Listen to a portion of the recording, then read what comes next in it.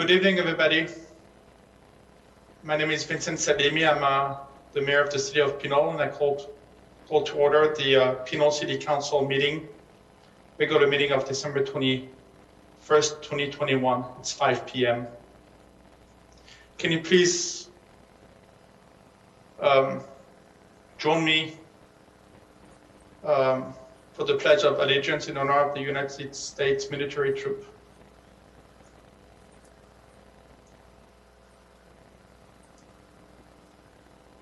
I pledge allegiance to the flag of the United States of America and to the republic for which it stands, one nation, under God, indivisible, with liberty and justice for all. Thank you. Madam City Clerk, please, can I have the roll call? I'm sorry, item number 2, land acknowledgement. Before we begin, we would like to acknowledge the Ohlone people, who are the traditional custodian of this land. We pay our respect to the Ohlone elders, past, present, and future, who call this place Ohlone land, the land that Pinole sits upon, their land. We are proud to continue the tradition of coming together and growing as a community. We thank the Ohlone community for their stewardship and support, and we look forward to strengthening our ties as we continue our relationship of mutual respect and understanding. Madam City Clerk, roll call, please. Thank you. Mayor Salemi. Present. Mayor Pro Tem Murphy. Present. Councilmember Tave. Here. Councilmember Toms. Here. Councilmember Martinez Rubin. Here. City Manager Murray. Here. Assistant City Attorney Mogg. Here. Assistant City Manager De La Rosa. Here. Thank you. Mayor and Council, the agenda was posted on Friday, December 17th at 12 p.m. with all legally required notices. No written comments were received in advance of the meeting today. Does the council have any conflicts that you wish to report on agenda items this evening? Yes, I do have one, Madam City Clerk, on item on the closed session, item C. I do have a conflict of interest on the negotiation for real estate negotiators related to property located on 612 Tenant Avenue due to the proximity of my location, or my residence. Thank you. I've noted that for the record. Are there any additional conflicts to report? Thank you. That concludes my report. Thank you. So we can close item 3. Then I will move on to item 4, which is convened to a closed session. We will have 3 items tonight. Item A, conference with labor negotiators. Item B, item A is related to IAFF. Item B will be a conference with legal counsel, anticipated litigation. Item C will be a conference with real property negotiators related to the property located on 612 Tenant Avenue. This being said, do we have any public comments on the closed session item, Madam City Clerk? Yes, Mayor, there is one virtual hand raised. Cordell Hindler.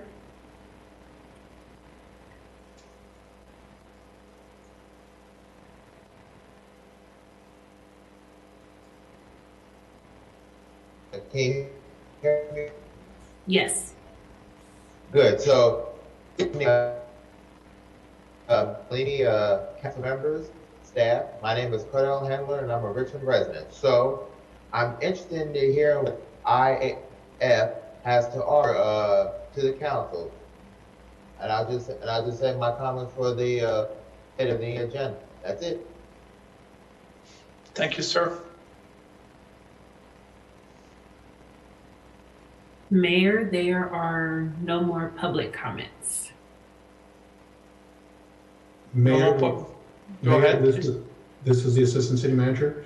We do have two individuals who would like to speak to the council before closed session related to item 4C.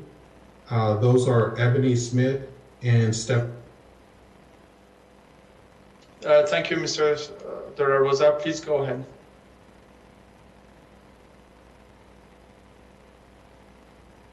Do we just speak now? Yes, please go ahead. Okay, I'll start. This is Stephanie Christmas. Hello, Mayor Salimi and City Council members. Thank you for your time.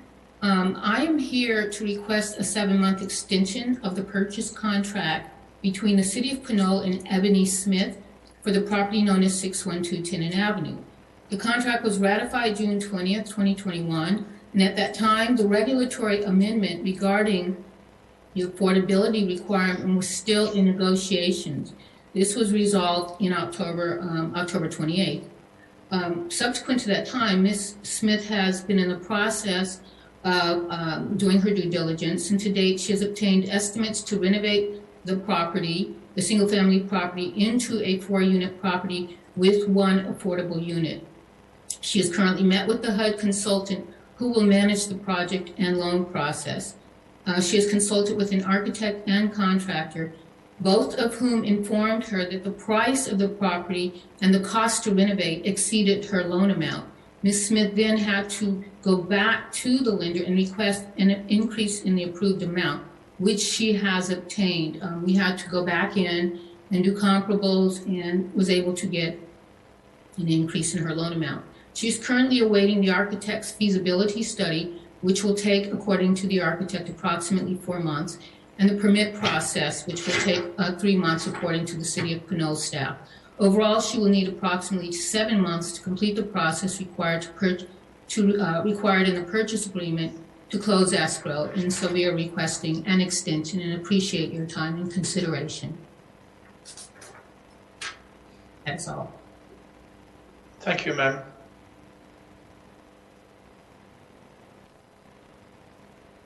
Okay. My name is Ebony Smith, and I'm currently in contract on 612 Tennant Avenue. I'm requesting a 7-month extension to close in order to accommodate the preparation of architectural plans and approval of a building permit to renovate the property. The property is to be restored and renovated into a 4-unit apartment building. One of the units would be an affordable rent-restricted unit. To date, the property has been reviewed by a home inspector, architect, contractor, and HUD consultant that have been hired for the project. Preliminary floor plans have been prepared, and after receiving estimates from the architect and the contractor, I went back to my lender and obtained a new loan to cover the cost. Consequently, I'm requesting a 7-month extension to close. Thank you for your time. Thank you, ma'am. Thank you. Do you have any other comments, please? No more comments, so it's 5:09, and I will invite everybody to go to closed session, and we will reconvene back at 7 p.m. Thank you.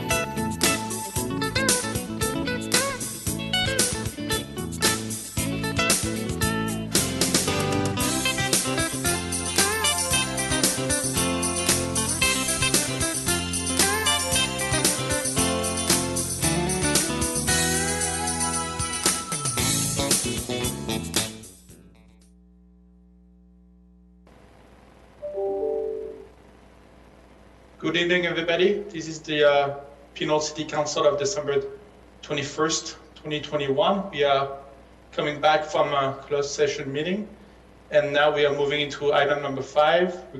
We convene in open session to announce the results of the closed session.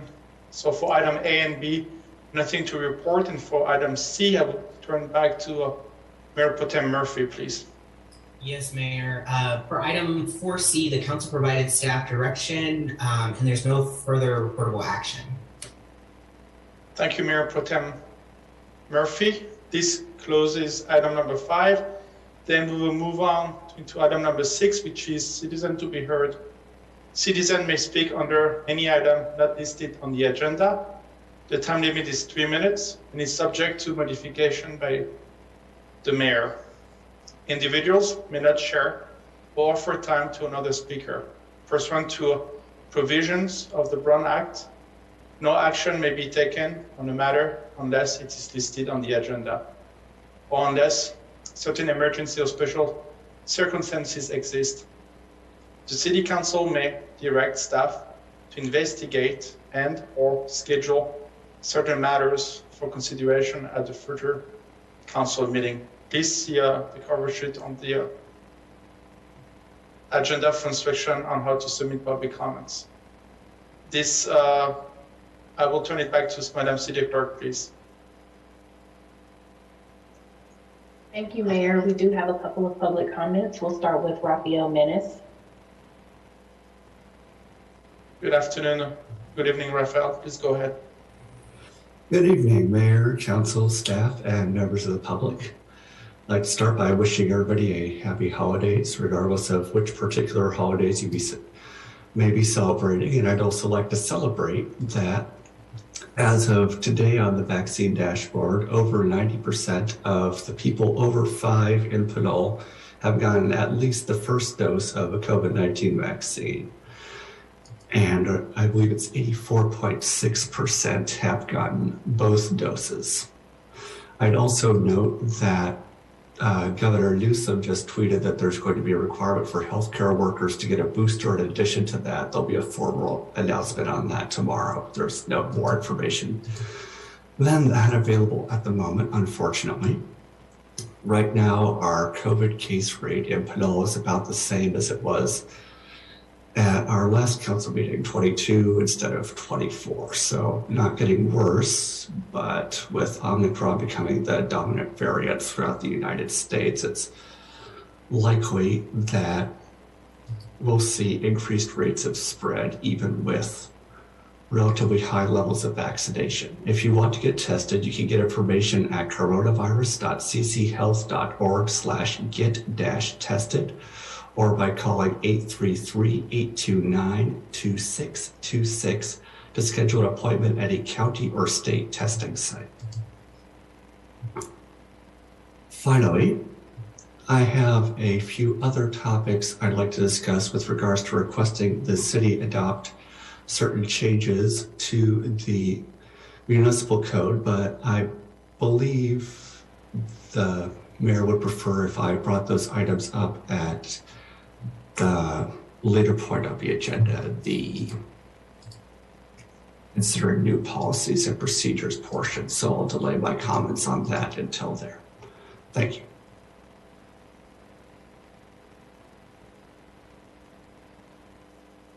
Debbie. Good evening, everyone. First, I'd like to acknowledge and say thank you to the Garden Club for remaining active during COVID. I've enjoyed seeing all of their contributions in beautifying the city, but especially now at the corner of I-80 eastbound and Pinole Valley Road. It makes the Christmas season just a little bit merrier.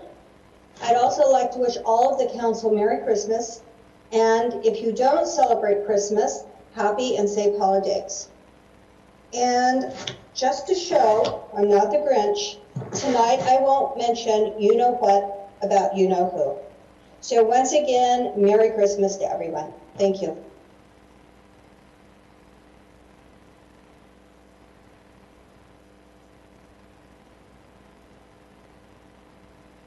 There were public comments.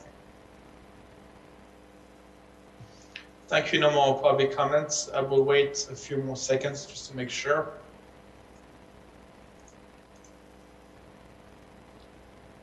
Thank you. Let's move on to the next item on the agenda. Item number 7, which is recognition, presentation, and community events. We don't have anything on the agenda. Let's close this item. Let's move on to item number 8, which is the consent calendar. Tonight we have item A all the way to item L. And the first thing I would like to ask the city clerk, please, do we have any public comments on those items?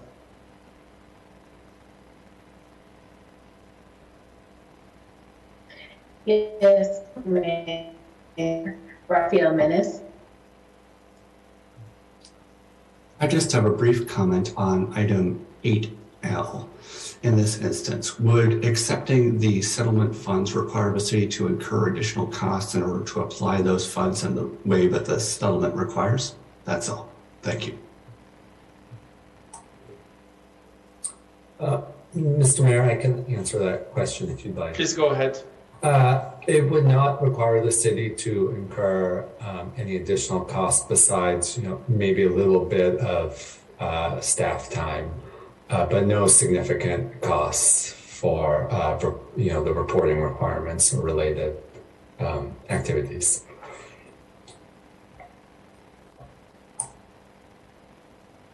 Thank you, sir. Any other comments, please? Mayor, I do not see any more comments. I'm just going to give it a few seconds.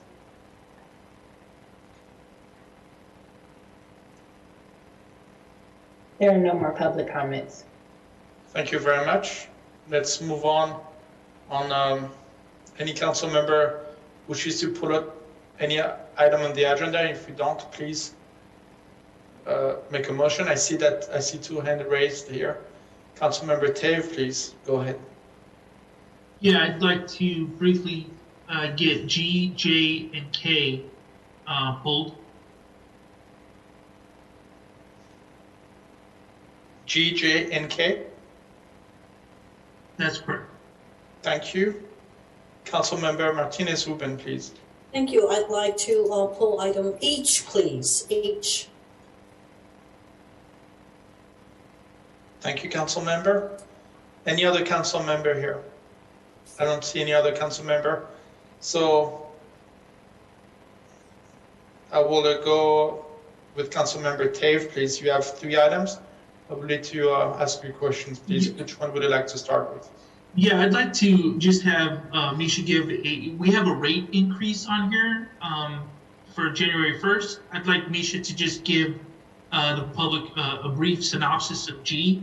I know that it's in the report, but when we see a rate change or a rate hike, I think the public should hear exactly what that means and the why. Sure. Good evening, everyone. So we have a update to council on the garbage collection rates.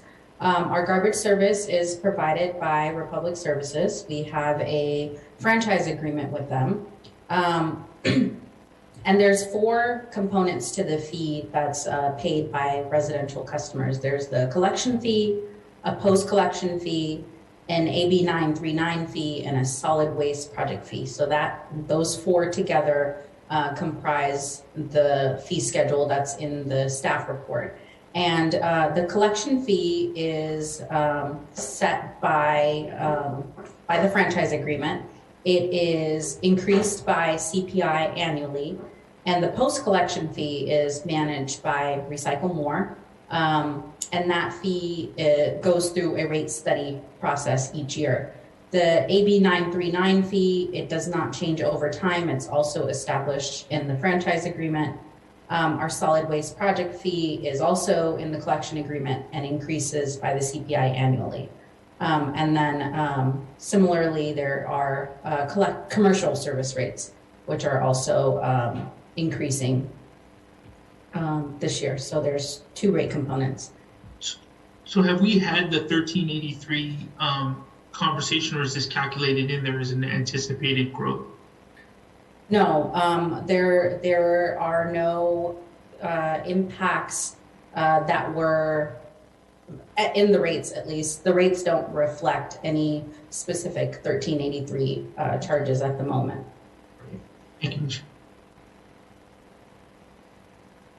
I would ask any other question on item G from any other council member here.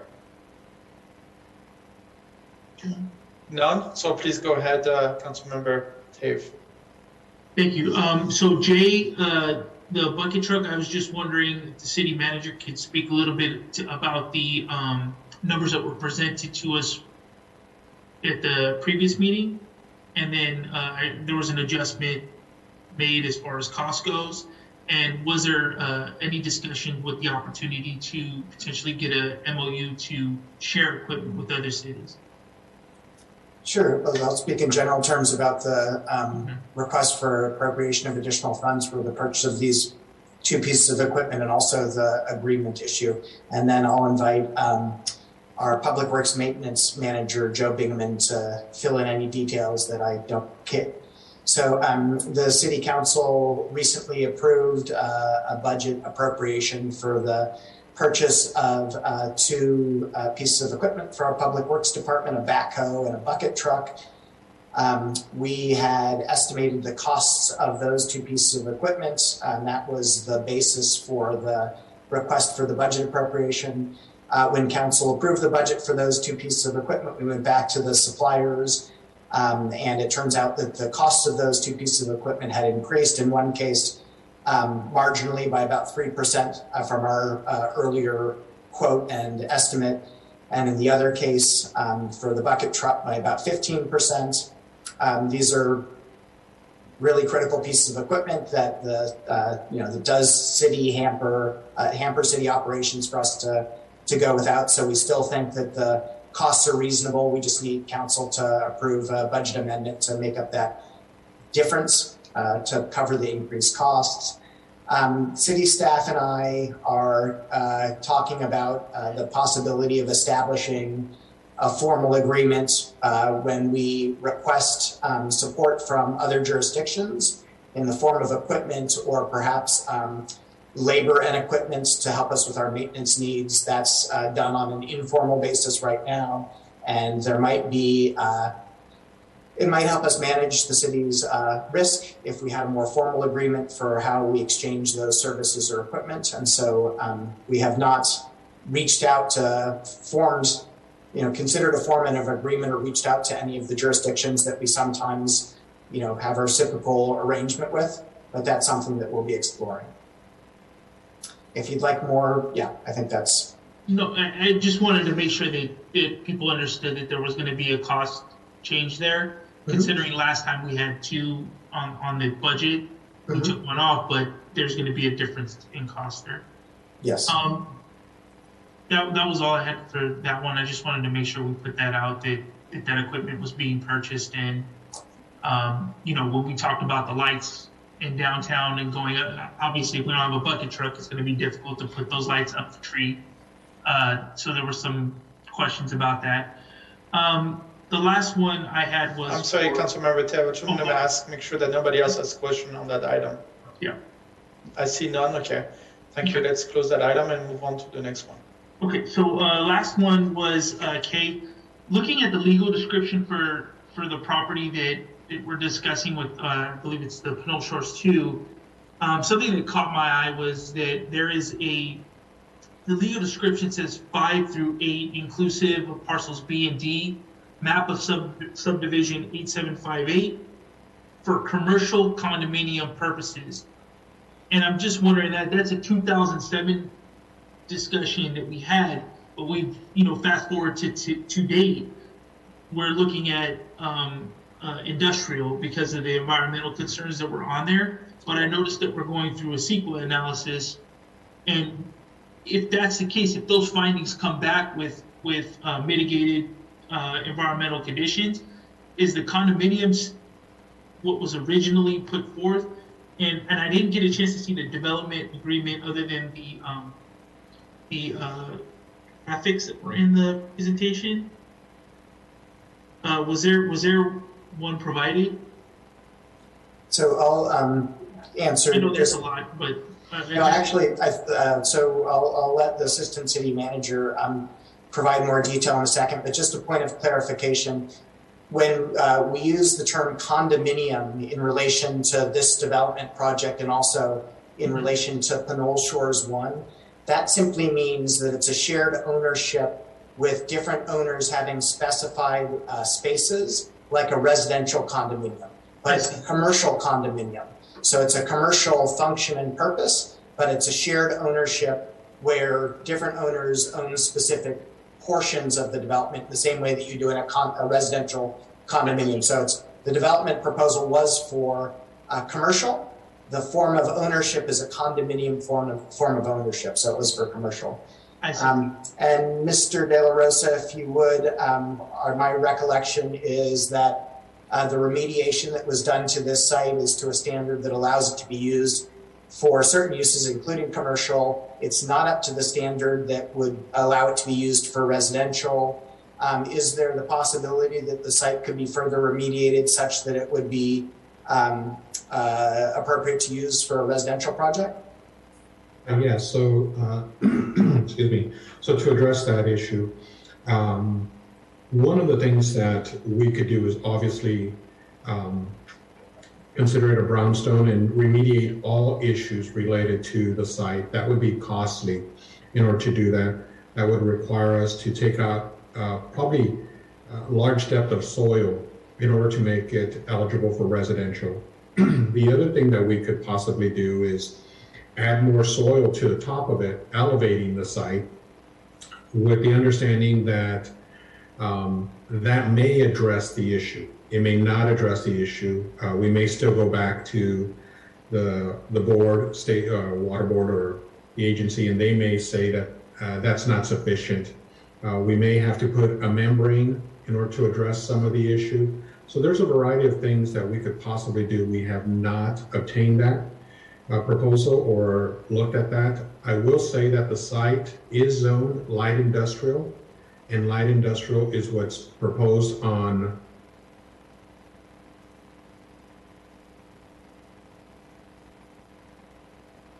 Did I freeze?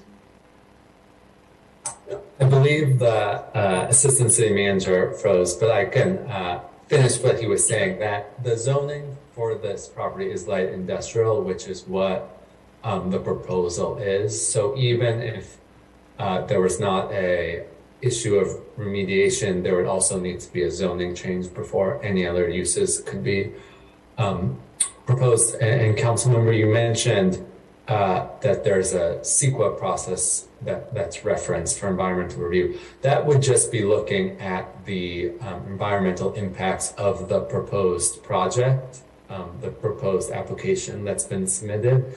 It wouldn't look at that, won't be studying what level of remediation would be necessary, to make it safe for residential or anything like that. It will just be looking at the environmental impacts of the proposed project.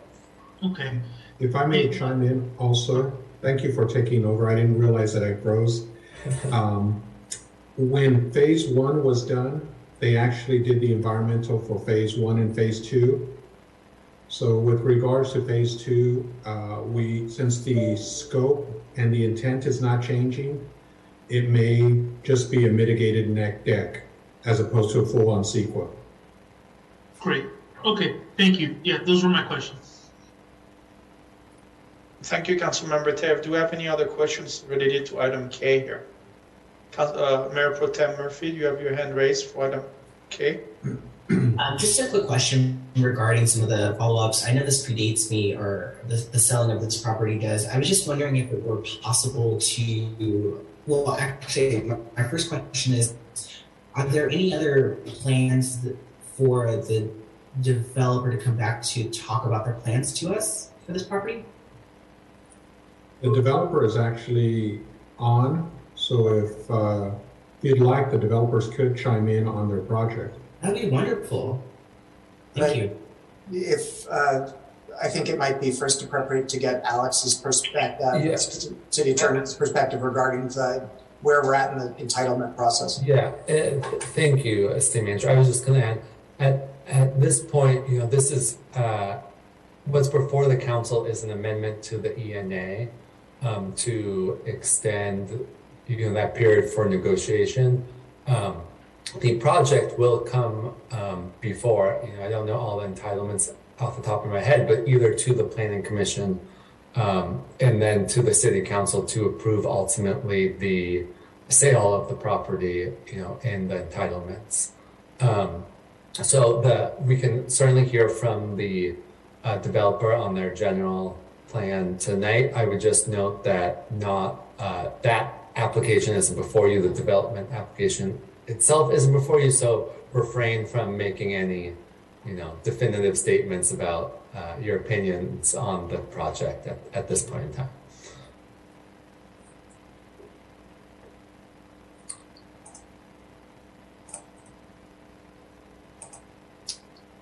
So City Clerk or Deputy City Clerk, could we let either Hector Vinos or John Deemer in? Sure, I'll let, do you want one or both?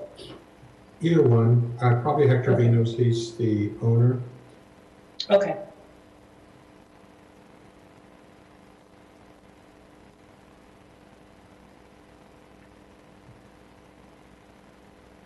Hello, Hector, are you there?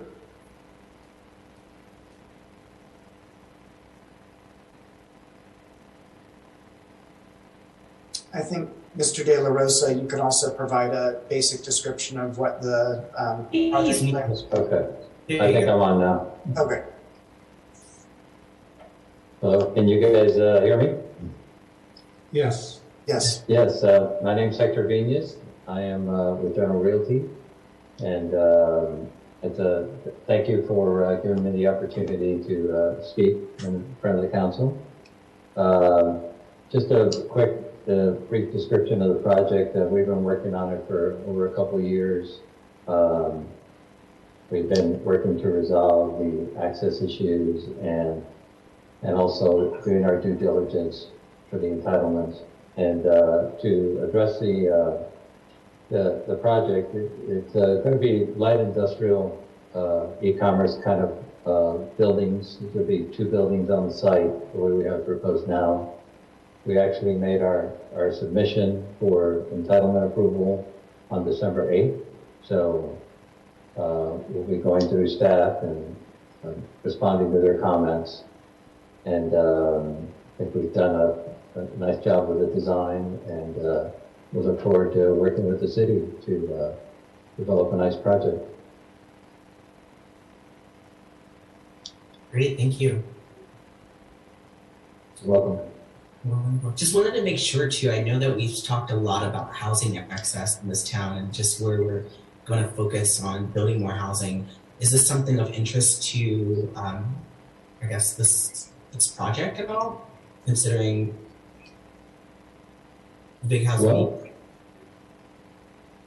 Yeah, so I think in this project, just being familiar with the type of contamination that's on this site, we just finished a site in Richmond that had a very similar type of contamination and worked for, it wasn't at the point that this one was, we worked with the water board for a while on that site. It took us about 4 years to get everything done. They are, it's a tough agency. And I think based on the environmental reports that I've seen, I think it'd be very difficult for them to approve it for residential. However, if we would love to do some residential in the city, and we have done it in different parts of the country, and I think there's some opportunity certainly for some kind of workforce housing. It would be great. And would love to work with the city if there's some sites available for that. Great, thank you for being here. So that's all my questions. All right, you're welcome. Thank you, Mayor Pro Tem Murphy. Thank you, Mr. Vinas. Welcome to the city. Any other questions related to item K? I see none. If I don't see none, I may close that item, and I will turn back to Councilmember Nomar Martinez-Ruben for item H. Please go ahead. Thank you. So here's a request to staff related to the agreement between the Farmers Market Association and Pinole. There is mention in language in the agreement about having the location where the farmers market occurs litter free at the end of each market. I'd like to have something inserted additional to what's there. There's mention of access to a dumpster. However, when I'm there at the site, and I've been there over time throughout the years, there isn't a smaller. The two closest trash bins aren't always used, and or because the event occurs during the weekend, they're filled to capacity. And yet trash and litter accumulates because of the traffic that ends up at the farmers market. So I'd like language inserted in the agreement that speaks to either having the consultant / vendor bring a portable trash bin accessible on site to market goers, and or that each vendor that participates in the market be encouraged to provide their own office size bin, because litter accumulates, and minimally the plastic bags that are used for the produce end up flying around. And unless it's convenient, unfortunately, in my opinion, unless it's convenient for people to find a bin readily accessible, they don't even pick up or walk the short distance to the city trash bins. So can we add language about that? That either the / consultant, I think is the language that's inserted in the agreement, or vendor, the main party to the agreement, provide an on-site litter container and encourage participating vendors to bring their own as well. Sure, we could definitely do that. Oh, she froze again. I'll take the initiative to say yes. We'll work with the vendor to insert that language. I think they'll be amenable to that.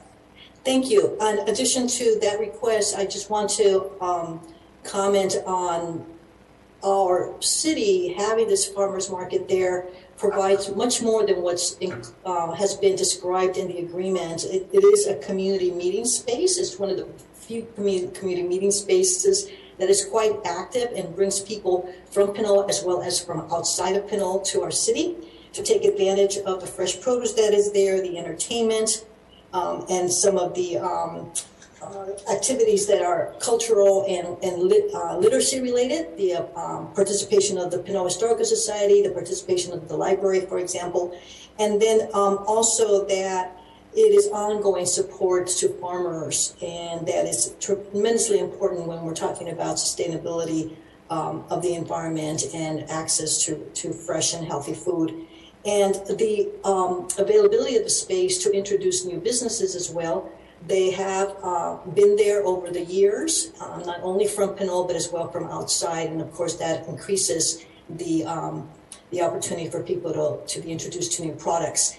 And importantly, not only now in COVID times, but pre-COVID and ongoing, is to have that site as a place that is accessible to people who, based on need, are eligible to receive CalFresh vouchers to increase their purchasing power to buy healthy produce, healthy foods. So thank you for putting that agreement together, and I'm looking forward to continued participation and availability of our farmers market, whether it be there or in the near future elsewhere, that we may continue to assist to have a farmers market in town.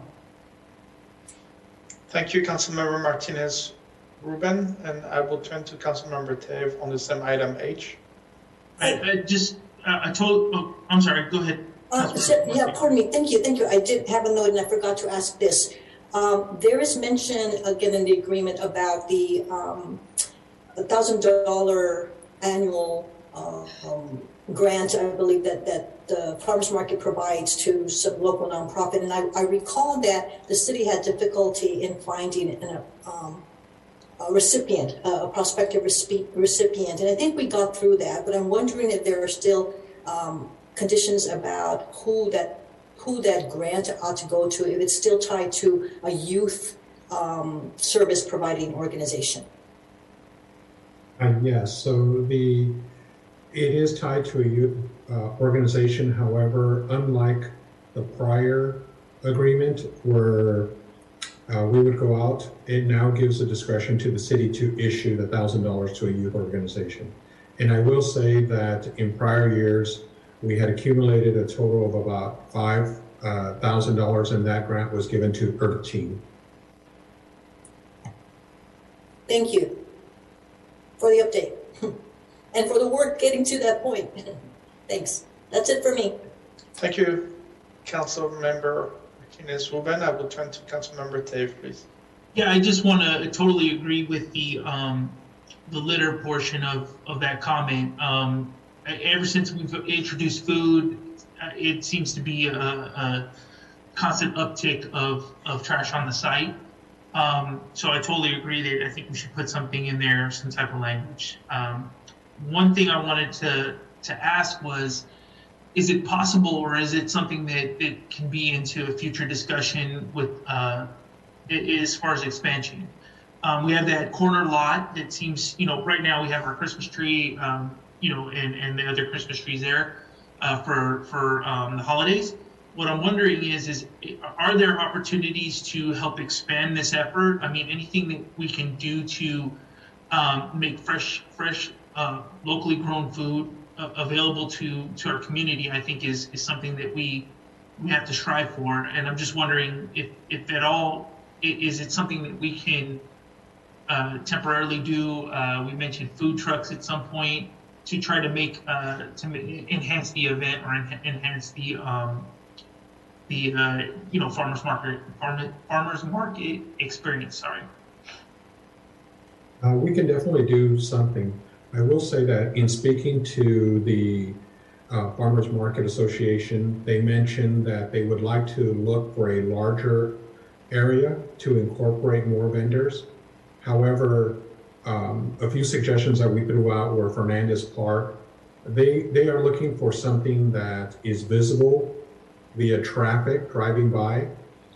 So while Fernandez Park would be an ideal site, they are looking for something elsewhere, something larger. And as part of that, we could definitely incorporate other vendors such as food trucks as an expansion of that once we do find a location that's suitable for the expansion. Is there a reason why the corner lot is not in that? It just seems to me like that might make the most sense. We could utilize a corner spot. I would have to go back to the organizers and ask them. But since that area is not being used, they can expand to that area. Okay.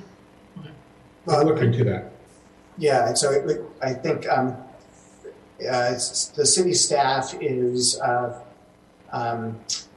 sharing internally some ideas for some potential modifications to the corner lot to make it a useful space in the short run while the city goes through a process of trying to sell it or make some other use of it. I think one of the current challenges is that the current surface treatment, the material, lava rock or whatever you want to call it, really isn't conducive to foot traffic right now. So that's not, I don't think we would have that as a normal ground surface for pedestrian traffic. We have some walking paths there, but it's, I don't think it's a level and stable surface. So I think we can talk with the farmers market about potentially expanding into that area. But I don't know that we would, I think we need to talk more about that. It seems like, is there a question about that surface and its amenability to being, for regular use? Or imagine putting up, I'm not sure, putting up tables and the like there.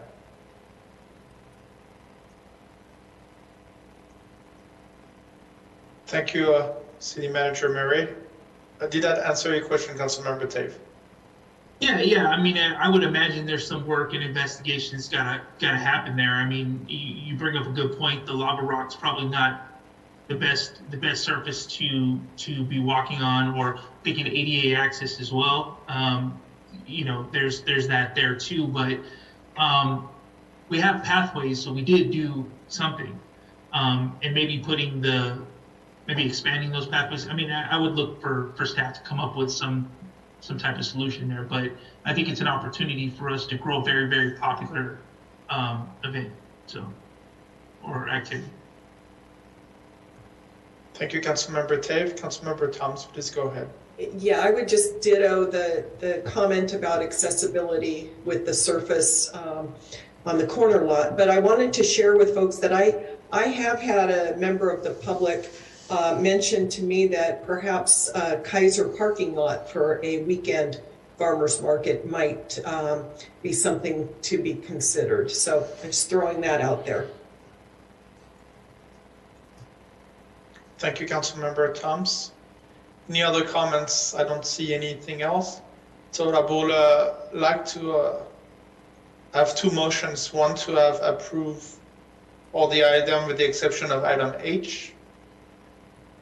Councilmember Murphy, I see your hand raised. You had the question? I think you were making the motion. I was going to make a motion to No, I'm not making. I'm sorry. I would like somebody to make a motion to have all those items approved with the exception of H, please. Go ahead, Mayor Pro Tem Murphy. I'm happy to move items A through L with the exception of H. Oh, I'm sorry, including H. Why would I? Yeah, including. Now, that's all the item 8 to L with the exception of H. This is City Clerk Diogo. I'm just looking for a little clarification. So we took comments on H. It sounds like we took an amendment of language. So if the motion includes the amendment of language that was made for item H, I think we can cover it in one motion, if whichever council member would like to make that motion. Thank you. Okay, so just for clarification, the amendment of the language added by Councilmember Martinez-Rubin related to the portable trash bin can has been added to item H. Is that what you're telling me? Yes, thank you. And just for clarification, can you tell me what that language includes?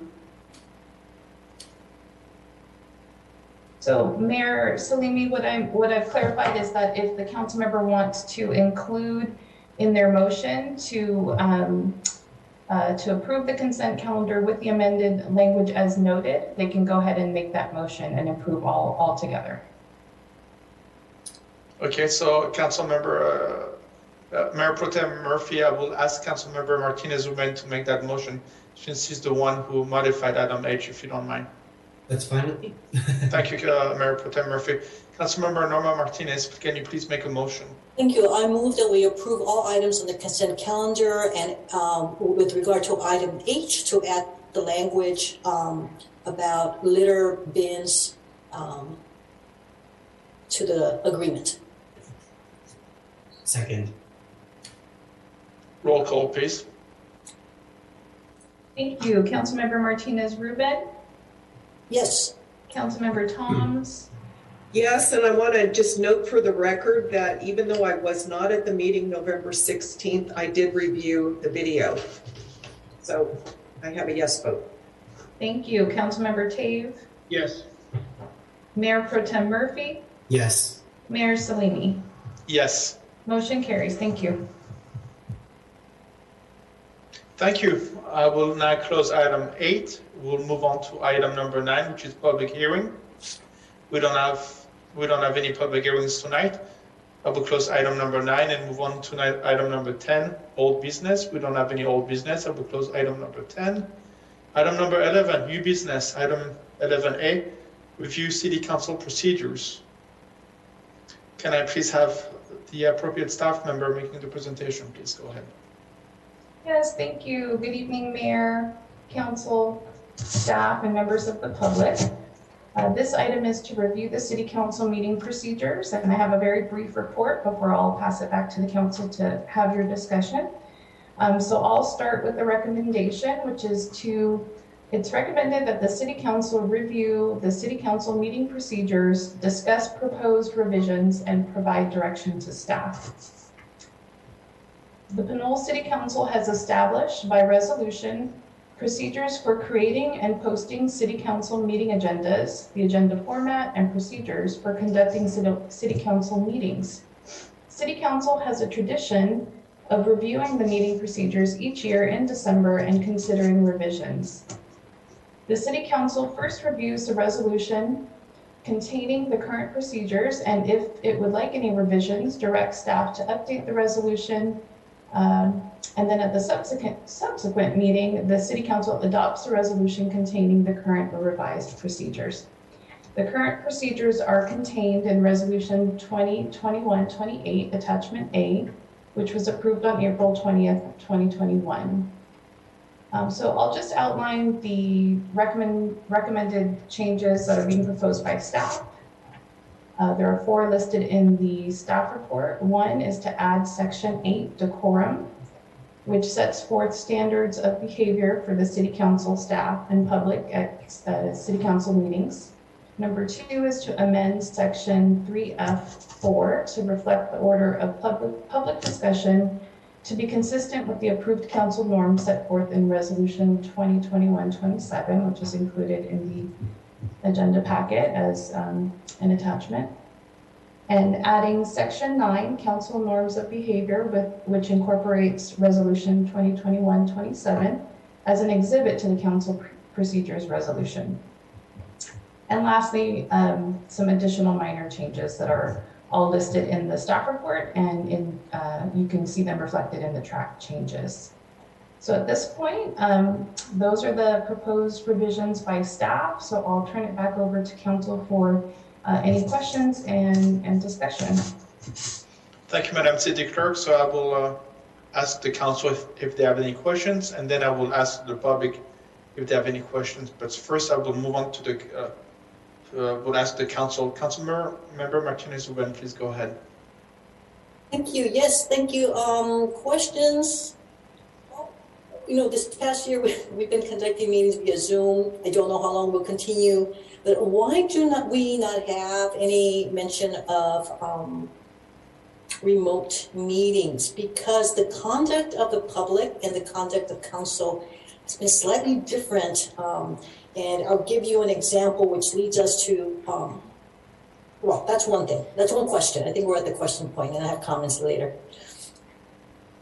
Sure. So I think we do try to keep the procedures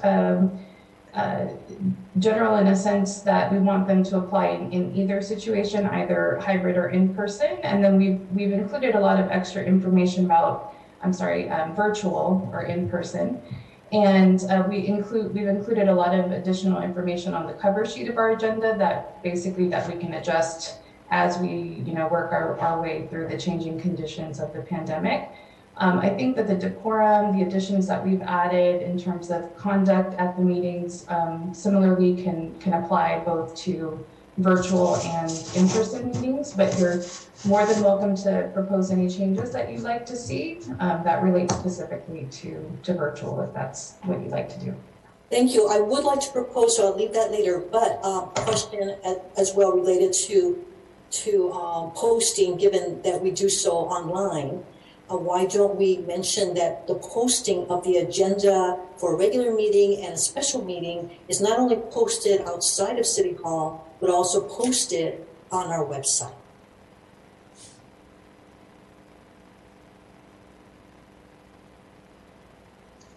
Okay, I'm going to take a look at that section. I know that we specifically like to include the requirements of the Brown Act, and so that's one of the reasons that that's indicated in the council procedures.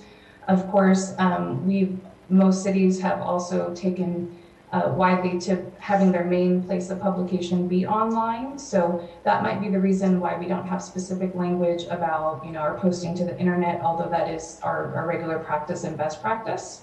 But I can certainly take a look at that language in that section. So let me do that, and if you have any additional things to note, I'm happy to receive those. Thank you. I have another question, and that's related to the matter of reports. Were any reports submitted by council members in the past year, for example, since we inserted language about periodically submitting reports stemming from our activities with assigned committees? No, we've not received written reports from the council since that time. Okay. Thank you. I will save my comments, suggestion, proposed language after everyone else has asked their questions. Thank you. You're welcome, Councilmember Martinez-Ruben. Do we have any other questions? I think Councilmember Tevez has his hand raised earlier.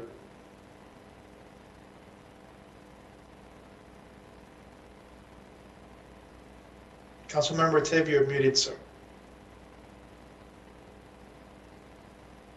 So yeah, I'm gonna save my, I mean, I have a lot of suggestions / comments that I want to make regarding our procedures. So I guess if this is the time for questions, it's more of, a discussion that I'd like to have with council versus questions. Thank you, Councilmember Tevez. Any other questions at this moment? I don't see any from the council members. I will ask the city clerk to provide me public comments, please. Yes, thank you, Mayor. We do have a couple of public comments. We'll start with a telephone caller, last four numbers, 5748.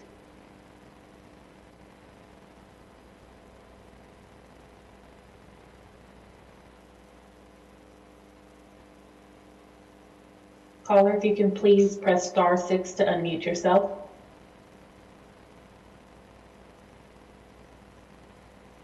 Hello? Yes, go ahead. Yes, go ahead. Yes, I was calling to address the questions or suggestions about reviewing the city council meeting procedures. And 2 or 3 things kind of go hand in hand.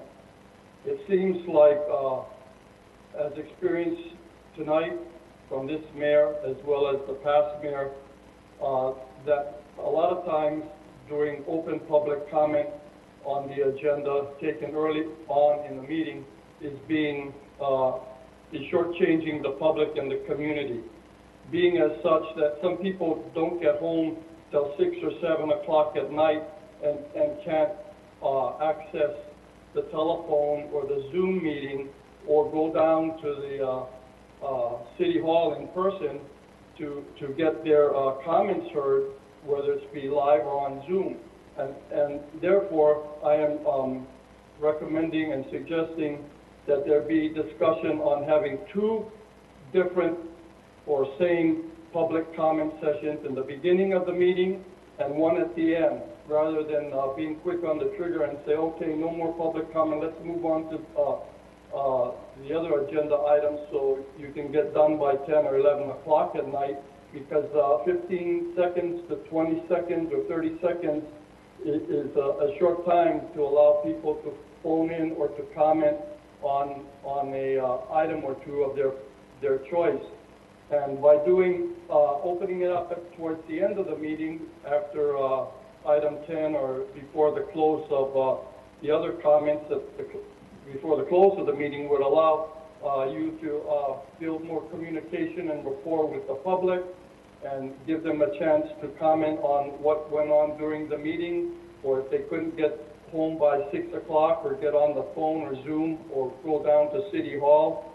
And it would build better communications and community that I think we're all striving to do here, as well as get more public input and more of the public to get involved. Other cities are doing this. I don't know why Pinole can't follow the suit of San Ramon.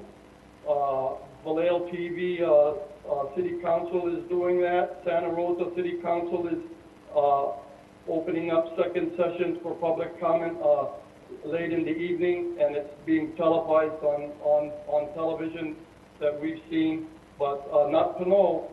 They want to seem to kind of like push the public aside, and when they do make the public comment, I think that they owe the public people more gratitude and thanks, as well as more response, if not schedule the items for agenda or get some kind of response from the staffers and other people. Thank you. Thank you. If I may, I want to answer. I believe that's Mr. Tony Vosbrink talking here. Earlier, when we started with this new council in 2018, I believe it was a suggestion of Councilmember Martinez Ruben to actually give the opportunity to people to bring the public comments from the end of the agenda, which was around midnight or sometimes 11 p.m. to the beginning of the agenda, to allow people to speak at 5 p.m. or 7 p.m.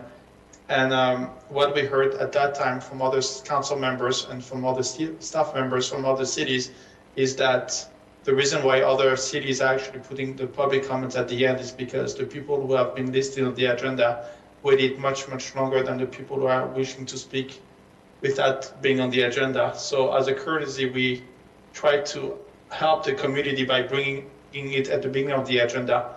But if your suggestion is to bring it in the beginning and at the end, it's something that we can discuss with the council today. Thank you, sir. Next item. Next person, please. Rafael Menace.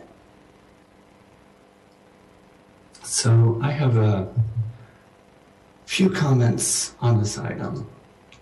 First, I agree with the prior speaker that it may be worthwhile to consider having, I guess the simplest way to put it would be a second citizens to be heard period later on in the meeting to allow for further comment. I think the fullest expression of the prior commenter's idea would be secondary comments on every agenda item, but I don't think that would really be workable for non-citizens to be heard items because decisions are usually made after the first rounds of discussion, and so further comments would be less useful both for the public and the council, I think.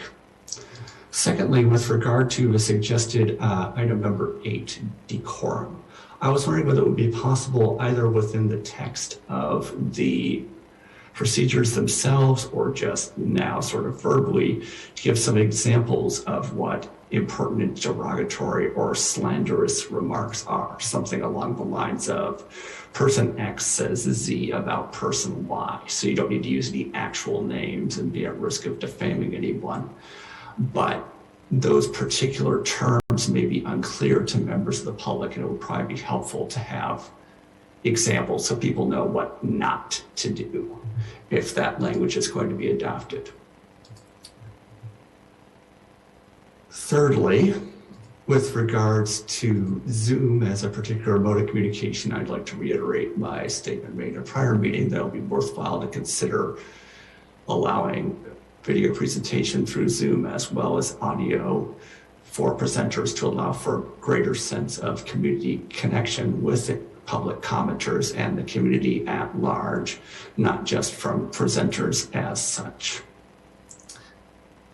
And finally, with regards to future agenda items, I'm not sure whether this is the case now or whether it's future modification, but is it acceptable for members of the public to bring up topics at the future agenda items portion of the meeting? That's something I've never quite been clear on, and I'd appreciate clarification on it because I have some things I would like to request for a future agenda item, and I think it would be most appropriate to bring it up at that part of the meeting rather than now.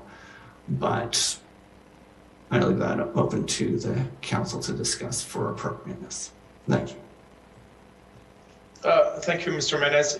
Related to item number 3, which is the audio video presentation, can you please restate what you're asking specifically here? Certainly. So with regards to the audio-visual presentation on Zoom, for example, on the earlier consent calendar item, you had one of the observers who you wanted to have speak further join the meeting as a presenter, effectively speaking within Zoom. So you could see their video and audio, and they were able to communicate that way. I would suggest that it's most likely technically feasible because the County Board of Supervisors is able to do this, to have that option open to all commenters via Zoom to allow for greater public engagement should they choose to join via video as well as audio or not. So just to clarify, it's not just a presenter, it's any commenters or anybody who has a questions. Is that correct? Yes, Any members of the public, is that basically what you're suggesting? that's what I'm suggesting, yes, for the duration of their comment. Have them become a presenter, have them have visual and audio privileges, and then when their comment is done, go ahead and close them back out to a regular attendee. Thank you, sir. And I would ask I guess we have the question related to item number 5 here. I would ask the Assistant City Attorney Mark to answer. Are public allowed to make a suggestion related to future agenda items, please? The public is allowed to provide comment on any item that is considered or action is taken by the city council. So during that item, a member of the public who wishes to make public comment can certainly state anything that they want, including future agenda items they would like to see on future agendas. They can do that during that period of time. They could also do it during the general citizens to be heard comment. But of course, only if a motion is made by a member of the council or a future agenda item is proposed by a member of the council with the support of the majority of the council, would it actually be put on a future agenda item. Thank you, sir. Any other comments from the public, please? Yes, Debbie. Good evening. Good evening. I just have a question, and it's regarding adding of the sections 8 and 9. And it's probably similar to Raphael's. Specifically, what is being changed on the standard of behavior for the city council staff and public? And I heard him speak about defamation or slander. Who decides that, and how is that enforced? Because I think there's a gray area, particularly when it comes to the public, as to who they're addressing and actually what they're saying. Criticism of the council is open-ended as long as it's done in a manner that isn't disrespectful, but even that's someone's opinion. But if it's done in a manner that isn't using terminology, I would say that we don't necessarily all need to hear. So I was just wondering if we could have more specificity as to what this section really says and the enforcement of it as well. Thank you.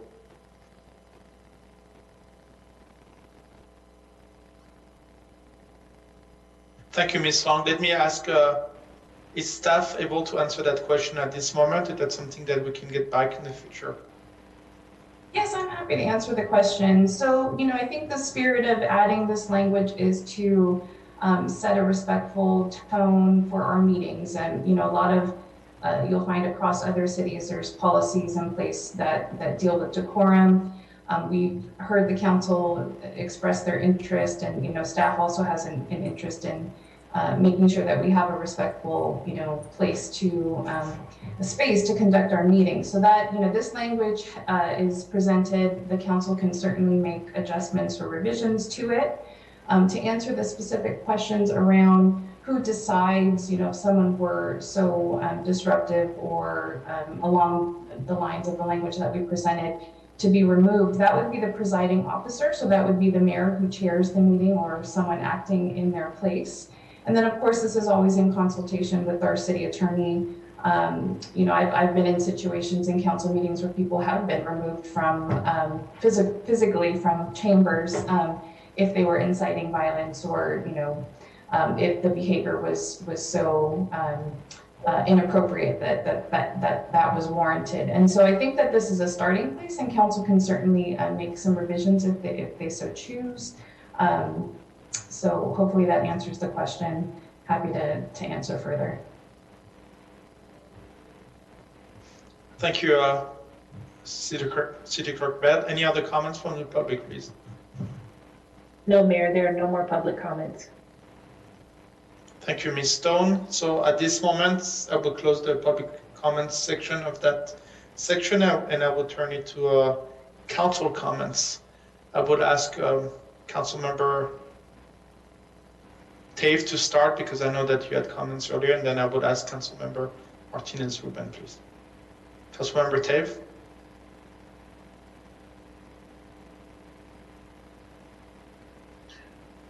Yeah, so I wanted to ask, and I mean, I think that this council, especially over the last 3 years, has benefited a lot from workshops.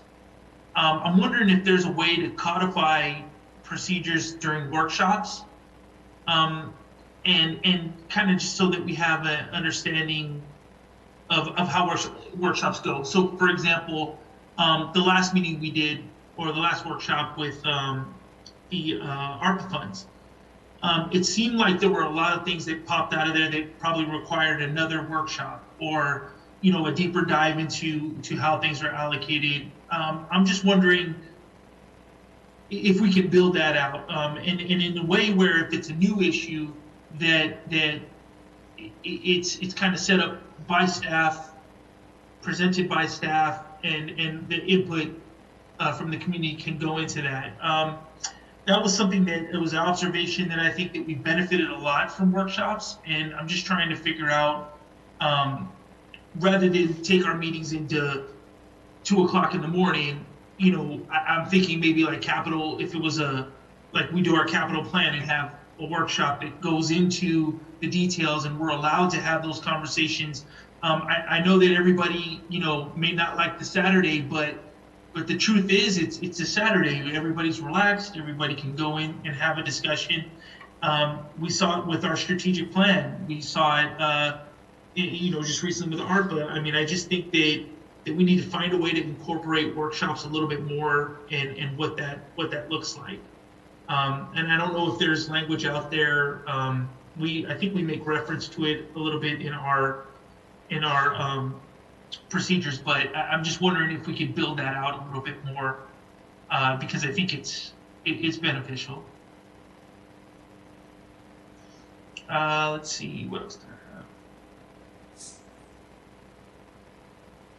And then, as I said last time, we have a lot of agenda items, and setting, recently, so we did receive a lot of the agenda items as far as the list goes.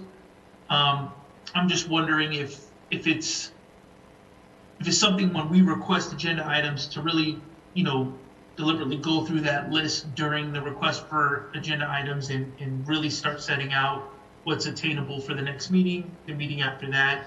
I think right now it's something that we do between us and the city manager, but if we can somehow report that out publicly, as that, this is what we have going on, and how do we incorporate that into moving forward. So those were, the two comments that I had.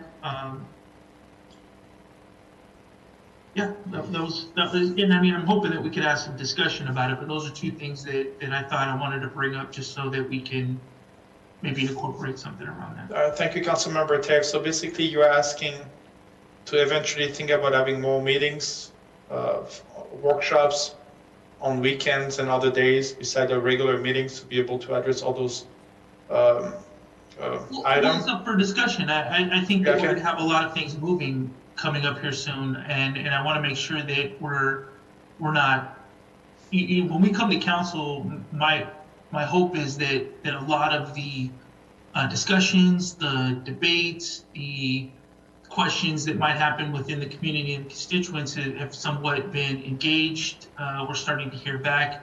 They're in some type of public forum. We did this with the fire study, and a lot of people showed up there and had a lot of comments. So when we got to council, it was basically us deliberating over that and making our comments. So, yeah, those are the two items that I'm thinking about. And the other item that you would like to talk about is related to an item on the agenda and how they are to be scheduled and when they will be brought up. You want and how they're set, right? Are you suggesting the council to make a presentation, comment on what is upcoming next, or is the council to schedule what is? I think the city manager gave a report last, I want to say it was the last meeting, for some look aheads so that the public's aware of what we have.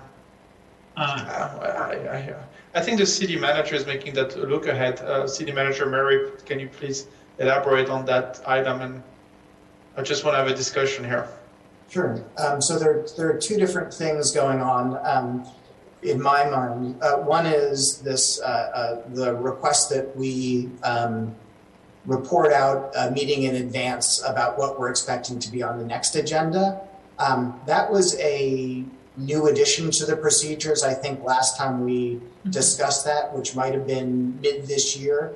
I have to say that I don't believe that I've been entirely consistent in doing that, but that's an existing requirement of the procedures. So the procedures right now state that the city manager should provide a look ahead to the agenda items of the next meeting, and I'm happy to redouble my attention to make sure that I'm doing that. The other issue is that we're providing a longer term forecast to the city council that's on a 2-month rolling basis of what's coming up. That's a little, the prioritization discussion is a little bit of a different matter.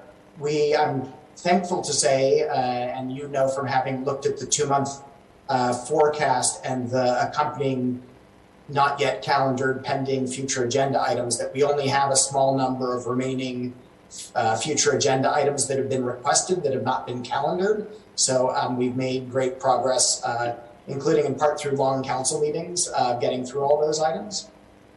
So I don't know that, from my perspective, there's a lot more to discuss about the prioritization, but I'm happy to have the council, establish an agenda setting process that meets their needs. So happy to answer that. Regarding the matter of workshops, that sounds like there are two different components to that to me. One is defining what we mean by a workshop, because that term is used, has different meanings in different people's minds and communities. Some people hear that as a study session at which no decisions are made.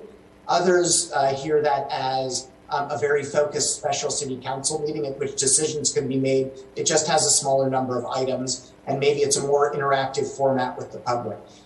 The council's had some recent workshops, and I consider there to be, I think the existing future agenda items mechanism is a mechanism that council can decide to direct workshops for. So the council decided that we wanted to have workshops to discuss the ARPA expenditure. So I think that in the same way that the city council can define a date certain for a future agenda item during that request for future agendas items, I think it would be appropriate for them to also specify at that time which agenda items they think would make sense as workshops. So I think the existing procedures provide a mechanism for the council to specify that they want it to be in a workshop. I do think it might be useful so that everybody's on the same page to flesh out what we mean when we say we're going to be having a workshop or a study session or something like that. So if council would like, I think staff would be happy to come up with some more specific definitions of what those meeting types are. I'll defer to the city clerk on that though. Yes, I was just thinking that, in my mind, these are special meetings we're talking about. So if we did want to, and I think it serves us well to leave, leave our procedures general so that we have the ability to then have our workshop study sessions take shape in whatever way that is most beneficial for each subject matter, which tends to happen, just as City Manager Murray said, as the council directs staff to bring it forward, and as the city manager works with staff to sort of develop what the best approach is, whether that's working with a consultant or running a workshop or study session or community engagement type event. So we do kind of want to have that flexibility, but as City Manager Murray stated, if we wanted to somehow include reference to the different meeting types in our procedures, I suppose we could do that. But I agree with what you just shared. Okay, yeah, those are the two things. I mean, for me, I feel like we should. We make reference to them, but kind of having the understanding as to the study session versus the workshop. If there's a difference, maybe defining those. But those were the only two items I had. Thank you, Councilmember Tave. I will turn it to Councilmember Martinez. Ruben, please go ahead. Thank you. So I want to get back to my proposed suggestions language with the existing procedures. So about posting on city website, mentioning that would be on page 253 of 305, numbers 3 and 5 would allow insertion of that. Related to decorum, I want to suggest we consider in the statement related to avoiding personalizing debate to add or addressing prior commenters by name. I found it tempting to want to mute people, specifically those who were not talking to council or about city business, but felt at liberty to talk about someone who might have commented prior to their comment in this past year when I was facilitating the meetings. But given freedom of speech and all, we were open and allowed people to comment as they did. But I think consistent with our interest in wanting to have a sense of civility, respect, and decorum that allows for healthy debate, whether we agree or disagree, that one element that does not express respect and gets away from a commenter speaking on an item, whether it be on the agenda or otherwise, is when they refer to a prior commenter. And that's what I would specifically want us to insert in the language, which I believe can be included when we talk about avoid personalizing debate. So my suggestion is to expand that statement to read avoid personalizing debate or addressing prior commenters by name. And with regard to my question about whether there had been any reports submitted by council members about their assignments, their committee assignments, and none have been submitted, that probably speaks to the need for them, but I would keep the language just in case we do want to submit something and allow that to be part of the record. And with regard to council requests for future items, I must confess that as we proceeded last year, and this may be something that we don't do this year, and that we indeed follow procedure, is that I had taken the route of asking for consensus of council when any one of us requested a future agenda item rather than going through what is written in the procedures. And what's written in the procedures is that any council member may make a motion requesting an agenda item. And therefore, what that means to me, if we keep that language, is that we would request a second on the motion and that we go through a vote. And then that would also allow for discussion about that. Don't know whether we want to do that, but it does offer an opportunity to any of us council members requesting an agenda item to elaborate a little bit about that request. So this is something for us to talk about, I think. And I also want us to consider about offering public comment, and I think we do already, so I just want to be clear on this. The opportunity for public comment before on items not on the agenda before returning from closed session. In today's meeting, we started at 5 o'clock, and maybe that gave us the liberty to have an hour and a half, almost an hour and a half of discussion before we got to 7 o'clock, even with a little bit of timing. We might have had an hour and whatever, how much time we had. But in meetings in this past year, we went beyond that. And that was, I think, created a bit of a burden for people wanting to make comments, not on the agenda, after we concluded our closed session, which often extended beyond 7 o'clock. And so that's something for us to consider as well. Again, trying to maximize the time available or being conscientious about the public's time, we would then have to make a commitment to be available to begin as early as 5 p.m. if necessary, But that's us, that's council people, that's, we agree to doing some of these things. Whereas the public, why should they wait longer for us unless, if we need the time during closed session to go beyond an hour? The alternative is that we not end our discussion and return to those closed session items after our meetings. That's all depending on how well we get through our discussions, how much time it takes for us, et cetera, et cetera. So something for us to consider then is whether we would want to have public comment available or open, if we would be open to public comment before on items not on the agenda before we return to closed session, assuming that we would begin either at 5, 6, or 7. Okay, that's it. Thank you, Councilmember Martinez-Ruben. So I've got 5 items for you. We got the decorum, avoiding personal debate or addressing somebody directly. Item number 2, we have posting online. Item number 3 is the report. Item number 4 is council request for future item. Make a suggestion instead of a motion. Item number 5 is related to public comments. Related to item number 3, can you please elaborate what it was specifically asking for reporting, please? Item number 3. Oh, no change on the language. No change on the language. And then I just, if I may, yes. My comments about the council request for future agenda item. What I was saying is that we stick to the procedures as written. Something that we did not do this past year. Meaning we need to have a motion and a second. Okay. As opposed to consensus. Okay, thank you. And what about the public comments? I have a question. What about when we don't have closed session? So sometimes we don't have closed session. What happened in that situation?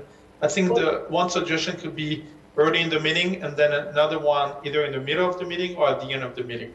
What do you suggest here?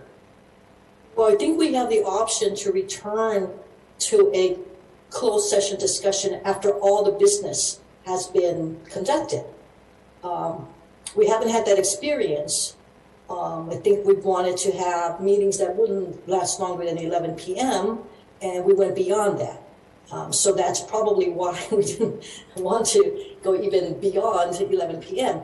But we take our time deliberating during closed session, and sometimes it goes beyond an hour. And all I'm saying is that we ought to be considerate of the public, whether we begin a closed session at 5 or 6 or 7,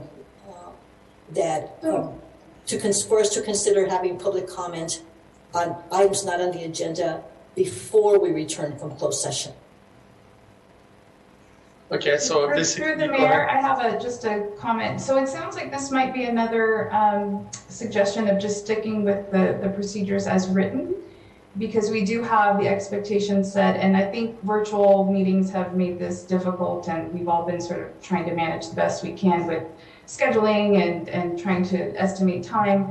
We've had tech issues, all types of things. But I think the expectation before was always that we would conclude closed session by 7 o'clock so that we were available for the public, and the public had a very good estimate of when they should attend or sign on to make their public comment. So is that the suggestion to try to be available at 7 for citizens to be heard rather than much later at 8 o'clock? Okay, so now I understand. Yes. And then so that's really, yes, thank you, Madam City Clerk. This is really, my comments are really an appeal to all of us to try to get through closed session by 7.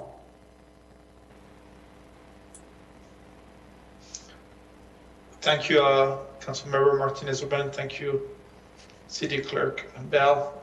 Please, Councilmember Thomas, go ahead. Yes, I wanted to say I'm in agreement with posting the meeting agendas, the language in item number 3 and 5. And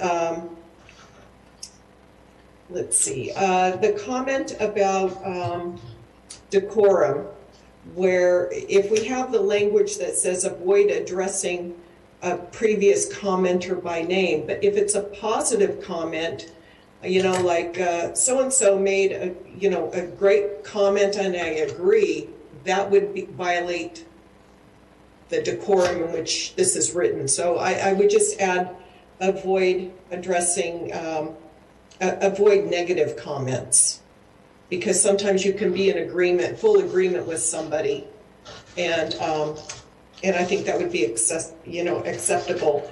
The comment about closed session, I think Council Member Martinez Rubin mentioned, could we have closed sessions at another time, or if it was just finished by 7.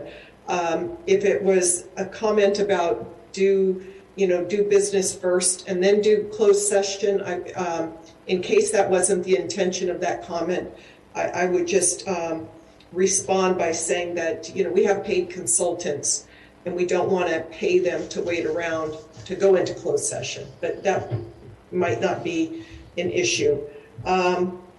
Then the comment that Mr. Gosbrink brought up about having 2 time periods for public comment, the agendas for San Ramon and I think also the school district is that they take about a half an hour or the first 10 comments, and then everything else, any additional comments are delayed till the end of the meeting.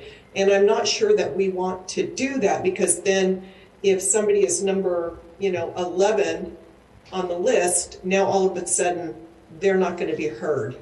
I think 7 o'clock is a reasonable time, for the public to log on and make comments. I think it's much easier than, hanging around till the end of the meeting.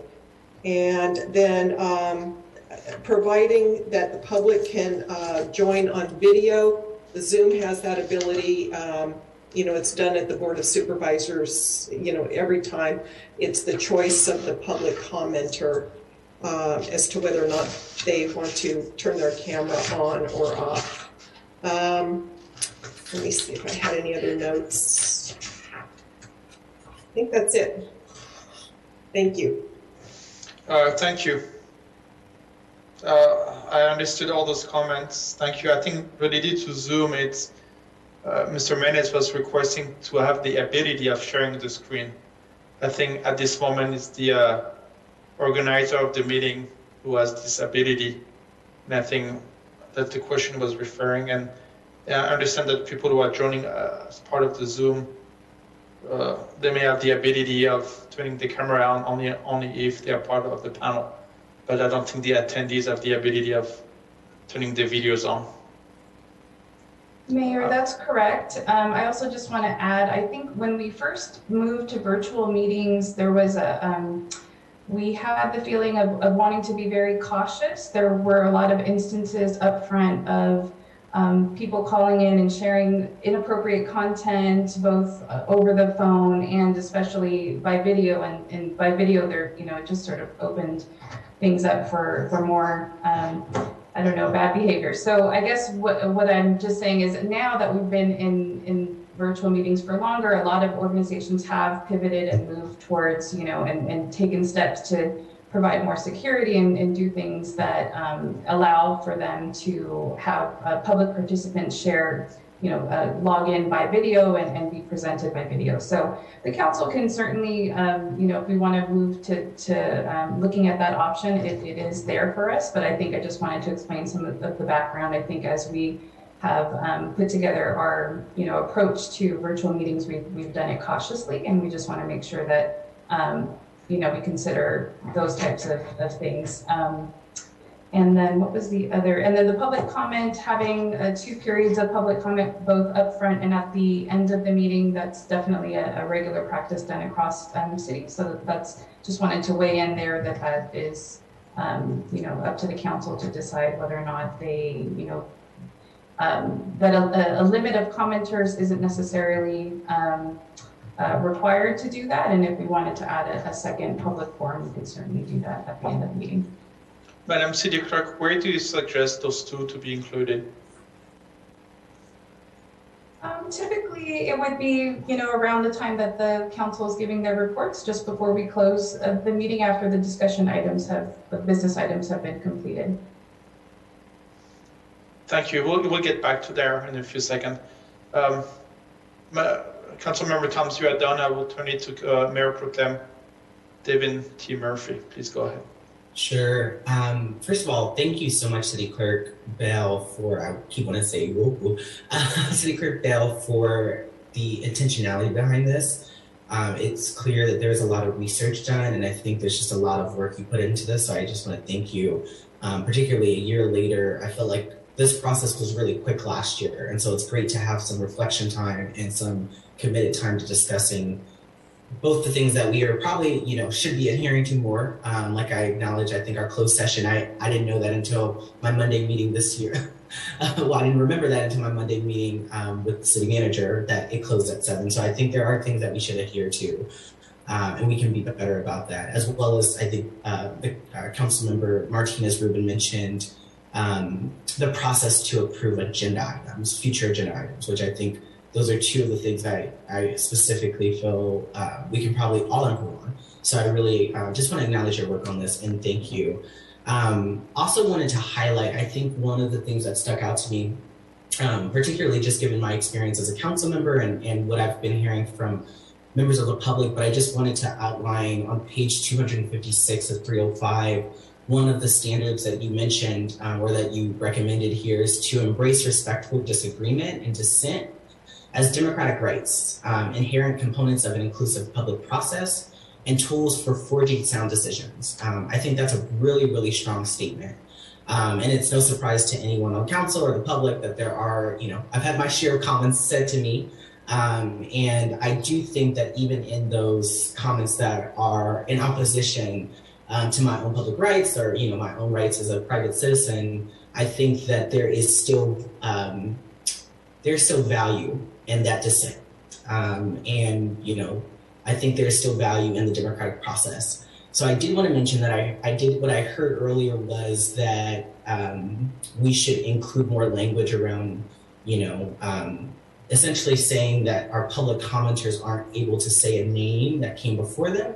I would personally be in disagreement to that recommendation, largely because I think there are sometimes very coldly violent words that we've heard been said. And I think that sometimes the notion that those things are not challenged either by public or ourselves as elected can create more violence. We've seen that at a national level for sure. And I don't want us to steer away from allowing those with their First Amendment rights to utilize that. What I will say to that recommendation, hearing that recommendation and hearing how important that is to one council member, is I would recommend that we adhere to what I see as one of the current procedures, which is talk through the mayor. If you're directing your comments, direct it to the mayor, but you do have the ability to speak on something that was said. Because again, if there's something that is said that you disagree to, you should be able to say who said that and why that person was wrong or right, but you do need to communicate that to the mayor. And I think that's already embedded in our council procedures, but I just wanted to, again, reiterate that I think that these are things that we just probably should be adhering to more, as opposed to creating, I guess, new limits to people's public speech. I do also just want to mention that I think that, the notions and intent behind this were really great, and I just want to say I really appreciate this. I do have a couple of recommendations that I will state through motion. One of which actually is there's two things that I feel like haven't been mentioned already, so I'd like to circle to these two, and Mayor, let me know how you want to move forward with this process. But given some of the correspondences I received from the public, I think that the reports and communications items of our agenda are pretty central. And oftentimes I think that we rush through those as council members, namely because it's usually at the end of the meeting that's at 11, and or we just rush through it because we just rush through it. My recommendation is that we actually move that higher in the agenda. I'd love to see that after citizens to be heard, and that includes reports for both the council members, but also staff reports. You all as staff are doing incredible work. I know that people watch the meeting, maybe the video recordings, but I do want us to be a little bit more intentional about setting that at the beginning. I also think there's a bunch of questions that sometimes people have in public comments that can probably be integrated into a staff report. Usually staff reports are, answering those questions. So I would recommend that we as a council make that decision, perhaps moving, again, reports and communications to after citizens to be heard, as an opportunity for the mayor to make their report, but also as council members and other city staff members to make their reports. That's one suggestion. And then my second suggestion is is in reference to page 256 of 305. It was previously procedure number 12. I think the recommendation is to change it to procedure 11, which is tape recordings. Right now, it says that council meetings are televised live on Pinole's local community access channel, channel 26. Tape recordings of council meetings are kept in order to assist in preparation of minutes. After the prepared minutes have been approved, videotape recordings should be retained pursuant to the citywide records retention policy. One suggestion and one question. Would love to direct staff to send that citywide records retention policy to us. I haven't seen that personally, and I'd love to see what that policy is. And I'm assuming that maybe the council would value that as well if others haven't seen it, but I certainly haven't. So would love to get that as a follow-up. But second to that, some of you may know, but I serve on the executive board of the MCE, and we've made this kind of like lasting policy, especially with COVID, to make sure that we stream our meetings. So not only are we, video recording them, but in action, those MCE meetings are being live streamed on MCE's Facebook page. So similar to what we're seeing in person right now, this interface, if you will, that you all are seeing in front of your computers, the public has seen, would be live streamed as a pinned post on Facebook. I would like to encourage staff to give either direction or for us to just approve and move process to not only have our Pinole television our meetings live stream on Pinole television, but also I think we should add, my recommendation is to add to that what would be council procedure number 11, tape recorders and live streaming of meetings, and for us to live stream this set anytime we have a public council meeting as a piece of that as well, as a piece of Facebook Live.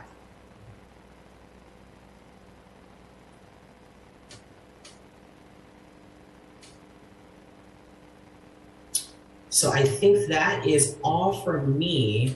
And I know that like I said, those are two different motions I'm happy to make, but Mayor, I know that you're, I think, compiling all of these, so let me know the direction. Yes, thank you, Mayor Pro Tem Murphy. Before I go back to Councilmember Tev, I kind of want to summarize everything that I heard, and I will open the discussion again. So basically what I've heard, the comments were comment number 1, posting online. Posted online needs to be added to the agenda. I heard comments from Councilmember Tev related to how often we should be meeting, if we should be meeting more often. I heard comments about existing report to be in communication to be moved up after citizen to be heard. I heard comments related to recording and putting on Facebook Live. I heard comments about having a second citizen to be heard.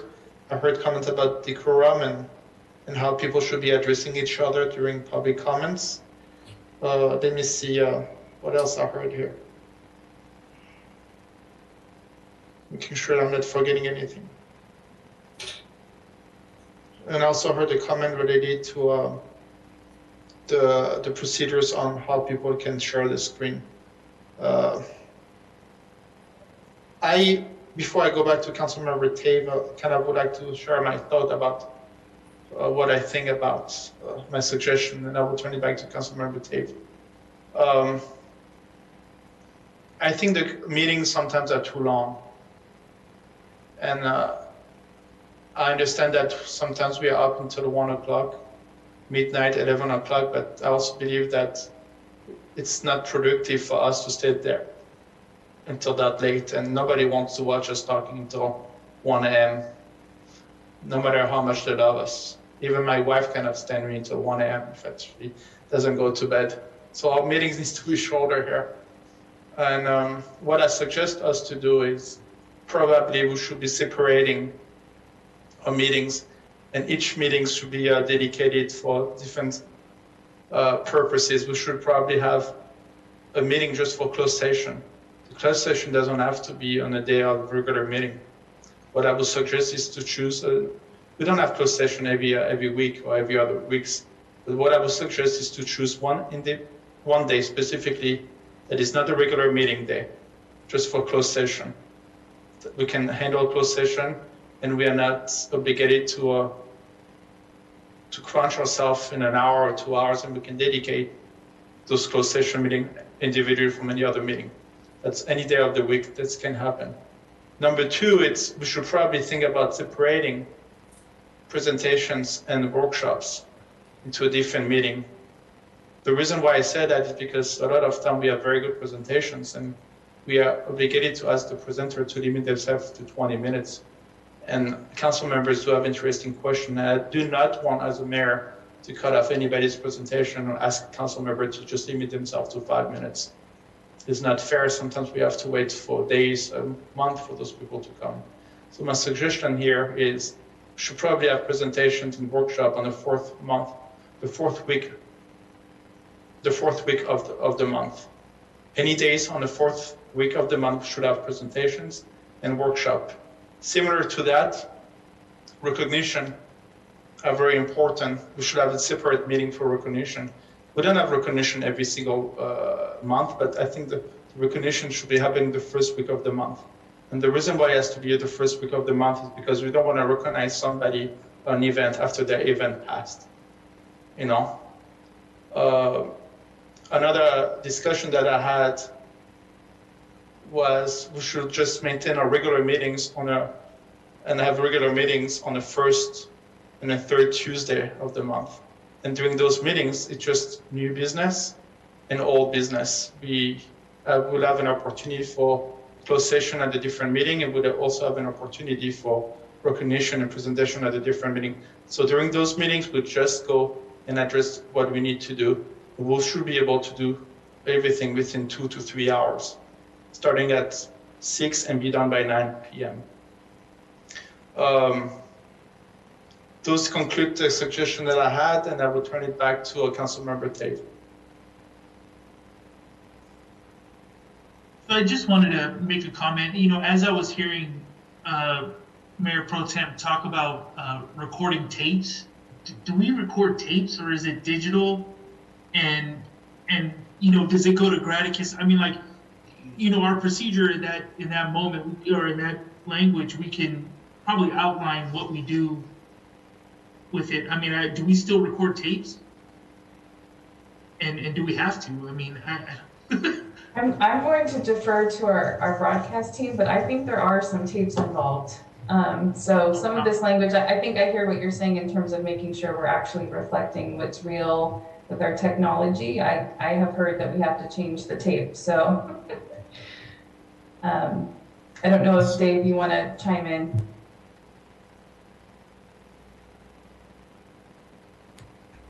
But if there are updates to be made in that regard, we can certainly look at that. Was that your request, Councilmember? Yeah, I mean, just looking through this and making sure that this procedure reflects, you know, what actually what's real. Yeah. And I mean, it may be tapes, but we do other things as well, right? We put it on Graticus. We have yes. other procedures that it could probably be added. And then the other suggestion I had, and I mean, this is, you know, when we have ad hoc committees, I found that when I was on an ad hoc committee, you know, I was squeezing in my report from the ad hoc committee during council reports. And I'm wondering if we should make a section for, you know, ad hoc committees, like the communication committee that we just started. And if we start any other committees that I'm not sure if there's a place in the agenda for it. Maybe instead of having council appointments and committee reports, like / committee reports, if there's room for that, or if we want to just keep things the way they are. just so that we have that room to break from the committee and then have a discussion for council reports, or council member reports. So that was just one other suggestion. And then just to respond, so we do post, I think we're using tape recordings just in terms of, recordings, maybe we could just say recordings in general. We do post we use Granicus as the vendor that posts, we have our online videos posted through Granicus. And so what was the other thing I wanted to respond to on that? I think we don't want to get too much into the nitty gritty of all of the things that we do technically in the meeting procedures. We're sort of trying to keep them concise to what we need, the information that we need to run our meetings. But certainly we'll take a look at that section and see if we can make improvements there. And then open to suggestions about the ad hoc piece. I think it's perfectly appropriate to make ad hoc committee meeting reports under council, under the committee report section, which we kind of have been. If we wanted to run through the current open committees, if you wanted me to do sort of a roll call, that might be another way to sort of, but typically with those committees, I feel like when we have a report, it's because there has just been a meeting and it's, so I don't know that we necessarily have to agendize each one. Just a suggestion that, if there is a significant report, sometimes it'll come back as an actual discussion item. So those kind of take shape in that way as well. And that's what I wanted to bring up. If there's an appetite for us to have something kind of formal or not, but it works under council member reports, but just to see if there was, council appointments, we don't typically have our mayor appointments, I think it is, or council appointments. Let me just make sure I got it here.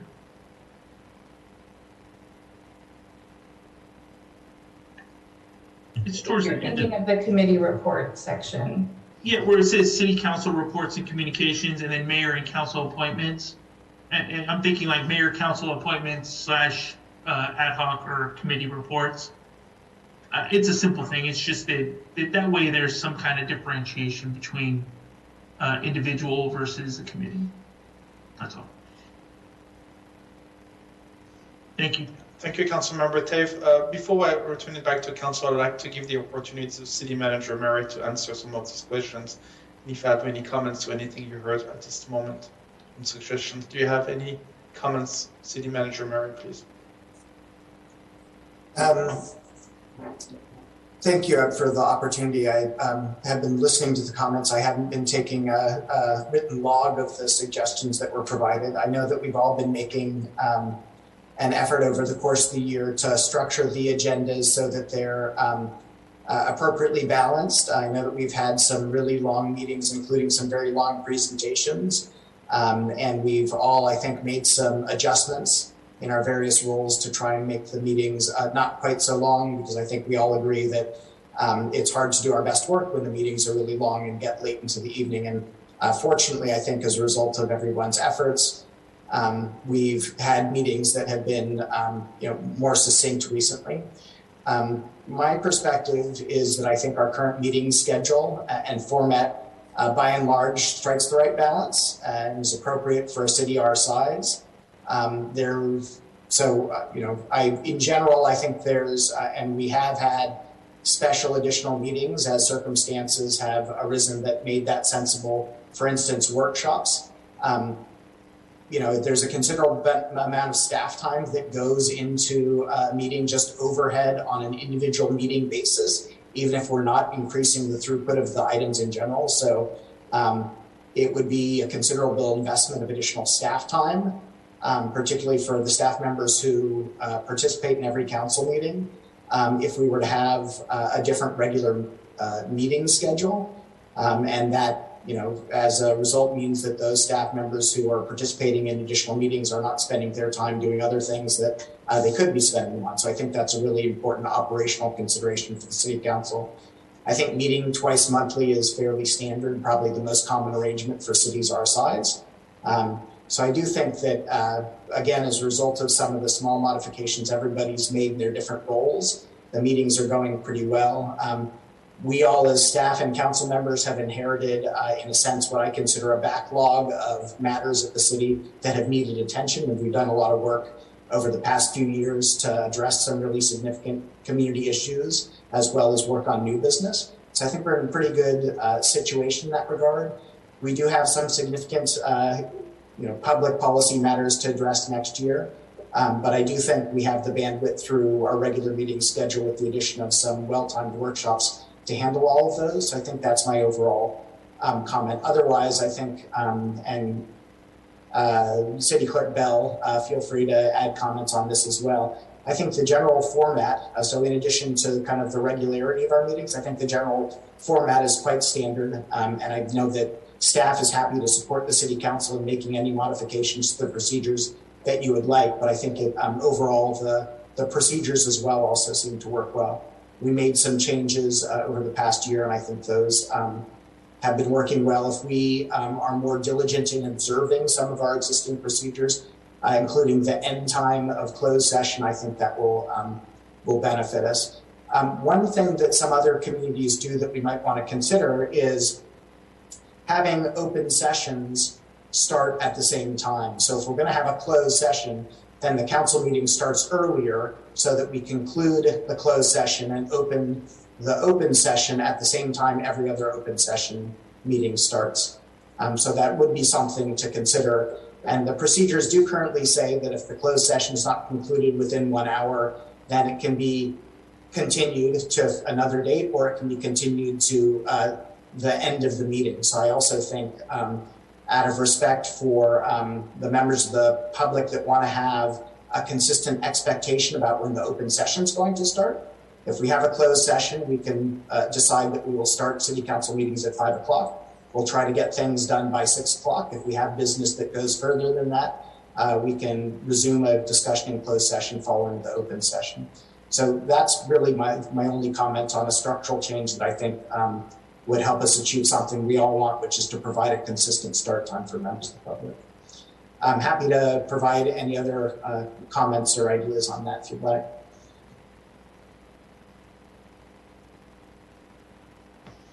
Thank you, City Manager Murray. And then I will turn it back to Council. Just want to summarize, and I see your hand raised, Councilmember Thomas. 1 second, please. We have 6 items here, and I would say out of those 6 items, 5 of them are pretty much straightforward. It wouldn't really require much discussion. And one of the items, it's the meetings and how the meetings should be structured and how often we should be meeting. I think that's the one that would probably require a little bit more discussion with the council. But before I turn for a vote or anything, I will turn it back to Councilmember Thomas. See your hand raised. Please go ahead.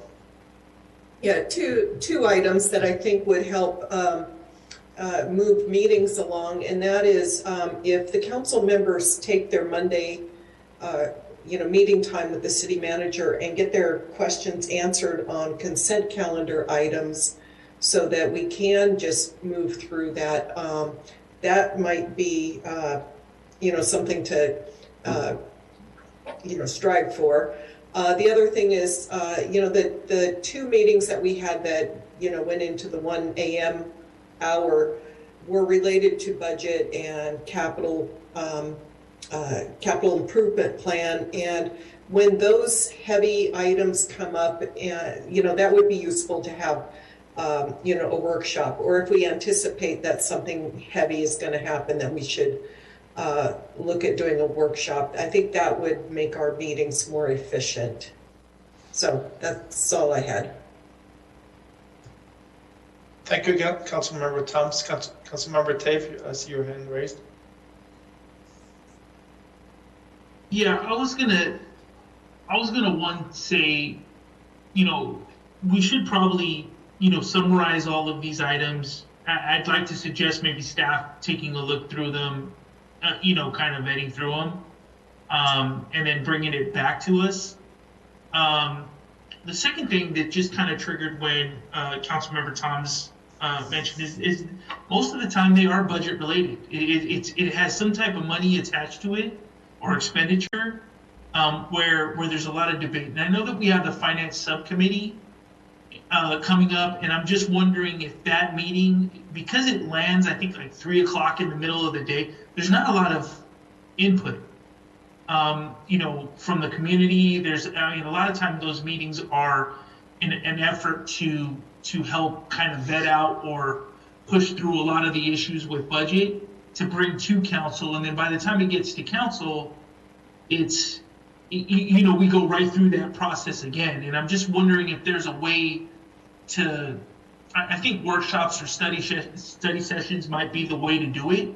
But, if we can do that in advance, way in advance, just like Councilmember Thomas mentioned, because I think that we have a lot that we want to do, and there's a lot of items out there. So I just want to make sure that we look at that, maybe potentially move the finance committee up to a date or a time where people can participate a little bit more. And then maybe have some study sessions in between that time before it gets to council. That way the full council can kind of help, guide that process. Yeah, sorry if I may just respond to that. I think I've shared some of my reflections and those of the rest of our staff that we're hoping to have a longer runway for the budget process for this upcoming year and involve the full council. And I would expect that would involve some workshops.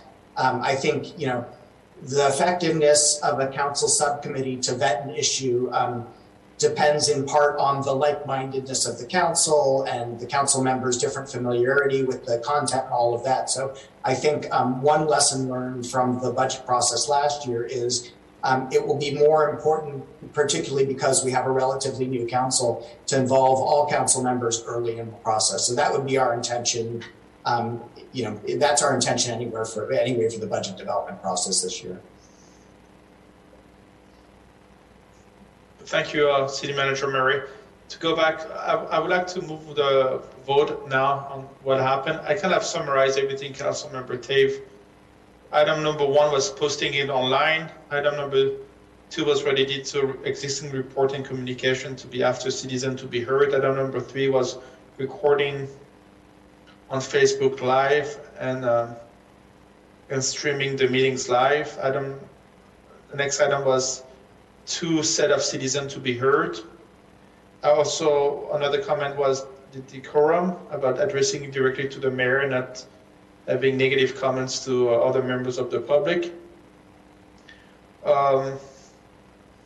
And the last item was basically the structure of the meetings. Some people suggested having more meetings, closed session, presentation, recognition, and regular meetings. So what I would like to do is I would like somebody to make a motion. I would go item by item on posting it online. That was related to. Go ahead. I'm sorry. Oh, thank you. We can have the existing motion approved and then make the amendment. Is that what you're suggesting? Oh, just that there were a couple additional notes that I had. I just wanted to see if you wanted to include them in your list. So one was having to do with members of the public.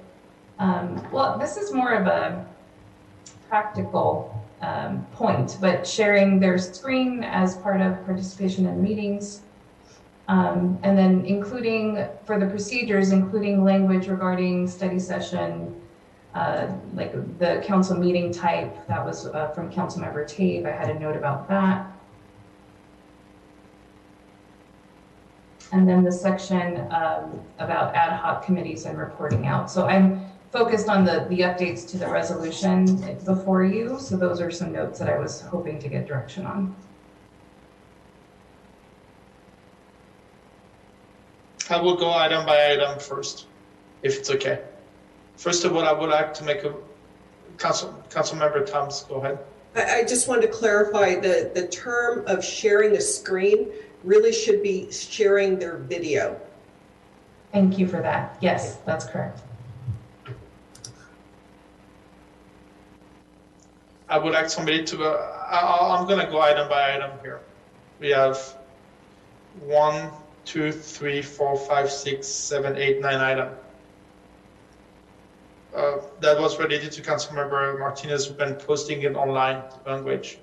Can somebody make a motion for that? I'll move that we add the language about posting meeting agendas online for item number 3 and 5. Any second? Second. Roll call, please. Councilmember Martinez Rubin, I believe she's experiencing some technical difficulties, and yeah, I don't know, looks like she's not able to connect. She's wondering if it might be possible to vote via some other mechanism. That's a new council procedure here. That's a good time asking the question. Thank you. There is a way for her to call into the meeting. Zoom, I believe there's a phone number she can call into that's listed on the agenda and then be promoted. I will suggest that. okay, so I'm gonna move on to Councilmember Toms, Yes. Councilmember Tave, Yes. Mayor Pro Tem Murphy, Yes. and Mayor Salimi.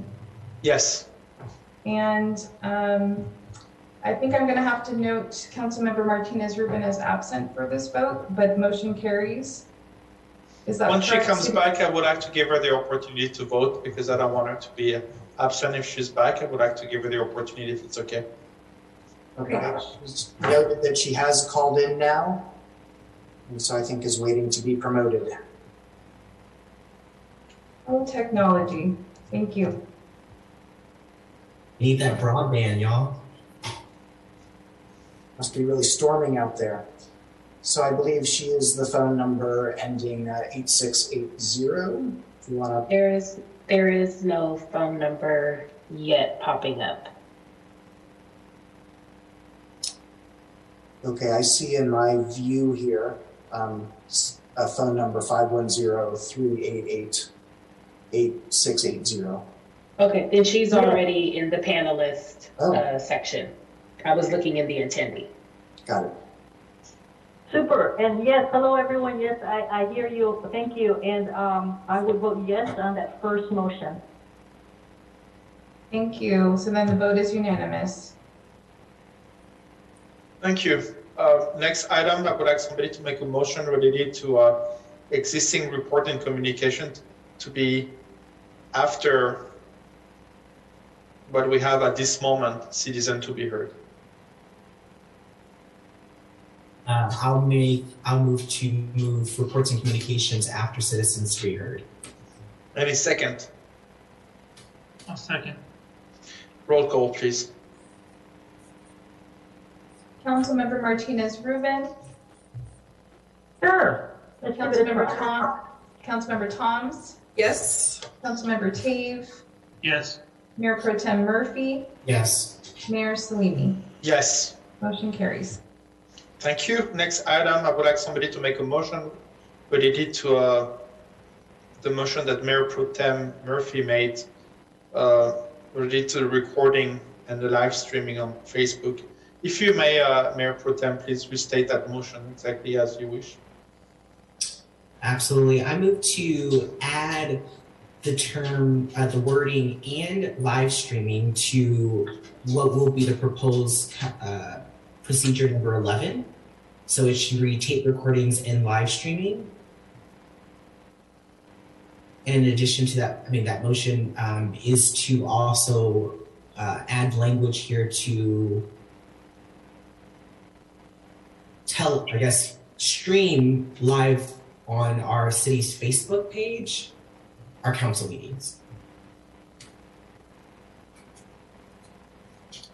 Any second? And can I add, maybe it just should say social media. I mean, there's other platforms. That way it stays open in case anything else, any other software that's out there or any other social platform. So instead of saying Facebook specifically, sure. I mean, that's a friendly amendment. if we could. That's fine. That's fine, Mayor. Would you mind adding this, Council Mayor Pro Tem Murphy? Yeah. City Clerk, do you have that motion stated correctly? Yes, I have it. Thank you. Thank you. Any second? I'll second it, but I have Any question? I have a clarification. I want to make sure that we shut off comments on the social media, because I think the public can be confused that their comments on the social media that we're reading those live and that they're part of the meeting. So I think as of right now, when we first do it, I think we should shut off comments on the platform. Councilmember Murphy, would you like to restate your motion? Yeah, I think that I'm going to hold to my motion. I think Councilmember Thoms is correct, and I actually thought about this after I stated my motion. So I don't know how to actually amend the language. I get your intent, Councilmember Thoms. Okay. So this is why I asked about the retention policy, is because I guess we should probably state something in this language that specifically says comments made to public meetings must still be said by logging in. And in City Clerk Bell, I know this is a little tough, so I'm not trying to make this too complicated, but I think you get the intent behind what we're saying. I do, and I don't know that we have to get into the specifics around comments. We're going to have to look at the implementation of this, so it's going to take a little bit of research on our end. I think if we leave it general for now, perhaps we can get more information ahead of the next meeting where this item will come back and we can give more specific information. But I don't even know if you can turn them off entirely, and we can look at it from a records perspective as well. Any comments, if it's a city page and people are putting comments and questions in there, that also, gives the expectation of a response. And so there's all types of considerations. So I'd be happy to, work with the broadcast team and IT and figure things out, and then provide more advice when we bring the item back. I was just going to add that the agenda is very clear about how public comments need to be submitted or can be submitted as well. Okay. There's always the cover sheet for additional information and clarification for these things as well, because we would list it as an additional place to view the meeting. So lots of things to sort of consider, but thank you for calling that out. Thank you, City Clerk. Thank you, City Attorney Mogg. Can you please restate the motion just to make sure that everybody knows what they are voting on, please? Absolutely. Or City Clerk or Mayor Pro Tem? I'll let the City Clerk go. Okay, so the motion is to amend the section that's proposed as section 11, tape recordings, to also read tape recordings and live stream, and adding language regarding live streaming on Facebook, or excuse me, live streaming on city social media pages. And again, you're going to get a revised version of these procedures when they come back. Thank you. And that has been seconded by Councilmember Thomas, correct? Yes. Okay. Yes. Thank you. Question, comments? None? Roll call, please. Councilmember Martinez Rubin? Yes. Councilmember Thoms? Yes. Councilmember Tave? Yes. Mayor Pro Tem Murphy? Yes. Mayor Salimi? Yes. Motion carries. Thank you. Next item was related to two citizens to be heard, one in the beginning of the meeting and one towards the end. Can somebody make a motion or clarify where those should be?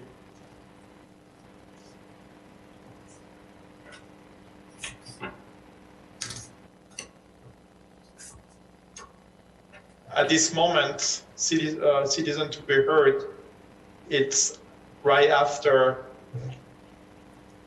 the consent, let's see, make sure we're.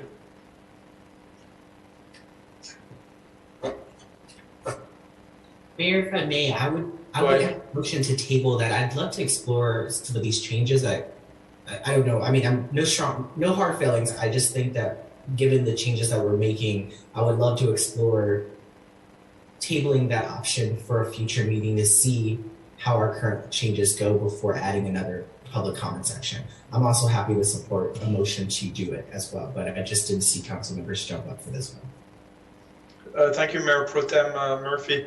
Right now, citizen to be heard is right after convening from closed session, which is item number 6. When I joined the council, it used to be towards the end of the agenda as well. Let me ask the rest of the council how they wish to proceed here. Any comments from any other council member here?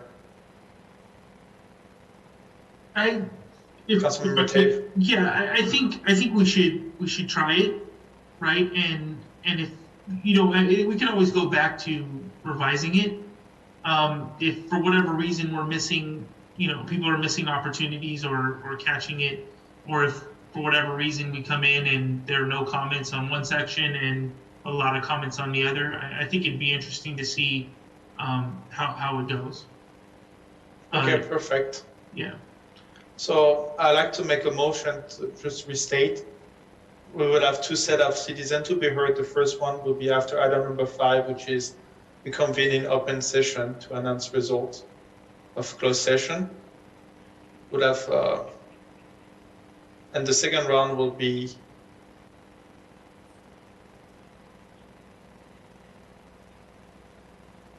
right after new business.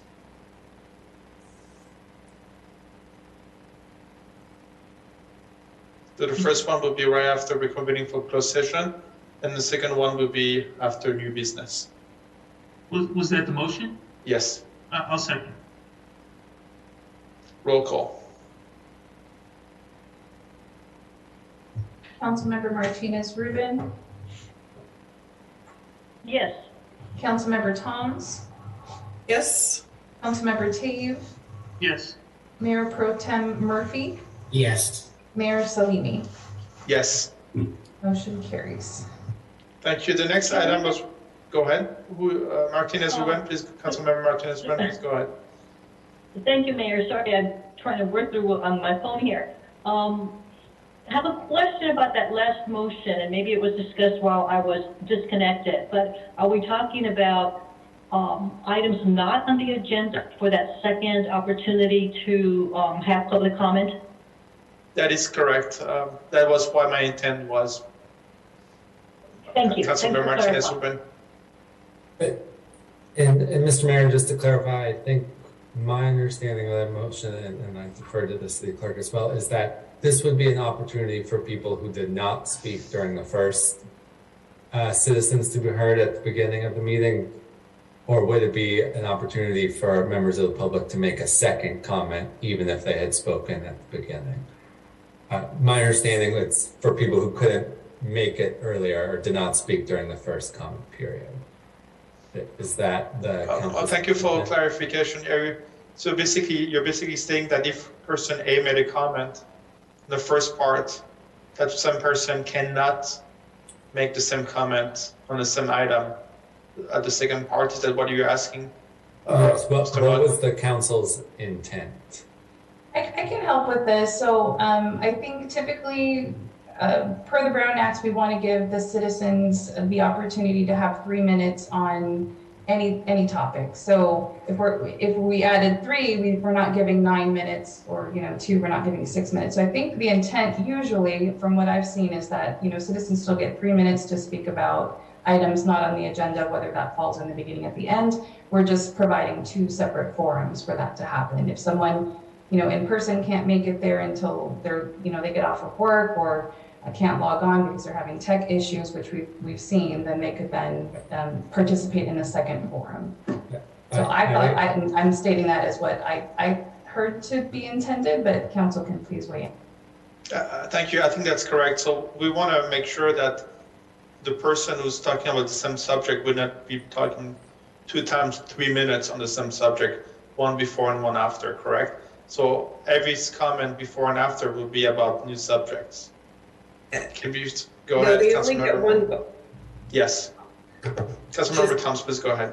I'm sorry. They only get one bite at the apple. So whatever their topic is, that's, you know, that's their time to speak. They don't get to speak about topic A at the beginning of the meeting and topic B at the end of the meeting.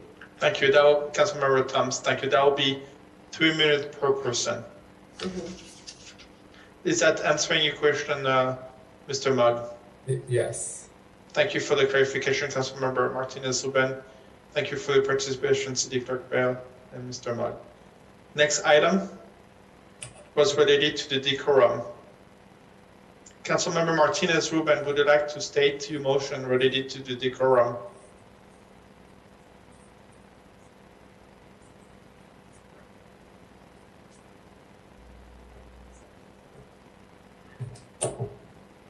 We have a hard time hearing Councilmember Martinez-Ruben. Somebody else would like to make a motion related to the decorum?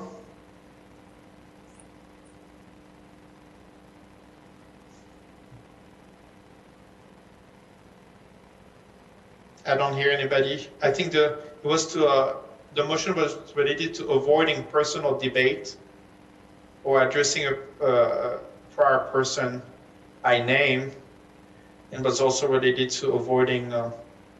But the motion can also address a person just to compliment them as well.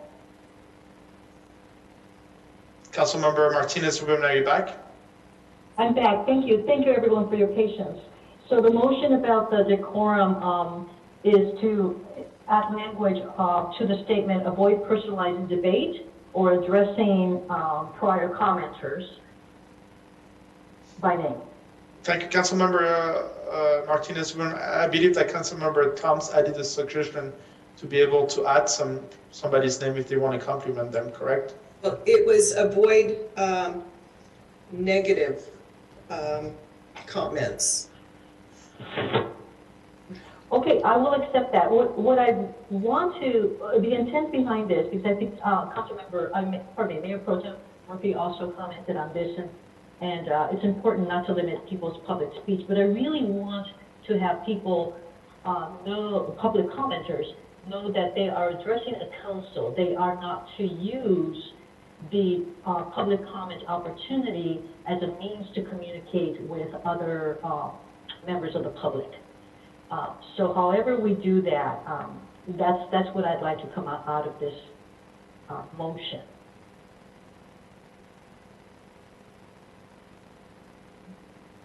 Council member, would your intent be captured simply by adding another bullet point saying comments should be addressed to the mayor and not other members of the public? Yes, that would do so.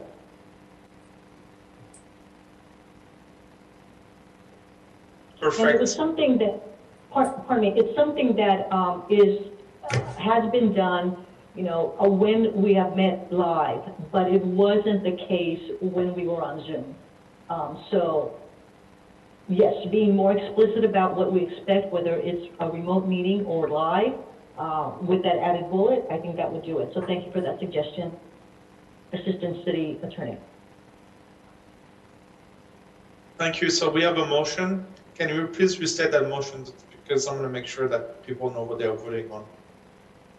Thank you. Motion is to insert an added statement under the section related to decorum to read, members of the public are to provide comment by addressing the mayor.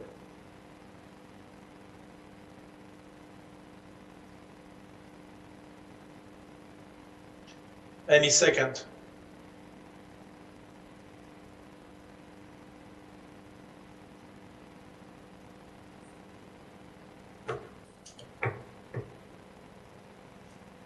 Any questions or discussion? I don't hear any second here.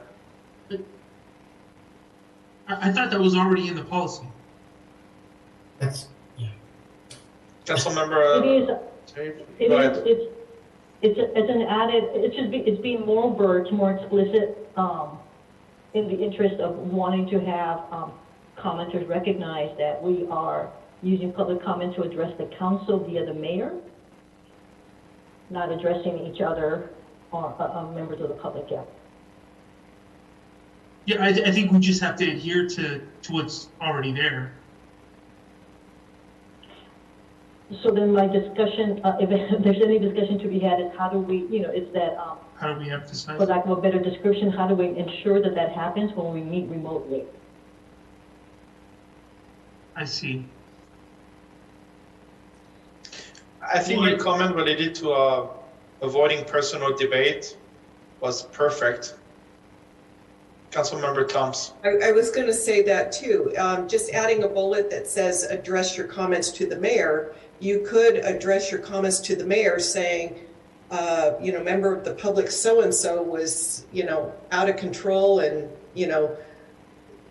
made nonsense. So I think we need to specifically say we need to avoid personalizing, other members of the public. And I'm not sure what the language is. Okay, thank you. No, that makes sense. So I'll rescind my motion and suggest what was mentioned earlier. Avoid personalizing debate or addressing prior commenters negatively. I'll second that. Roll call. I'm sorry, Councilmember, before the roll call, I see one hand raised. Mayor Pro Tem Murphy, please. Yeah, I was just going to mention, I don't know, there's a motion on the floor now, so feel free to switch it, but I do think that it is valid and okay for someone to say, Mayor, I believe something that someone said was out of line, and that should be corrected. I absolutely don't think that that is a negative comment. I think that there is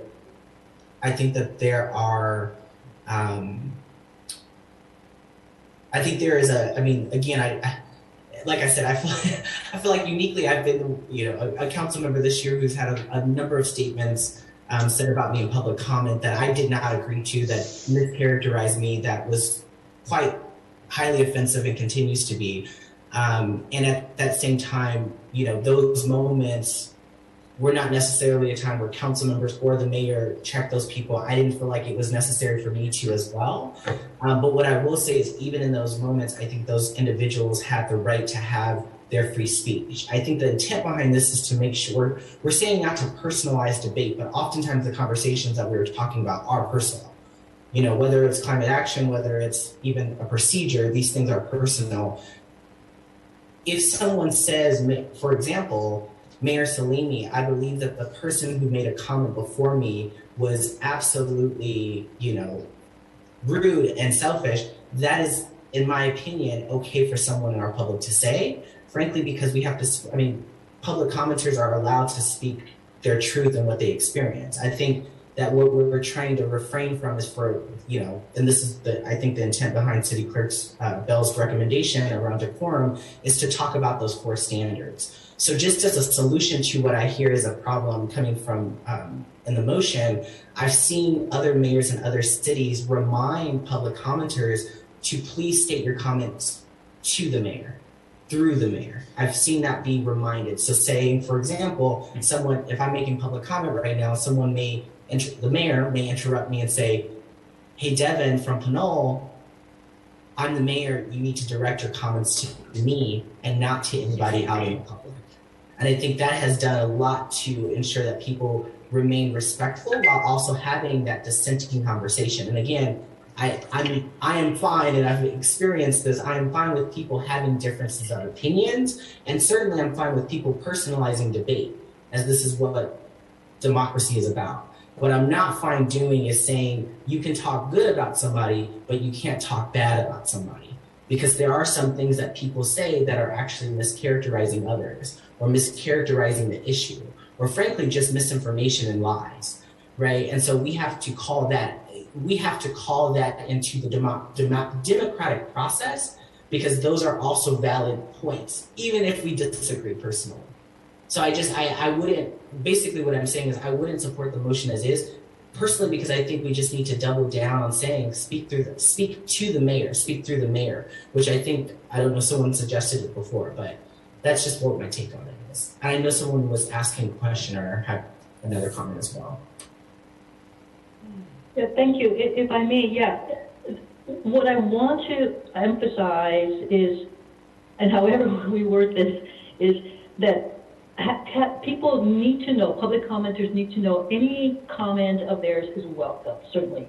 But it's not, they're addressing the council or via the mayor or the council members in their entirety. They are not addressing other commenters during public comment, and that we are most interested, of course, in having any public comment, positive or negative, about the city business, not about another individual. So I realize there's kind of two combined ideas there. I appreciate and understand and definitely support. People can say whatever they'd like, but I'd like to emphasize and have people recognize that they are addressing the public comment portion of a meeting like ours is to address the council, not to use public comment as a means necessarily to communicate with another commenter.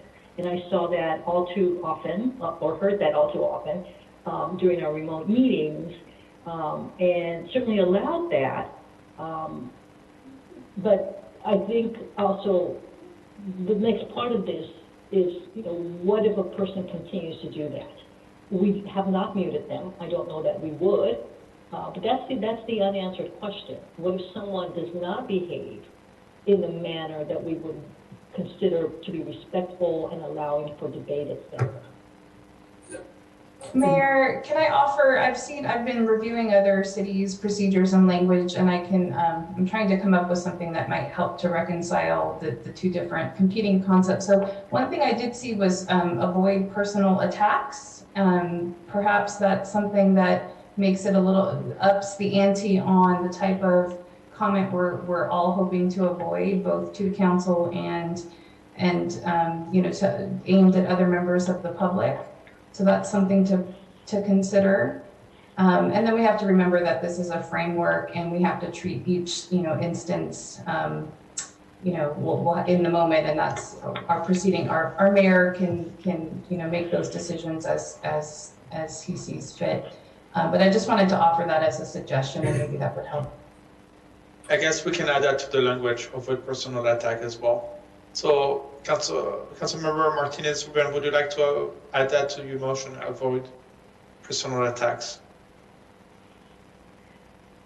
Sure. I'm in a quandary now, because that's also subjective, but I think we all understand what we'd like to have happen. Yes, I understand it, and it will be at the discretion of the mayor to understand what the limit is. And if I go ahead, Councilman City Attorney Buck. I was just going to add, this is an expression of the city's, ideals of how public comment should happen. But if members of the public don't choose to follow it, except in, we can remind them of them, but except in, very extreme situations, if they want to ignore them, that is their right, and they can, continue to make their public comment, however rude it might be, except for, a relatively narrow, band of, extreme behavior. So I just want to make sure that expectation is there, not that there's an expectation that if someone's rude, we're going to start muting them or something like that. Thank you. Yes. Yes, yeah, understood. So I would say, let's leave the statements as they are under decorum with no additional language. And I think we all will try to work together with each other and Mayor, if you would, as best as you can, will attempt to maintain the civility and decorum that I think we would like to have happen. Yeah. So, thank you, Councilmember Martinez. Are you retrieving your motion? Are you withdrawing your motion? My motion. Yes. I think we've had plenty of discussion, I think, and it will be publicly recorded that our interest is to have public debate that is about city business and not about other people necessarily. Thank you. Thank you. I know that motion was withdrawn. Councilmember Tave. Yeah, just real quick, I remember when we, in about 2018, 2019, it was mentioned in, all public comments should be directed at the mayor. Like there was a statement that was there, and I'm not sure if that was taken out or if it's still, but maybe it's something that can be read again so that, when people do public comments that we add that portion back in if it's not, or maybe as a procedure, we read it. Just so that it's clear, and it also gives the mayor and all the public commenters that the mayor may interrupt you and say, please direct all comments to the mayor.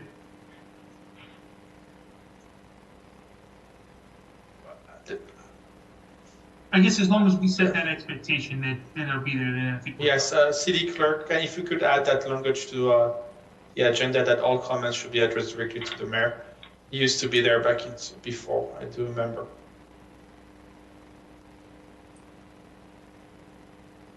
I guess we don't have any motions, nothing to vote on. Madam City Clerk, can you please add the language into the agenda? That all comments should be addressed to the mayor directly. Yes, thank you, Mayor. I'll have to review which section we're talking about where that seems to no longer be there. I know we did adopt norms, which I was just reviewing, that also had some language. So I'll go through and see what I can find on that. Thank you, Madam City Clerk. Let's move on to the next item. Next item is related to the sharing the videos on the Zoom. Councilmember Thomas, can you please state the motion here? I think we already did that one. No, we haven't done sharing the video on Zoom. Live stream. Live stream is different. different. The video. Yes. Okay, I'm sorry.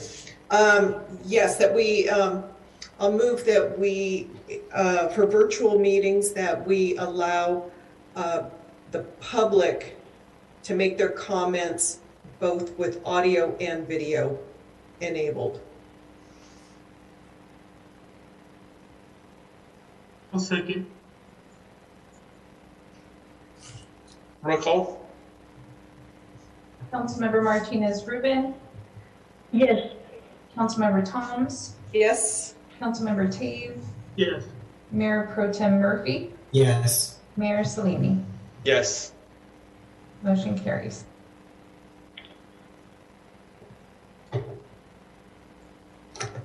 Thank you. Next item is related to the structure of the meeting, and I would like to have a discussion and conversation. My suggestion was to separate the closed item session to a different meeting, and we would like to have the closed session meetings not as part of the regular meeting.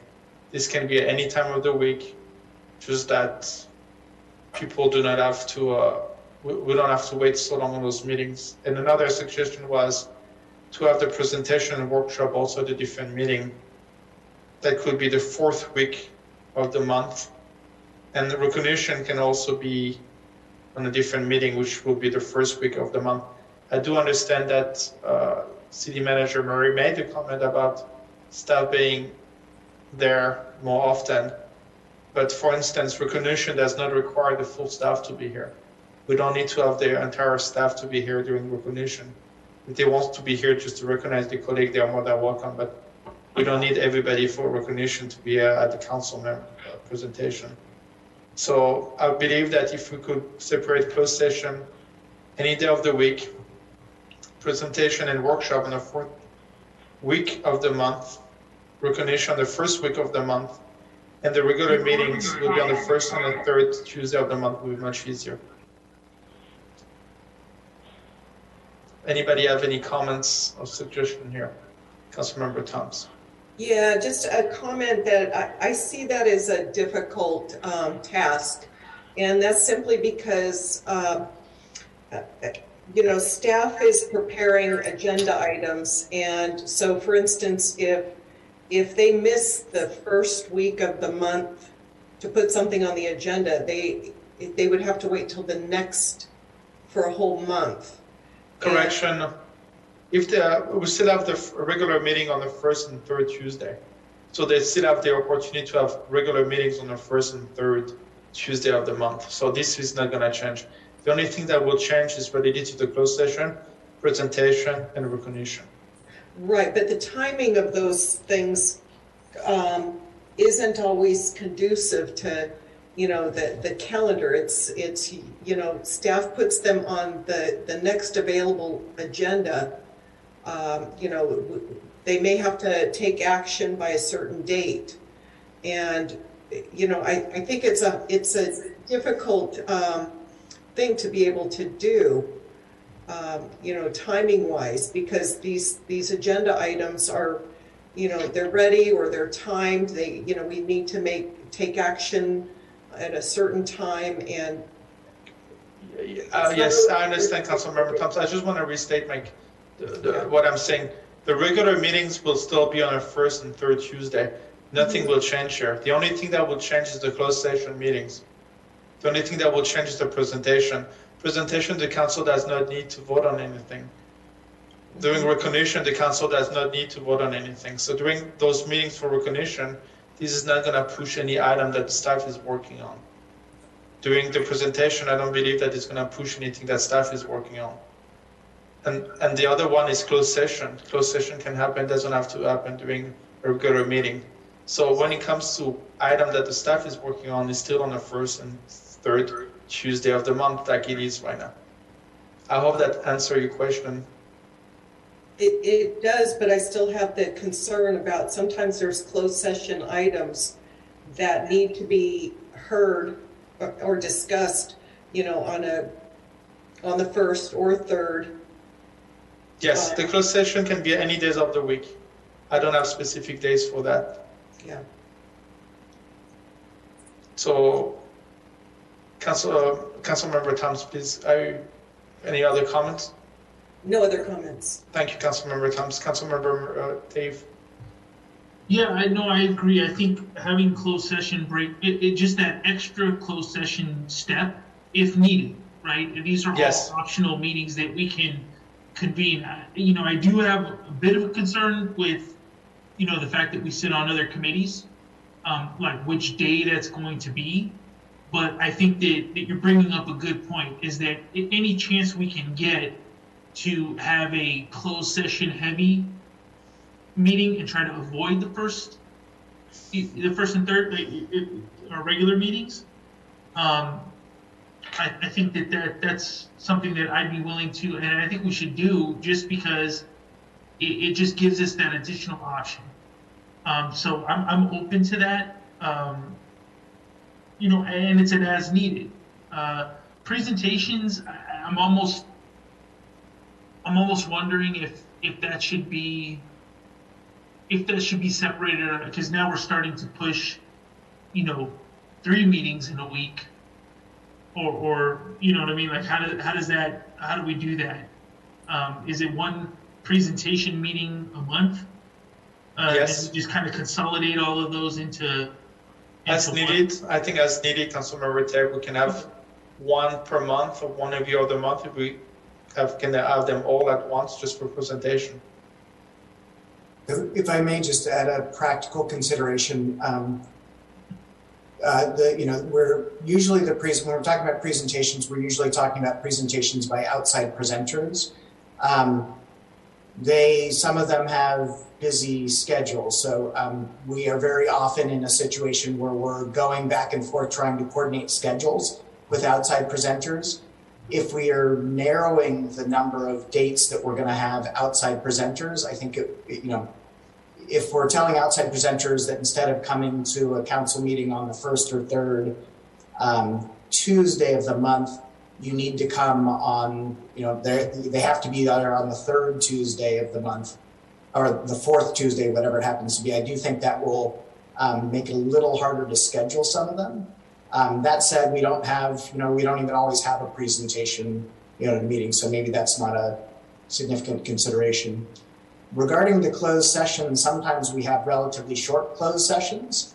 So I think the council should consider whether they want to convene a separate special meeting of the city council for a closed session discussion that might only last, 30 minutes. I think we all share the interest in having ample time for closed sessions. And there's nothing wrong with having, special date certain meetings for closed sessions, but I don't know that every closed session necessitates a special meeting because some of them don't last an hour. So that's for you all to consider. Thank you, City Manager Murray, but I think that's a decision that probably staff will have to make. If you felt like a closed session might last more than 1 hour, you may want to suggest us to meet in a different meeting. At your discretion. Okay, well, I hear that as something quite different from the council changing its procedures to establish that all closed sessions will be at special meetings, be heard at special meetings that are not regular meeting dates. So I think that's that certainly wouldn't be my suggestion. I mean, I would certainly strive for us to get to a place in the deliberations in closed session that they can be done expeditiously at regular meeting dates. An aside that is occurring to me as we're talking about this, the regular meeting dates, the City Council, are actually established in the municipal code, not in the City Council meeting procedures. So we do have a two-step process for the adoption of these City Council meeting procedures, the way the City Council has historically done it. You discuss them kind of like the council assignments. You have a discussion about it. You direct staff essentially to update the resolution, and then these any changes to the procedures come back at the next council meeting for ratification. But it wouldn't be possible to change the regular meeting dates of the City Council through this process. It would need to be an ordinance that would go through that regular process. That's something I don't think that I don't think staff had mentioned that previously during this discussion, but for something for you all to be aware of. So again, thank you. Yes, my suggestion is not to change the regular meetings. The regular meeting will still remain on the first and the third Tuesday. My suggestion is just to take the regular meetings as they stand on the first and third Tuesday of the month and just take off the closed session presentation and recognition of those regular meetings so that we just get to go to a regular meeting only. But a regular meeting doesn't, it has a special meaning in this sense. It means a recurring regular meeting time and date. So if the City Council wants to have a meeting every second Tuesday of the month, even if the agenda is focused on presentations, that I believe would be considered a regular meeting because it's a recurring, ongoing meeting. So again, that would need to be, and Assistant City Attorney Mogg, you can jump in and comment that as you'd like. So it doesn't specifically relate to the agenda content. It's that it's a regular recurring event. That's correct. If the council wants to establish that every second Tuesday is going to be a meeting about X, that's a regular meeting that should be noted, and the code should be changed to reflect that. If it's the council's desire just that, occasionally when there's heavy closed session items, there's going to be a special closed session meeting called, that can just be called as a special meeting, since the goal there is not for it to be a regular, recurring, scheduled event. Thank you. I don't have any other comments. I don't have any. Councilmember Martinez-Rubin. Thank you. I wasn't sure whether we have a motion on the floor or not, but I would favor keeping the schedule as it is. I think the interest was to separate closed session from regular meeting, and for some reason I didn't understand, so I missed that part of the discussion. I think we ought to, if need be, we meet earlier as we have, as we did today, and as we're likely going to meet in a couple more meetings, earlier on the regularly scheduled meeting date of the council meeting for closed session items. So no change. And I would not favor additional meetings simply because, well, I missed the rationale behind that. So, it's kind of, I think, comparable to earlier discussion about workshops. There's a reason that determines that we ought to have a different format than the regular council meeting. Then we'll go into a different kind of approach to get together. But again, that's a matter of getting to the point where, what's the purpose? Why are we meeting at all? What are we aiming to get out of it? Does it justify the expense involved in having staff time as well as council members' time to meet yet again? Is it a matter of us not being prepared and already? Perhaps something that would be helpful with regard to closed sessions is that to the best that we can, and this also requires staff to prepare us and provide us the documents that we need to be prepared, perhaps not on the day of a closed session, but again, striving to do as best as they can to give us a couple of days to review those documents so that we are prepared. And that's not to say that the emails and not get to the documents. That's a matter. That's about us being responsible enough to look forward in anticipation of receiving documents from staff on days that we get accustomed to the pattern, the rhythm, the timing of when those reports are going to come, so that we look for them, prepare ourselves, and are ready to go into closed session. And in closed session, we deliberate up until 7 p.m. and proceed. No extra meetings. Thank you. Thank you. I hear what everybody is saying. We will have a very busy agenda this year. And based on my experience from 2018 or 2019, we were trying to look at putting a lot of items on the agenda for people to vote or people to have participation from the public. I know that meeting 2 times per month was not enough, and a lot of time people from the public were complaining about things being thrown at them and not understanding what was happening. And also, when we had important decision to make this year, and you'll be surprised about just on having 2 meetings per month would not be enough, because a lot of time the consultant would not be ready, or one study is being pushed out. And if we as a council, we just limit ourselves meeting 2 times per month, a lot of the decision would be delayed, and a lot of things we were trying to accomplish this year would not be enough. We have to keep on top of our game and be able to make decisions fast in a proactive way. It's not that the staff is not ready, it's that we as a council cannot be successful this year making so many important decisions if you're just meeting twice per month on important issues, and half of the time is being taken away from closed session, recognition, and presentation. And we're not starting to talk about the real business until 10 p.m.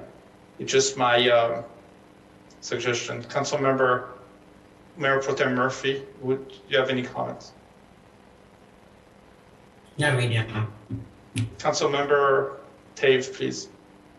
Yeah, just looking at this, the city manager and the mayor are the ones that set the agenda, right?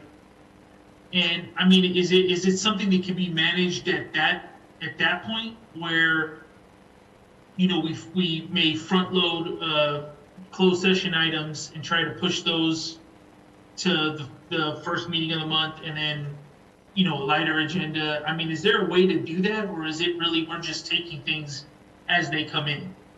I mean, is there a way to, and city manager, I mean, I know that's a very vague question, right? But what I'm trying to get at is there a way to try to, I guess, manage this to a point where, and then have that lever to pull when we see a forecast or a forecasted agenda just getting more and more items, or anticipated to have more and more items. How does that play out between the mayor and the city manager, and how is that organized? So yeah, there's a lot of collaboration on setting the agenda. The fact of the matter is we have a lot of business that we want to undertake. I do think we're working through a bit of a backlog. So we have had, certainly over the time that I've been here, including some extenuating circumstances like COVID, we've had more agenda items due to some catch up than I think we will have on a regular ongoing basis. So we have had some long meetings. Part of that, and staff, and I have to acknowledge and credit the city clerk with checking us internally and helping us agendize what's a reasonable number of items. But most of the items on every agenda are those that we think we want, we feel like we need timely input from council on. So the number of agenda items is just one component of a meeting's length. There's the length of the comments, questions, and deliberation is another factor. Also the length of presentation. So I think some of our really long meetings have been due to really long presentations. We've been more direct in providing presenters with a direction on the time limit we'd like to see them observe, and I think that's been pretty effective. So again, all in all, I think that our meetings in the latter half of this year have been fairly efficient and succinct, and I don't think there's a structural issue with them. I do think, we might be able to defer some items, but we do have a lot of business to conduct. If we conduct it efficiently, I think it's, I think meeting twice per month is adequate. I do think we can all take steps in our different roles of participating in meetings to make sure that they're expeditious. And I think, people have done that over the course of the year. The meetings have gotten more efficient, and I think reasonably so. So I guess I'll leave it at that. Can I just, Mayor, if you don't mind, I'd like to just weigh in a little bit on the issue of additional meetings. So one thing I think is important to keep in mind as you consider any changes is the public's access to our meetings. Essentially a lot of the work that is legally required every time the council meets, notice to the public, posting agendas, just keeping all of that piece in mind is that when we do schedule our meetings, we want to make sure that, these are at times where the public can attend. I heard the idea about lumping presentations together in once a month or once every 2 months, but the public might not be able to sit, and watch a whole full day's worth of presentations, although they might be interested in the subject matter. So as a city clerk, these are the things that I'm sort of thinking through as we talk through, adjustments to meeting schedule, just making sure we're considering the timing and the access and, just the transparency piece around how we approach this. And then for closed sessions, because I'm hearing a lot about the time that closed sessions, that's come up multiple times this evening. That's something we haven't done very much, is schedule a special meeting for a closed session if we anticipate it's going to be a couple of hours. I mean, doing that here and there every now and then to manage our meeting length, I think is something that's a fairly common practice, and that is something that we can manage, administratively, without taking closed sessions entirely off our regular meeting agenda. So, if we have an hour's worth on our regular meeting, but we have this, heavy or 2 or 3 heavy items, we can always schedule a special meeting for just specifically for closed session items. So just something else to consider. Thank you. I think that concludes our conversation here, unless anybody else has something. Does anybody want to make a motion, or do you just want to move on? I'll make a motion. I think that we keep the first and third meeting with closed session on it, and provide just direction to the city manager to, if we need to have that special closed session, to plan accordingly. I mean, is that enough to say that let's leave that as an option, or is it something that's already an option? That's always an option to us already. Oh, okay. Well, then we don't really need a motion. Awesome. Withdraw. Okay, thank you, Councilmember Taylor. I will add one caveat to that, because I think, and maybe Assistant City Attorney wants to weigh in on this. There are certain things that can't be approved at a special meeting. They have to be regular meetings, but I think for the most part, it's still a tool that we can use to schedule outside of a regular meeting. But I do want to mention that legally there are some requirements around where agenda items have to be placed. Yeah, there are some things that can't be approved at a regular meeting, but that mostly constrains what can and can't be done during an open session.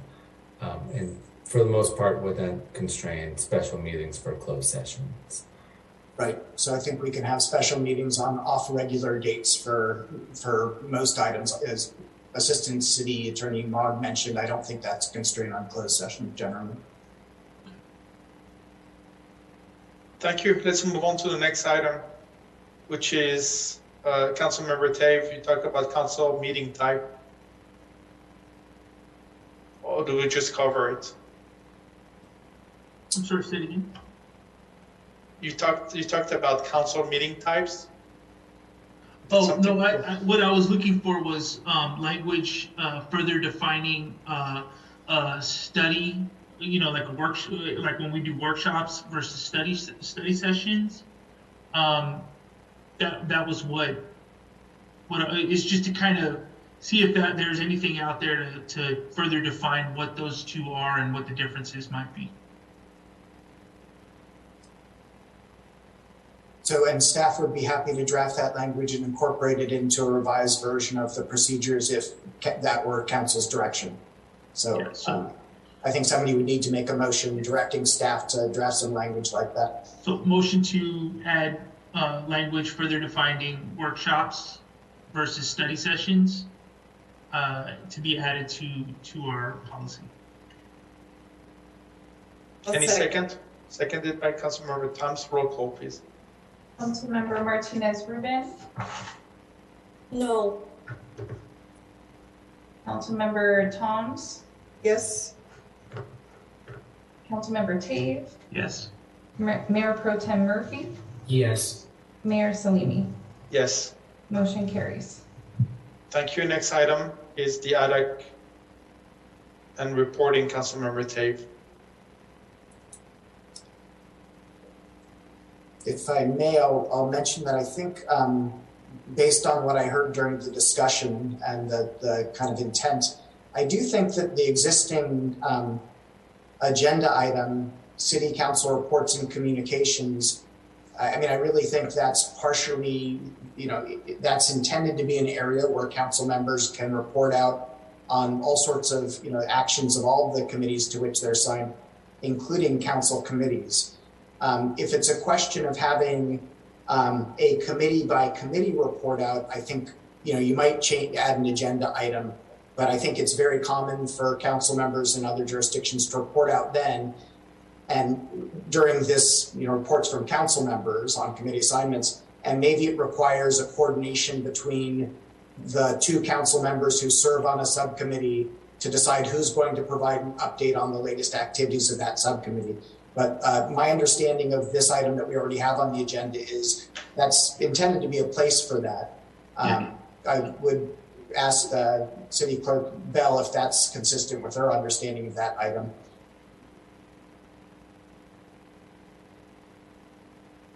Yes, that's correct. Yeah, and I have no problem with drawing that. I just wanted to see if there was an appetite to have something a little bit more formal. Doesn't seem like there wasn't too much discussion on, so I don't have a problem with drawing. Thank you. So no more motion on the table. That, I believe, concludes item 11A. Thank you. Now it's almost 9:52 p.m., almost 10. I would like to ask a question to City Manager Andrew Murray. Item 11B and 11C, are there any decisions that need to be made in a specific time frame that are required to be made tonight? There are not. There are no legal requirements related to the timeline, and so these are items that we could continue if council members have. So that's certainly an option. I was going to ask that staff be brief in providing its presentations and responses, but there's, these both of these items can be deferred to continue to a later meeting if the council would like. I would like to ask the rest of the council if they wish to continue on those items, or would they like to postpone it to a different meeting? Councilmember Martinez Rubin, please. I'd like to continue. Otherwise, we're going to end up with these items at the next meeting. We don't know what those items are going to be, but no doubt we're going to need the time for those as well. Councilmember Toms. I'm interested at least in providing some comments on this item. Thank you. I don't know if it's ready for approval yet, but I'd like to provide some comments. Councilmember Tave. Yeah, I'd like to hear this out. I think that we've had something similar in the past. The gift card's a little bit more than what we've done, and yeah, I'm interested in hearing the presentation and hopefully moving this forward. Okay, Mayor Pro Tem Murphy. I'd like to at least discuss both of them, and hopefully we can create some decision points today too. Excuse me. Thank you, no problem. So we'll continue.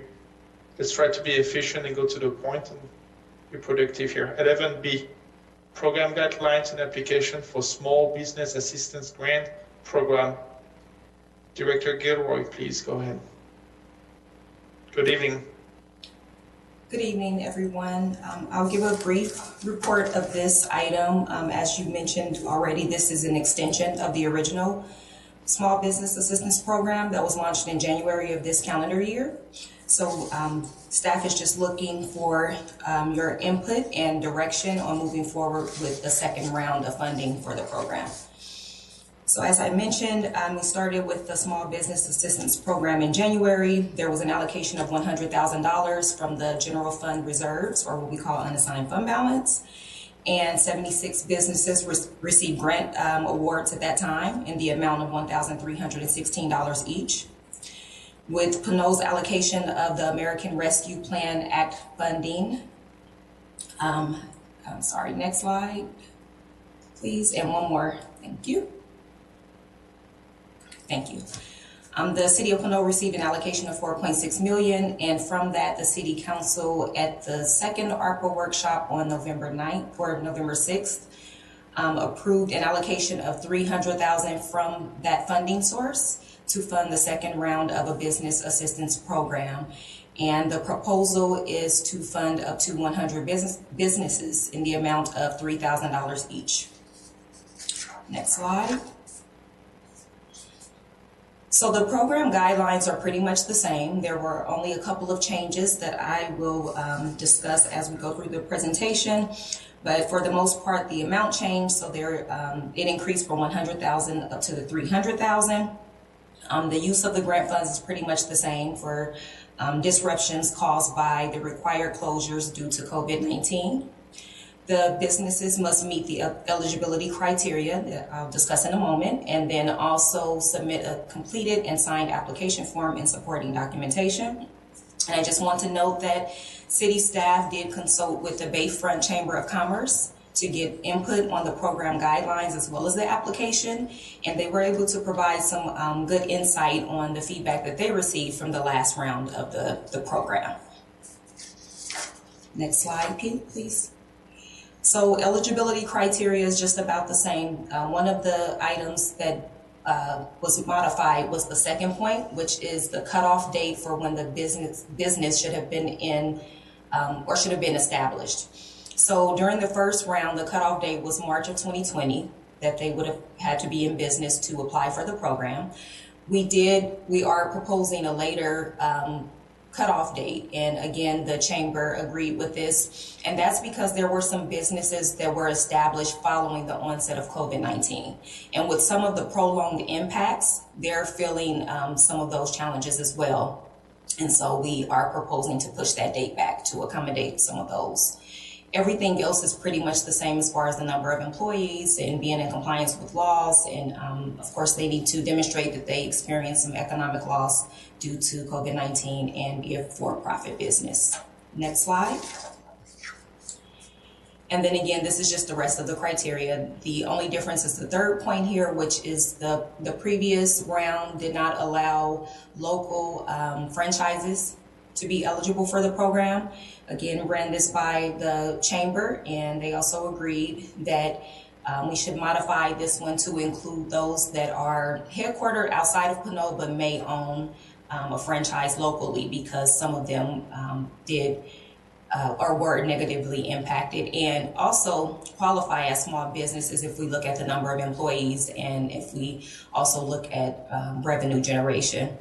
They fall under the category of a small business. The only difference is they're part of a franchise. And the other businesses that are eligible remain the same. Next slide. And actually, before I go into the timeline, I just wanted to point out that there is a question that we are proposing to add to the application. And that question is whether the business is a women-owned or minority-owned enterprise. That will be used only for statistical purposes. It does not determine eligibility, and it'll also be voluntary. So they can decide to indicate that or not. But that will be added to the application. So in terms of rolling the program out, this is the proposed timeline. That's also in the staff report. You have the draft guidelines and application form before you tonight, and staff is asking for your input and direction on that. We will then incorporate those changes and finalize both the guidelines and the application form and get those rolled out. We will be working with the chamber on the outreach. So in addition to our normal channels that we've used in the past, they will also agree to help us with doing some face-to-face interactions with their membership to make sure that everyone is aware and to market and promote the program for those members that are part of the chamber. Once we receive the applications back, we'll notify them of if they are eligible and or will receive a grant and for what amount it'll be in, and then we are targeting February 16th to get the checks mailed out to those who will be awarded a grant. And next slide. So some of the next steps will be to just incorporate the City Council directed changes that we'll hear tonight, finalize the guidelines and application forms, start conducting the research or the outreach, and then distribute the applications and get the program going early next calendar year. And that concludes my presentation, and I'm available for any questions. Thank you, Finance Director Aguilar, and thank you for waiting until 10 p.m. I would ask the City Council to be with and go to their main question. Question from the Council, please. Councilmember Thoms, go ahead.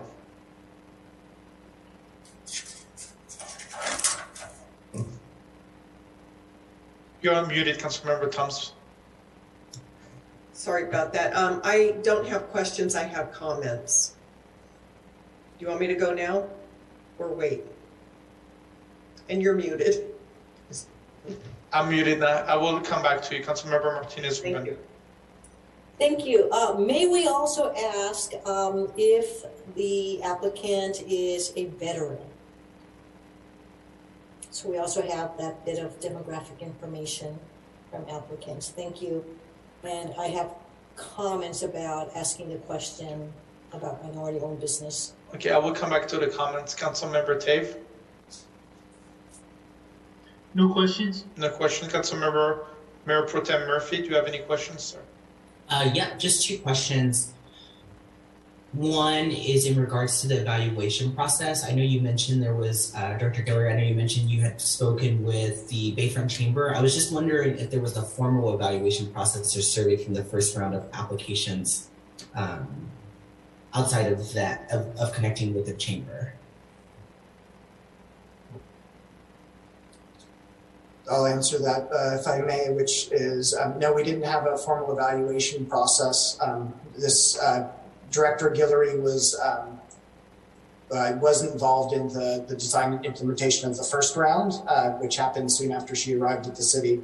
I worked on that with Ms. Stone, our deputy city clerk, and we didn't go through a formal evaluation process. We did listen throughout the year and during the implementation of the program about to the feedback that participants provided, and that's has informed some elements of the program design, particularly the in business as of date. We wanted to make sure that we were including people who, for whatever reason, have entered business during these challenging times, and also recognizing that there's varying levels of support that's provided by corporate headquarters to locally owned franchises. And as I think we've heard at a couple city council meetings, there are some locally owned franchises that are essentially operating as independent small businesses. And so having considered that matter further, or proposing that those be eligible if they meet the small business criteria for participation.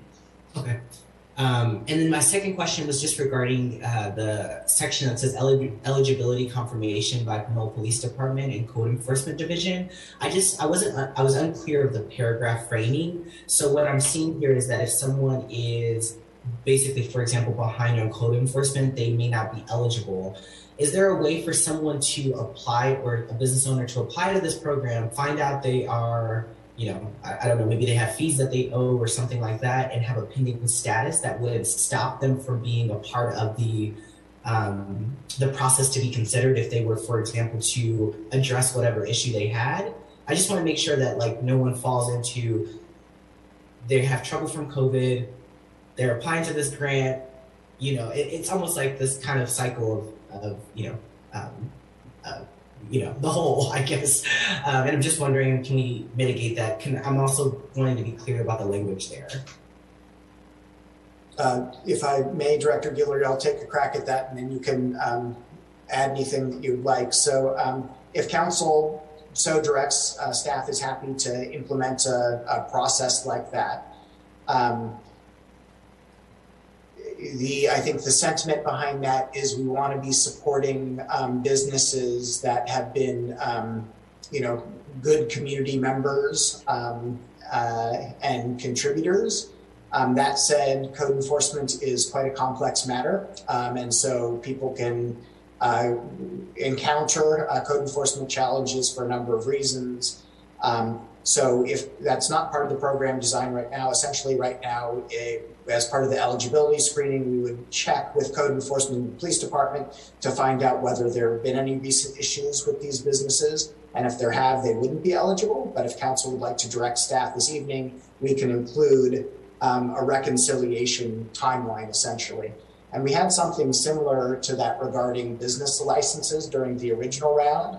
So to get your check in the end, you need to have a current business license. But due to financial hardship, there might have been some businesses that let their business licenses lapse. And so that didn't disqualify you. You had the opportunity to go back and pay for your business license and then receive a check. So I think we could do something if council so directed, similar related to code enforcement issues.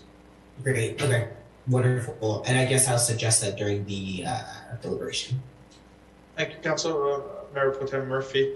I will turn now to City Clerk to ask if we have any comments from the public, and I would ask the public to be brief in consideration of our time and everybody else. Thank you. Yes, Mayor, we do have a public comment. Rafael Menace. Mr. Menace, please go ahead. And I'll be brief here. With regards to the, I believe, optional questions with regards to veteran status, race, minority status, gender, and so on and so forth, like sort of demographic assessment of the various candidates.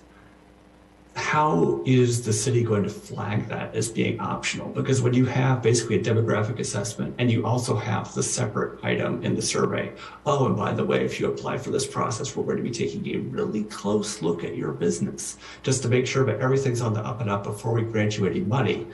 That could lead some people to say, well, why are they asking for our demographic information? Is it going to be to target me for some reason? So I think it's important to make it clear that it's optional and that it's not being used as a decision-making factor here, separate from the whole make sure you're good with the police department and code enforcement. And that's all. Thank you, Mr. Menace. Mr. City Manager Murray, would you like to answer that question? Yeah, I'm happy to respond to that. So we share the same concern that we don't want anybody to be concerned that the information would be used in any way that would disadvantage them. So we will certainly have a statement on the application making it clear that it's completely voluntary and we're collecting it for data purposes. We're actually, due to the passage of a proposition in this state, we're not allowed to make determinations of public benefits based on ethnicity and gender. And so we, for other purposes, need to make it really clear in this application that that's not an element of the eligibility screening.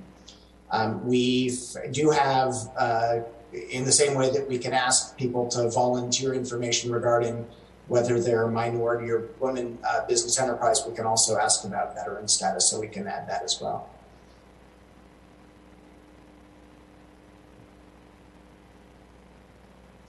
Thank you, Council. Thank you, City Manager Murray. I will turn back to the council for comments. Councilmember Thomas, please. Yes, thank you. So when we had the workshop and discussed this item, I had stated that I thought it was prudent that we have sort of a sliding scale where the grant amounts would vary depending on the size of the business, the number of employees, and that sort of thing. You know, if somebody had to, you know, get a health department permit, that might be something that, you know, we could take into consideration and increase their grant amount based on that. Or, you know, we charge different amounts on the business licenses depending on how many employees they have. So we can sort of use that as, you know, a determining factor on the grant amount.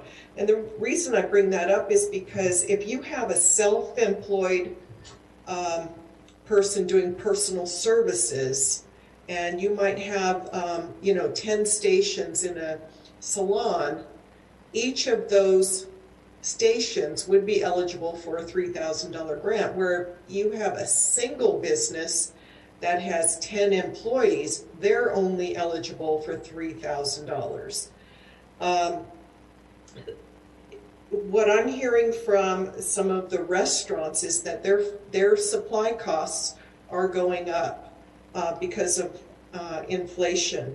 They're having to pay their employees more just to get employees.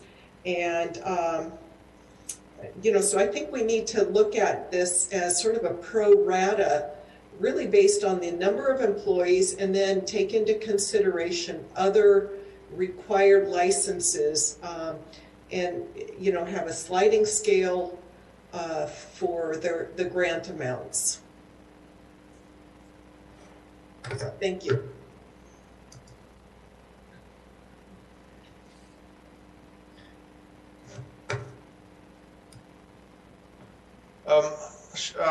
Councilmember Thomas brought up some important questions here and comments. Can staff please address them? Sure. Director Guillory, would you like to address them? I'm also happy to. Yes, so during the ARPA workshop, there were a number of ideas that came about at that time, and I think one of the proposals that seemed to have came out on top was the $3,000 across the board, across the board for up to 100 businesses. In addition to that, when we were comparing or looking at the alternative of issuing varying amounts, we figured that 3,000 was probably a safe spot, and again, working with the chamber on that as well in terms of loss, because we were pretty confident in saying that there weren't many businesses that probably experienced a loss less than $3,000. And so we were comfortable with using that as the threshold for the businesses across the board. And so that's how we came up with this proposal. And I'll say that to the extent that this mimics the earlier version, we wanted to do something simple. You know, it was a small amount of money, $1,000 during the first round. There was really no risk that we were going to be compensating people for an amount that was greater than their losses. We also wanted to keep the application process really simple by not requesting too much documentation. In discussing this $3,000 amount with Sylvia at the chamber, she did mention that it's still a relatively small amount, and we don't want to, we risk, inhibiting program participation if we ask for too much documentation. So I think the sentiment is we want to provide assistance to those who most need it. I don't think we really have all that much information about the correlation between the number of employees and a business's economic loss. There are all sorts of different factors there, so I don't think that I'm just not aware of a strict correlation that I think we is persuasive about the number of employees. You could have a much larger firm that's doing much better because of, for all sorts of reasons, the line of business they're in. So for practical reasons, I do think having a sliding scale based on the magnitude of somebody's economic loss as a percentage basis is the most sensible possibly. I mean, a raw amount, let's say one business loses $10,000. Well, if they're a huge business, that might represent a small share and kind of a drop in the bucket. So I don't think the raw amount of a business's loss.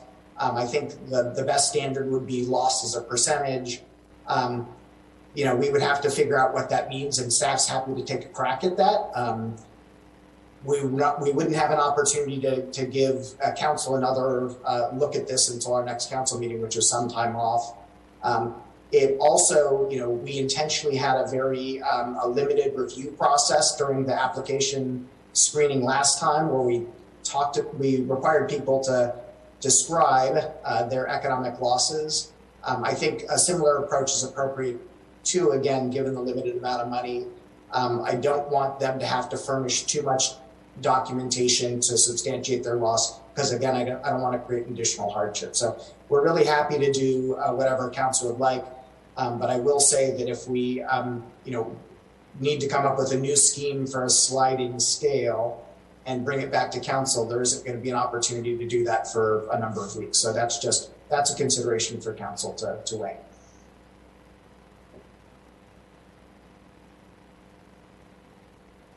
Thank you, Mr. Murray. Councilmember Thomas, that is answer your question.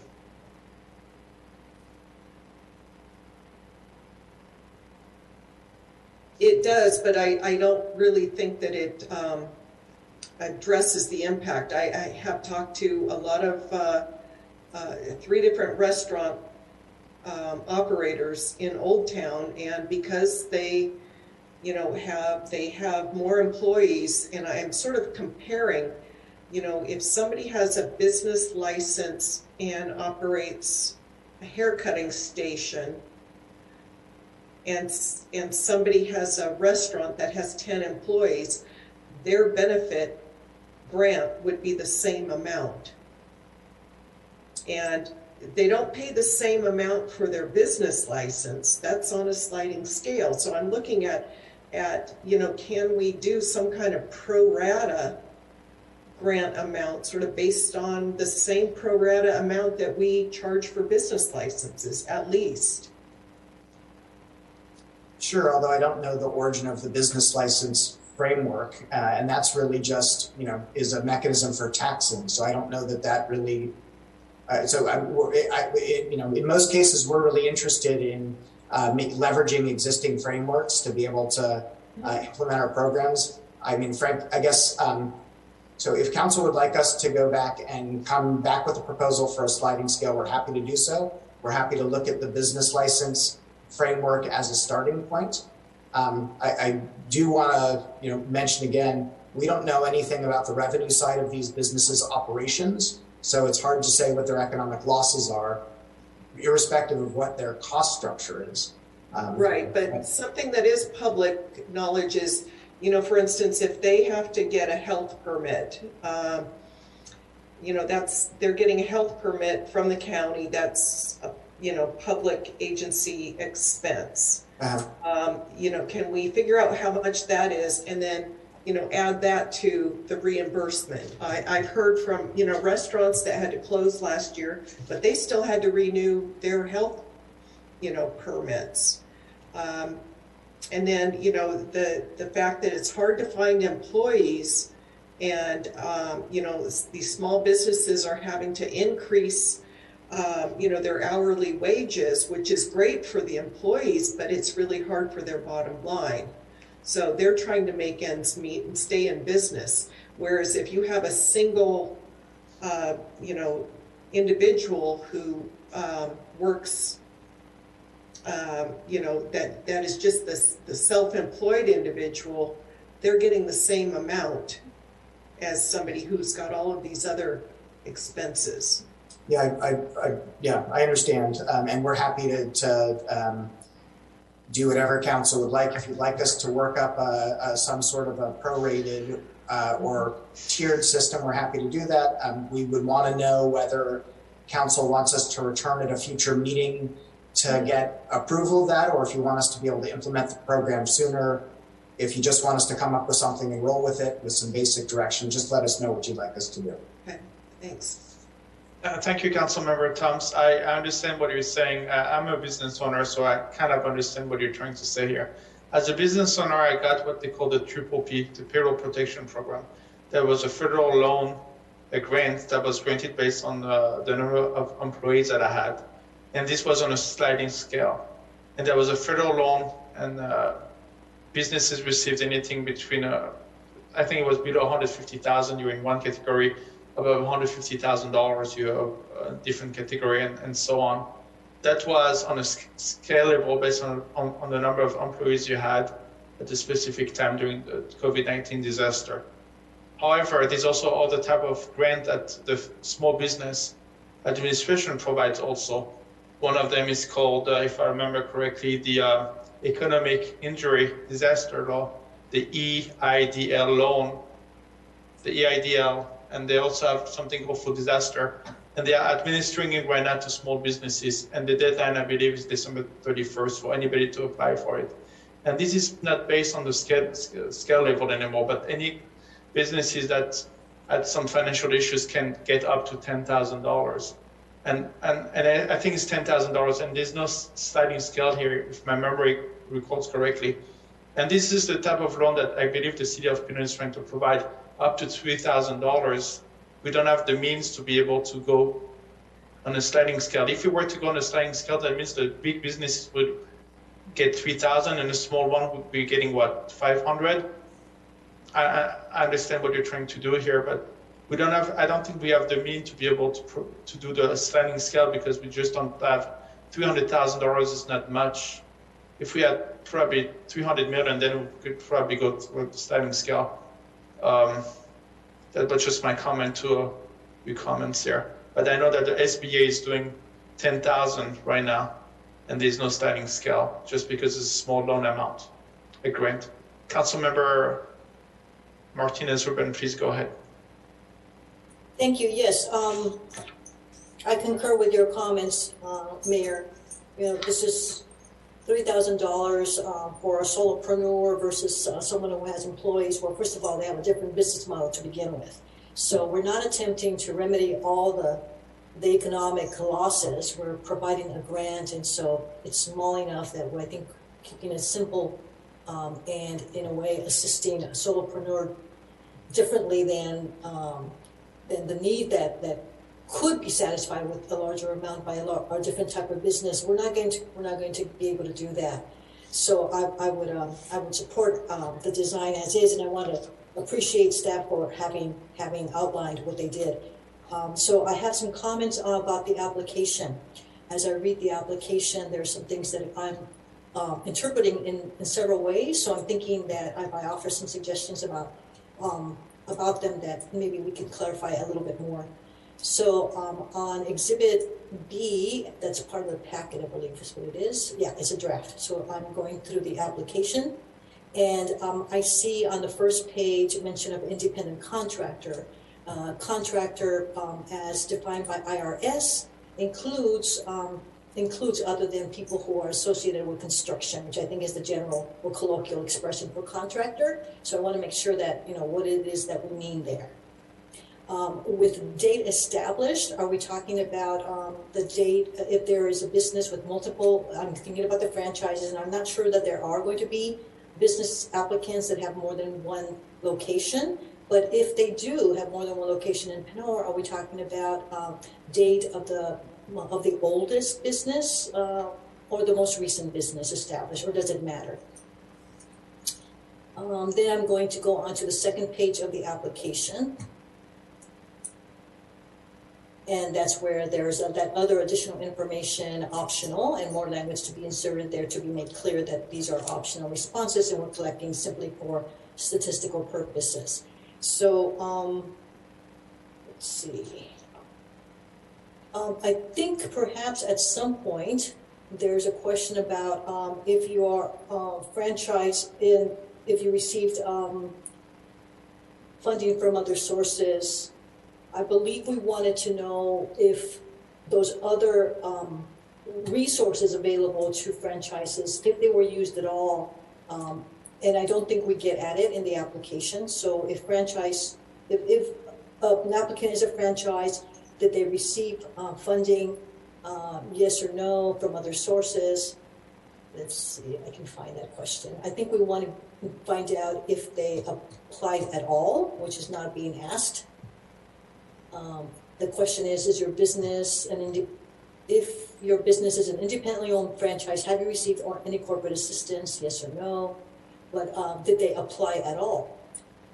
I think is one question that could precede this one.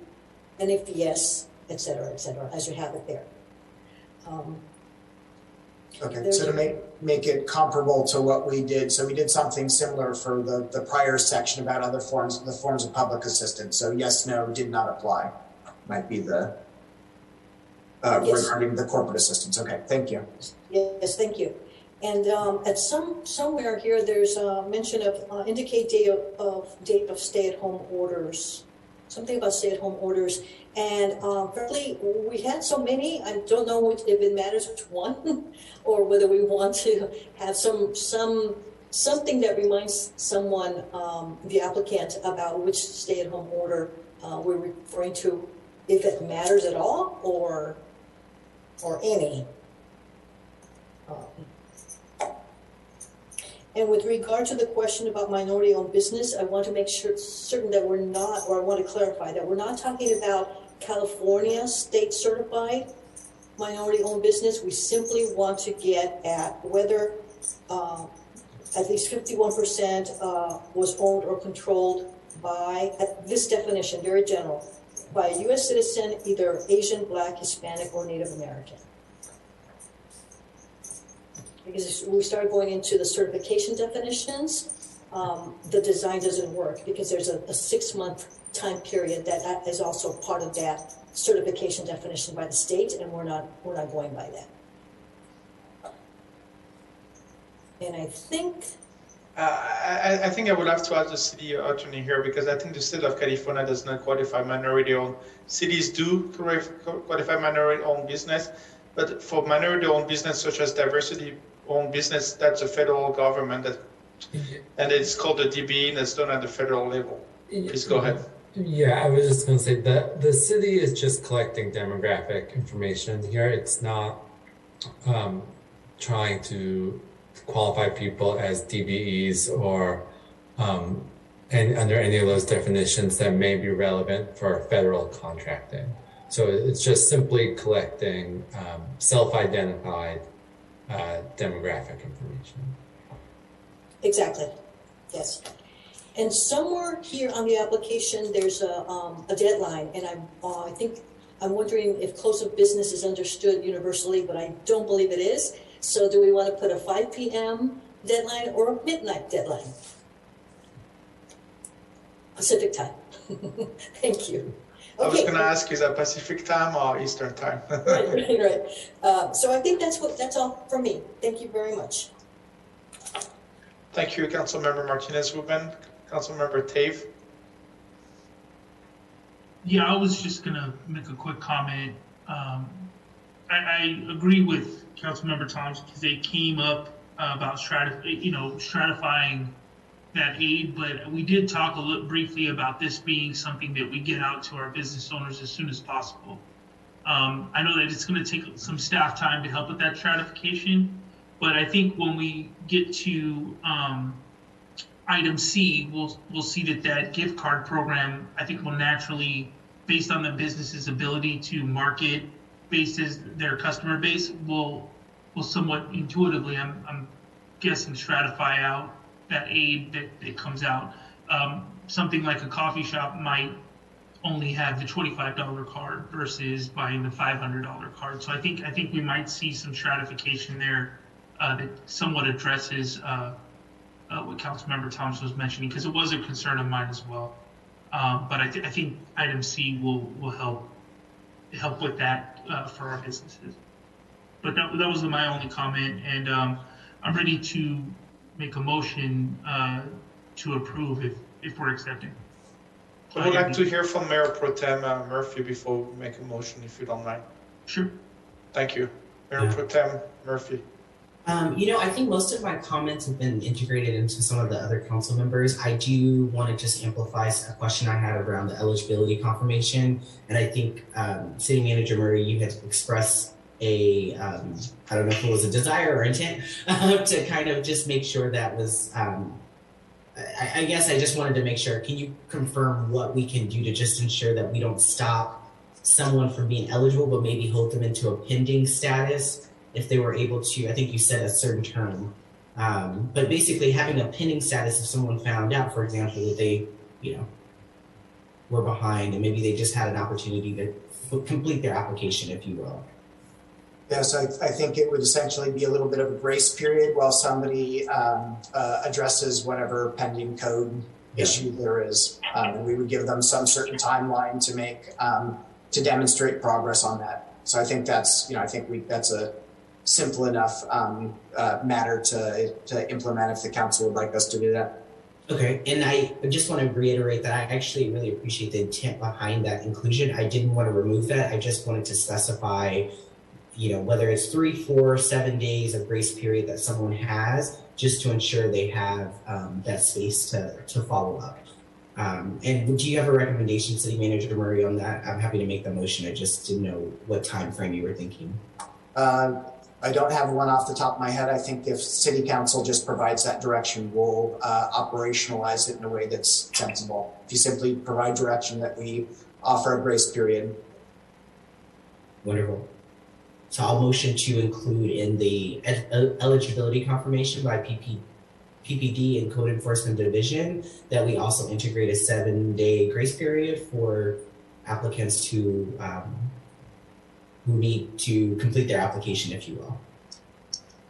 If I may, I would suggest we leave the grace period a little more open-ended. I'm not sure that 7 days will be enough. You can imagine just a couple days of back and forth about what's due and making the payment or whatever it happens to be. So I think that's okay. So I'll nix the 7 days and just say an inclusion of a grace period.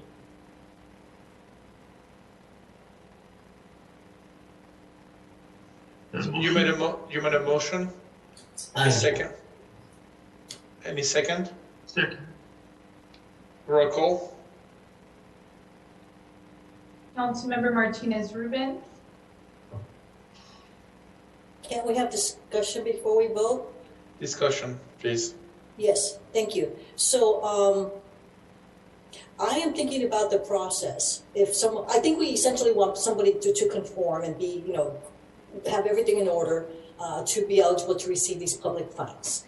I'm also thinking about the length of time it takes to go through the entire process of meeting a code enforcement violation. That can take, correct me staff here, but I think it can take a couple of months between the time someone gets notice at all and then I think it's the procedure or due process that they have to go through for that to be taken care of, for the problem to be addressed. So just that thought occurred to me. So maybe we leave it to staff to determine, but I'm thinking that there can be some people who are hanging on for 2-3 months before they actually do anything. And I don't know if that's problematic or not. So, I don't consider it a problem. I don't think there, frankly, are going to be all that many cases like this. We know this small business community from having gone through this effort the first time.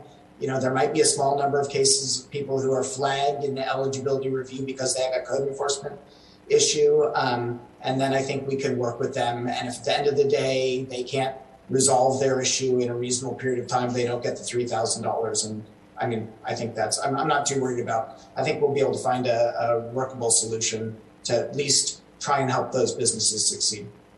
Great, thank you. Any other comments or questions?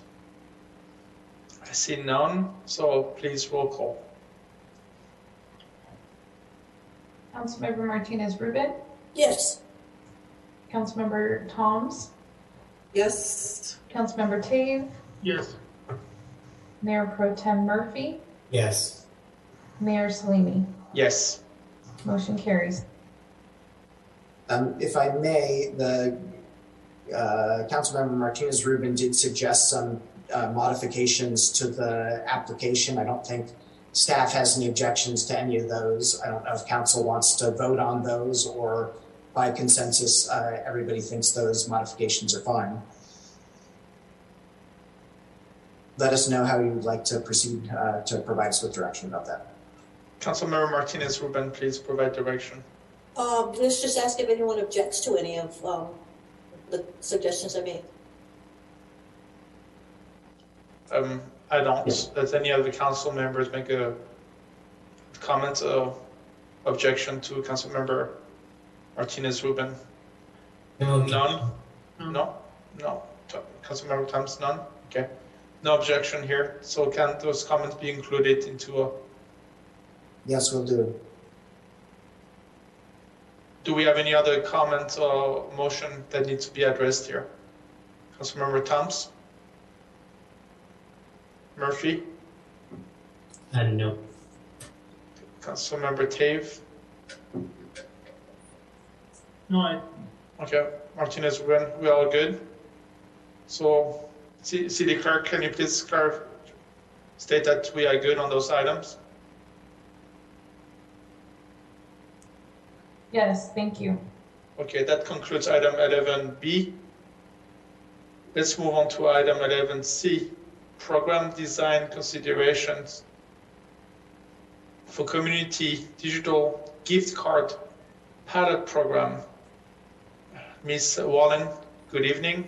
Welcome. Thank you for waiting until 10:35.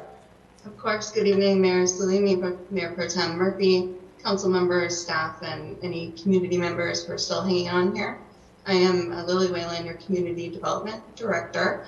I'll be talking tonight about staff recommendations for the design and implementation of the Pinole Community Digital Gift Card Pilot Program. Next slide, please. By way of background, in October and November of this year, the City Council held workshops to discuss how to appropriate the $4.6 million Pinole was allocated as a part of the 2021 American Rescue Plan Act, or ARPA. Council decided to allocate in part $100,000 to a community gift card program to provide assistance to businesses and also aid households in need. Next slide, please. First, what is a community gift card program? There's been an increased interest in these types of programs by local jurisdictions during the coronavirus pandemic to both stimulate the local economy and provide some additional savings to residents in need while shopping locally. Community gift card programs allow anyone to purchase gift cards that are only accepted at local businesses. These programs are designed to promote local businesses, encourage shopping and dining at local businesses, and also incentivize residents to resume and continue their patronage of local businesses. Many vendors that support this program also allow local jurisdictions to provide program subsidization in the form of a bonus gift campaign. For example, a city may offer to add to the value of a gift card in order to incentivize the community's interest in the program. These subsidy programs offer additional motivation for community members to shop locally and ensure that their dollars stay in the community, all while saving a little money on local goods and services. And this in turn generates additional sales revenue for local businesses. Next slide, please. A community gift card program can be a substantial component of a buy local campaign, sometimes known as a shop local or buy independent campaigns. These programs educate consumers about the economic and social advantages that independent and local businesses bring to a community. Studies have shown that for every dollar spent at a small business, 67 cents stays in the local community, as opposed to large chain developments where about 44 cents stay in the local community. Many shop local programs also in turn educate the public about the many benefits to a community that shopping small and local provides, and some of those benefits are on this slide here. Next slide, please. The recommended program design for the pilot program in Pinole was developed with the input provided from the local business and community member survey, which found that assistance to businesses as well as aid to households in need was desired. The goal of aiding local businesses would be accomplished through a shop local campaign, whereby community gift cards can be spent at a curated list of merchants in Pinole. This campaign would involve partnership with a marketing professional and the Bayfront Chamber of Commerce, in addition to the use of ARPA funds to provide financial incentives for customers to purchase gift cards and to cover the vendor fees that support the program. A substantial benefit to all community members who purchase digital cards during the pilot program is more purchasing power at their local retailers, restaurants, and personal service providers. Additionally, the goal of helping households in need would be accomplished through an additional needs-based discount on community gift cards. This portion of the program could involve reaching out to the target population who could benefit from the program through a special communication campaign. Next slide, please. In terms of the vendor, city staff researched and interviewed 3 different community gift card platforms and believe that Yifty is the best platform for Pinole's pilot program for a variety of reasons. Yifty is a Bay Area company that began in 2012 and currently operates community gift card programs throughout the nation and in communities local to Pinole in the Bay Area. Similar to other gift card program vendors, the fees collected by Yifty to support the program are not paid by participating merchants or the city, but are paid by the purchaser of the gift card, the consumer. Yifty pays credit card processing costs on the purchase, and therefore there's not an added cost to merchants in terms of paying for the service and distribution channels. They also have a customer service portals with how-to videos, some FAQs, and they also manage the gift card activity. They also send monthly reminders to gift card holders to spend their gift cards, and they also send special reminders about upcoming expiration deadlines for use of their gift cards in addition to any bonus gift card funds. And then lastly, Yifty offers a feature for merchants to define special offers independent of any city incentive. So a business, for example, could drive business by having a 2-for-1 lattes afternoon promotion that would be independent of the city promotion. Next slide, please. In terms of financial support for the program, staff recommends that the allocation for $100,000 in ARPA monies include the following. And so first, it would be funding the $1 per card and 5% of the purchase amount, which is the delivery fee. And then there's also a $1 per bonus gift fee. And this is recommended in order to eliminate that deterrent for gift card purchasers. And the table on this slide shows how Yifty's fee structure works. Next, funding incentives in the form of bonus gift monies to encourage use of the program and further financially supporting an additional discount to eligible low-income population is a component of the financial support proposed. And then lastly, the support would include branding costs associated with the development of the Shop Local Pinole campaign, and then also marketing, printing, and postage costs for promoting the program. Next slide, please. In terms of the Shop Local incentive component of the program, many communities are integrating a bonus gift incentive to the community to encourage success of their programs and then amplify infusion of dollars into the local economy. Staff is proposing the following incentive system to pilot with the program. So first, the recommended promotion level is a city subsidization of half the value of the gift card purchased, with a maximum purchase of $200 per card with the promotion. So for example, if a customer purchased a $50 card, the city would match $25 and the customer would receive $75. All purchasing and delivery fees would be paid for by the city during the pilot program, and that would be on a first-come, first-served basis while funds remain.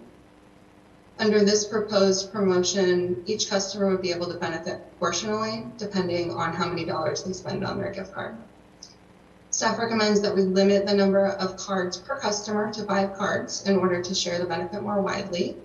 And then finally, although Yifty's gift cards do not expire, staff recommends that we do set an expiration date on the expenditure of the bonus gift card funds to encourage the monies being distributed into the local economy more quickly. The staff report does suggest an expiration date of 90 days after purchase for the expiration of the bonus gift card funds, at which point any expired unspent bonus gift funds would be returned to the city for redistribution to the community after a restocking fee. Upon further thought, city staff recommends the council consider the benefit of increasing this period from 90 days to 120 days, or another amount that you might find reasonable, given that only certain businesses will be invited to participate and residents might not have a need within that 90 days for the specialty items that those stores might stock. Next slide, please.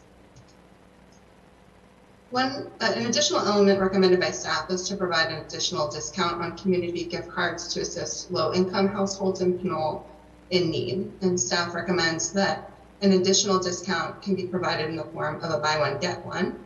For example, a qualifying customer could purchase a $100 gift card with a $50 investment of their own funds and then $50 investment from the city's ARPA funds.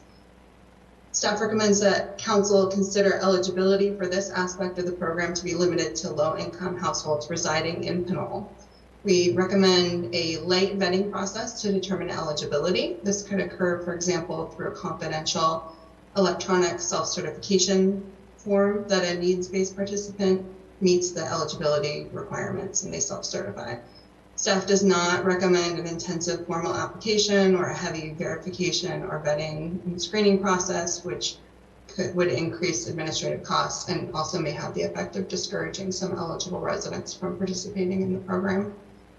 Reaching this target population could include sending special communications to households in the city's affordable housing programs and community members who utilize the senior center and tiny tot services. Additionally, the city could reach out to the school district and or the Contra Costa Employment and Human Services Department and their partners to identify and connect with qualifying Pinole households that might be in need. Next slide, please. A key component of the program will be to identify the businesses the city would like to initially invite to participate in the program. In order to provide a recommendation to the council regarding merchant eligibility, staff consulted with the chamber and reviewed the criteria used for qualifying businesses applying to the prior 2020 Small Business Grant Fund program. In addition to establishing thresholds for small business qualification in the program, the chamber has offered that the council consider including only a subset of local businesses that were either temporarily forced to close or change their business model during the pandemic. So with the chamber's input, staff is recommending the following parameters for business participation in this pilot program. So it would be for a for-profit business in one of the following categories: retail, restaurant, cafe, or a subset of personal services shown on the screen. Other eligibility includes the requirement to operate from a physical storefront, maintain a current business license, has no open code enforcement actions, has 20 or fewer full-time equivalent employees as of December 1 of this year, and is either independently owned and operated or a locally owned chain. And this merchant eligibility tracks closely with the eligibility proposed for the small business grant program you just discussed, with the exception of that program considering small locally owned franchises as being eligible. Next slide, please. An essential component of the program is the city marketing the availability of gift cards to the public. And staff recommends that we work with a local marketing or graphic designer in order to develop a brand and identity for the program and assist with the marketing and distribution strategy. At a minimum, the program would be marketed on social media, flyers, posters, window clings displayed in storefronts of the merchants, and at community events via the local press and media, through the Chamber of Commerce, and then also through a good old postcard that's mailed to each resident in Pinole. The web portal, which would be provided by the YIPD platform and customized with our branding, would be used as a landing page to detail the program, showcase the participating merchants, highlight the incentive and bonus gifts from the city, and allow customers to actually make their gift card purchases. Staff would also consult with the firm developing the economic development strategy to ensure that branding for the program is done in a way that's complementary to what the city will likely do on branding pursuant to that strategy. And then finally, we would also develop program materials specifically for the needs-based population and send those special communication materials to eligible households. Next slide, please. In terms of expiration of the program, staff recommends that council consider receiving an update on the successive challenges of the program after 3 to 4 months of program official launch in order to fine-tune the program if required. And the council may at that time consider additional allocation of ARPA funding based on the success of the program. We've indicated some sample metrics that could be used to measure success of the program, to determine if the cards are being used, if the marketing strategy is effective, learning about where the cards are being spent and what denominations, and then the total cash infusion into the local economy as well. Although the purchase amount of the gift cards don't expire, we also, as I indicated, recommend that in order to expeditiously circulate the monies into the economy, that the bonus gift cards expire after 90 to 120 days after the initial purchase. And since there's no cost to the city or participating businesses to continue with the program after ARPA funds have been spent, there may be a benefit to continue to host and promote the program, even when the bonus funds are not available. And this can all be evaluated during council review of the program. Almost done here. Next slide, please. In terms of implementation and timeline, city staff would administer the program.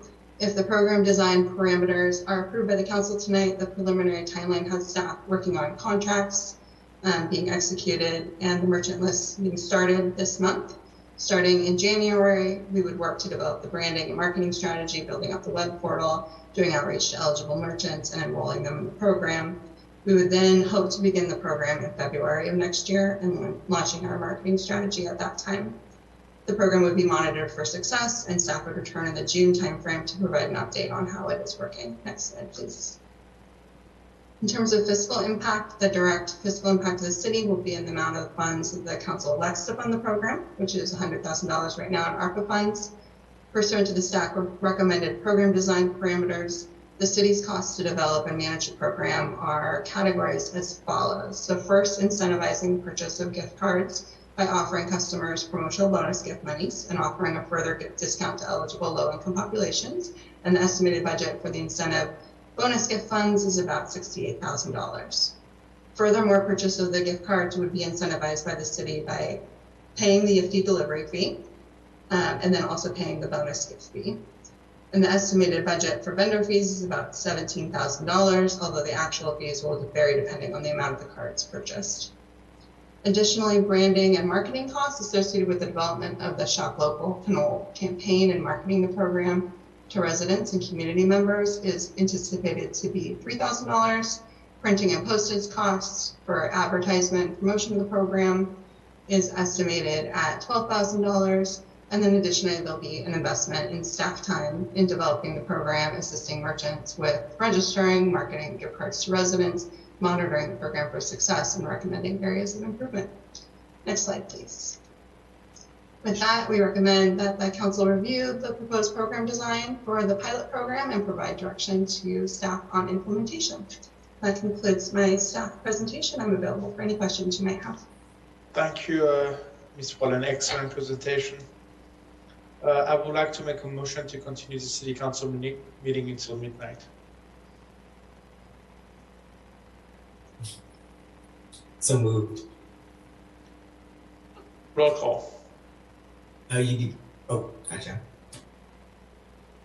Second, I make the motion. I see. I guess Mayor Pro Tem, you seconded, correct? Yeah. Roll call. Councilmember Martinez Rubin.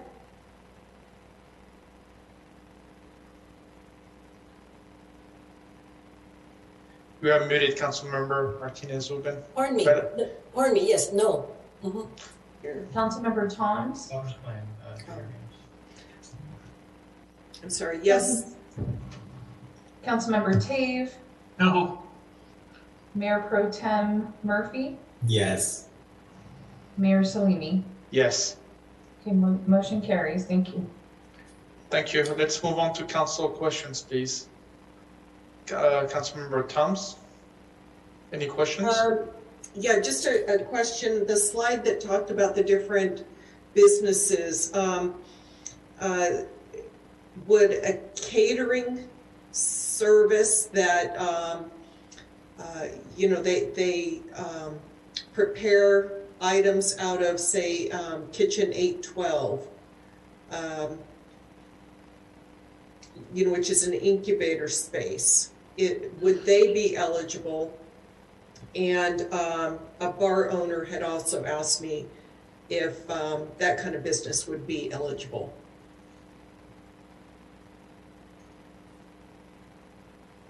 So in looking at thank you for the question, Councilmember Thomas. In looking at the eligibility requirements, we right now modeling it after the grant program, the business would have to operate from a physical storefront and then also be in a restaurant or cafe category. So to cover the catering, I think that type of business would qualify for this type of a program.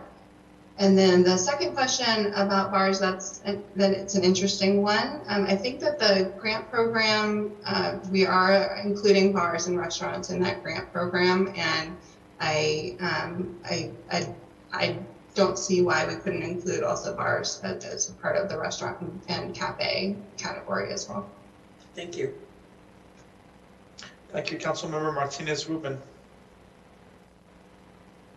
Thank you. Yes, bars, I'm questioning in my mind because, boy, I think at some point there's going to be this curated list of business. Oh, I'm sorry. We're at questions, aren't we? Questions, yes, please. Okay.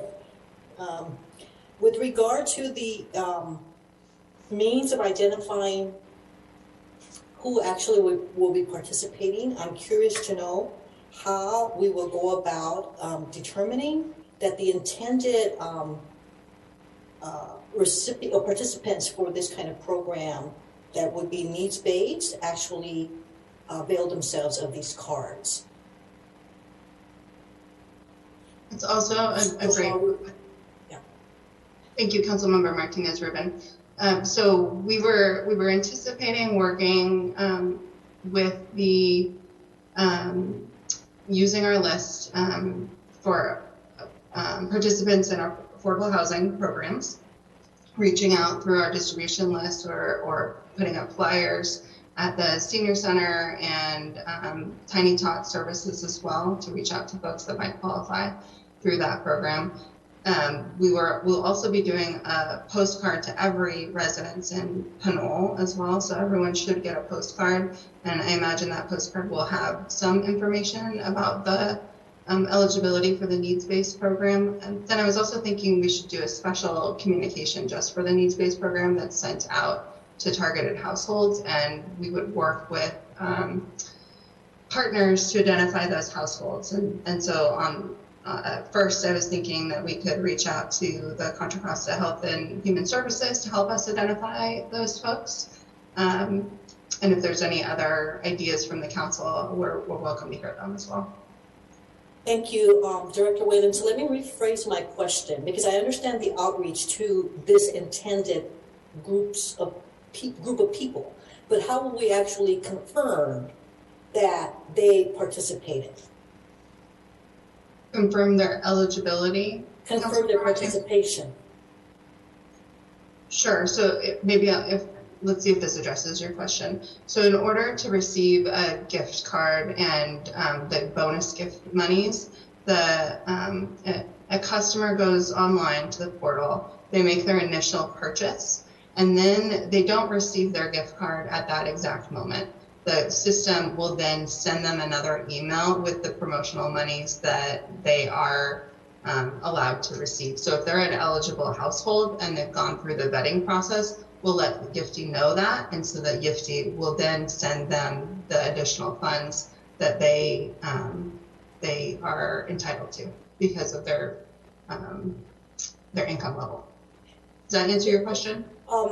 Perhaps with what I say next. So staff will be involved somehow in tabulating that the needs-based purchaser of a card actually was in any of the groups that we're doing special outreach to, or that would be would have some income eligibility requirement met.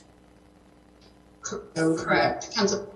Yeah, so we'll be able to track the expenditure of the giftee cards by card, so we'll be able to do the evaluation that Director Whalen referenced. And so we can flag purchasers, particularly those who are applying for special provisions of the program and determine how much they've expended of their gift funds and regular funds. Thank you. I have an unrelated question. In trying to decrease the cost of printing and mailing, is there a mailer that's going out? And I'm thinking of the community, that annual guide. Yes, that guide.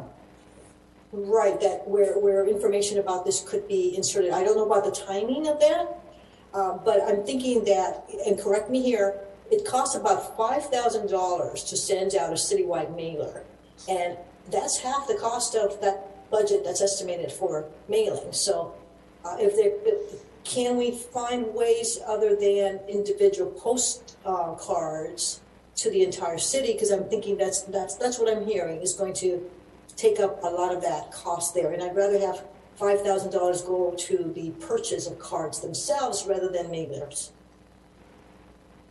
So we can look for other mechanisms, channels to promote the program. One of our challenges is that we don't have enough engagement through our electronic communications to have any confidence that we're getting coverage of the city. And so our fallback is, for the time being, to send out paper mailers. And I think that's kind of an unfortunate but necessary circumstance until we develop our other communication channels. So we'll certainly look at what other communications the city is going to be sending out relatively soon and piggyback on that to share the costs. But I'm not sure that something's going to go out in the time frame that we have in mind. But we will look for those opportunities. Thank you. That's it.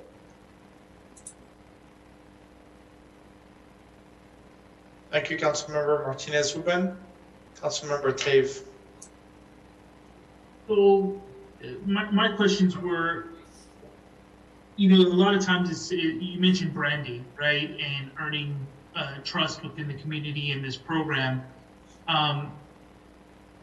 is what I see as the branding, right? Because this is really a benefit that we're trying to provide to people, but at some point they might be skeptical about, the program itself. So I guess I just see a storefront business being able to say, hey, look, this benefit is happening. There's going to be posters, marketing, all of that prior to people registering, right? That's what I got from that presentation and timeline. What about the reluctant person or the person that doesn't have access to the internet or doesn't have?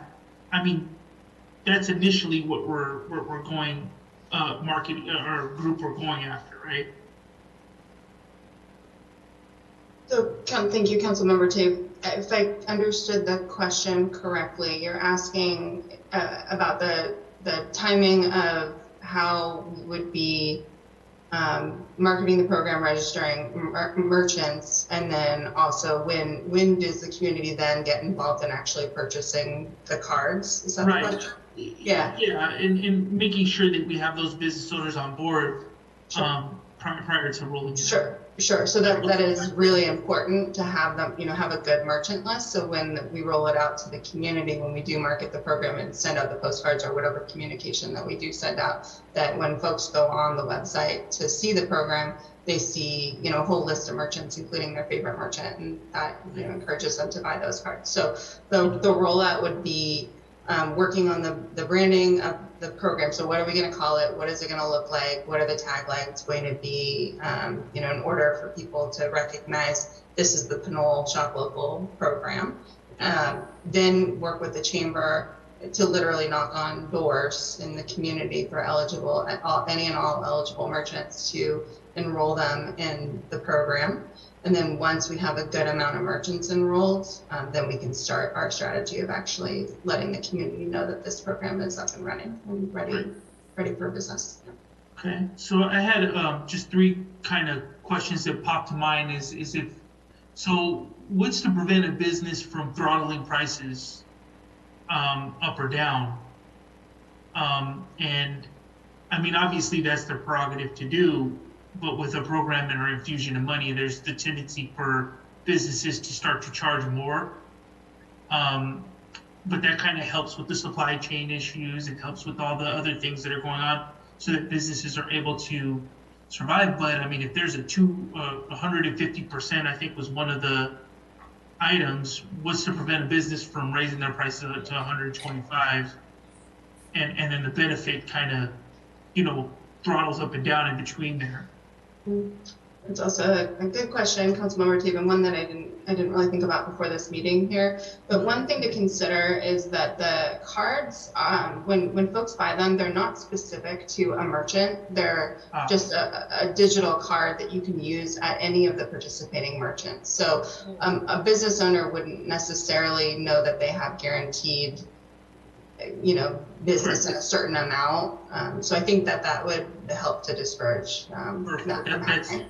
That's great that the control's in there. I just, and I know I kind of hit you with that one, but it was a great answer. I'm just looking to make sure that people are taking advantage of the program, right? The next question I had was, how do we prevent people from purchasing and reselling? Is that, it sounds like everything is digital, but I know that people have, in some degrees, early on with gift cards, is that if there was a benefit of, let's say, 20%, right? They would sell for 110 to somebody so that there's a 10% benefit and a cushion. I think somebody, I remember reading, built a whole business around doing that, was finding these business card or these gift cards, and there's this cushion of, and then they would, sell for 110%. It sounds to me like this registry online basically locks that one person in to that one specific purchase card, and that's it. There's no gifting of a gift card, if that makes sense. Or yeah, and that might be a question that we have to come back with you for an answer from the vendor themselves. Right. The card, as I understand it, is more like a digital code. So if you do have a smartphone, you can bring your smartphone in and show the vendor your code, or you can print out your code and bring that into the merchant. All they need to do is key it in. So I don't know the answer to that question in terms of someone, giving their key, their key out to someone else and having them use it. Right. The purchase is going to be the key element here, right? It is that making sure that people are those transactions are happening. But it's just something that came to mind with gift cards. But to me, I think we handled this very well with the $100,000 as a starter. We'll flush out any issues if the program's successful, and then moving and growing this program based on its success. But 100,000, is that going to give us enough runway to get this off the ground?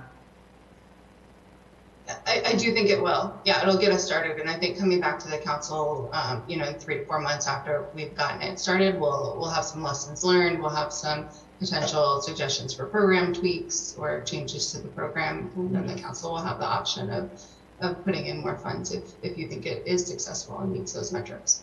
Great. And I think just as far as metrics go, we really want to see that benefit that being realized by our residents. So, I know it's not going to be a small task, but I'm hoping that we can start to paint that picture as to how it's functioning. So, thank you. Great presentation. Thank you, Councilmember Tafe. City Manager Merritt, please go ahead. Yeah, just briefly, if I may, we did include a limitation, maximum of 5 cards per individual, Councilmember Taves. So somebody is not going to buy, 300 cards, and then resell them because we have that limitation. There are obviously some practical challenges that we hope YIFTI has some controls around, but that's one way of making sure people don't take advantage of the system. This is I think a really exciting and complex foray for the city into a couple different new areas. So we're, as you all know, and we all have a shared interest in kind of reigniting our local economic development activities. So this gift card program is part of that. It is going to be a companion with a Shop Local campaign. And also it has a component of adding, additional purchasing power to some of our low-income residents. So there's a lot packed into this program, which I think is really exciting. It's a pilot. We're not going to get everything right. But at the end of the day, if some of the cards go to folks who are in fact not low income and we provide extra credit, at the end of the day, this is all the city investment and support is going to get expended in our local businesses that participate. So the worst case scenario is it doesn't have the maximum amount of intended benefit to our low income households.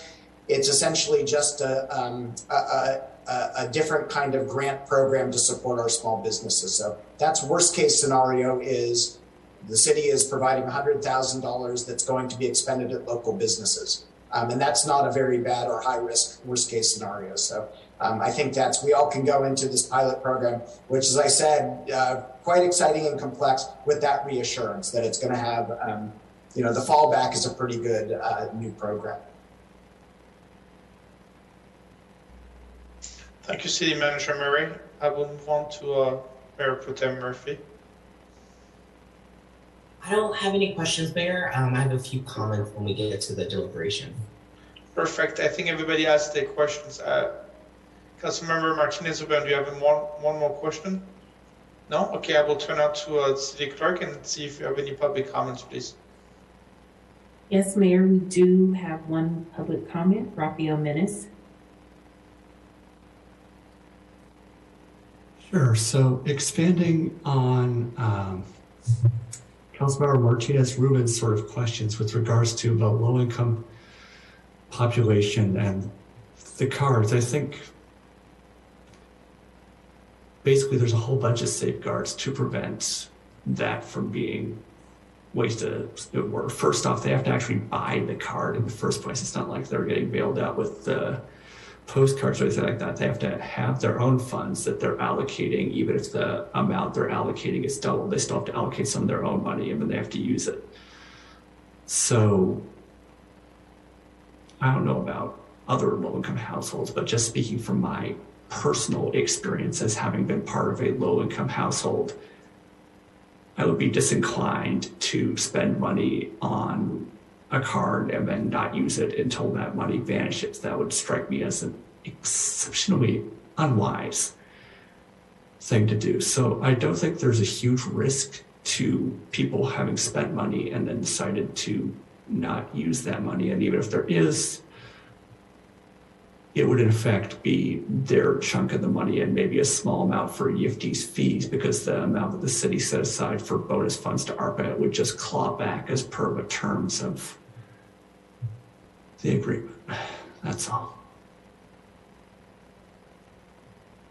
Thank you, sir. I will move it back to the council for comments. Councilmember Martinez-Ruben, go ahead, please. Thank you.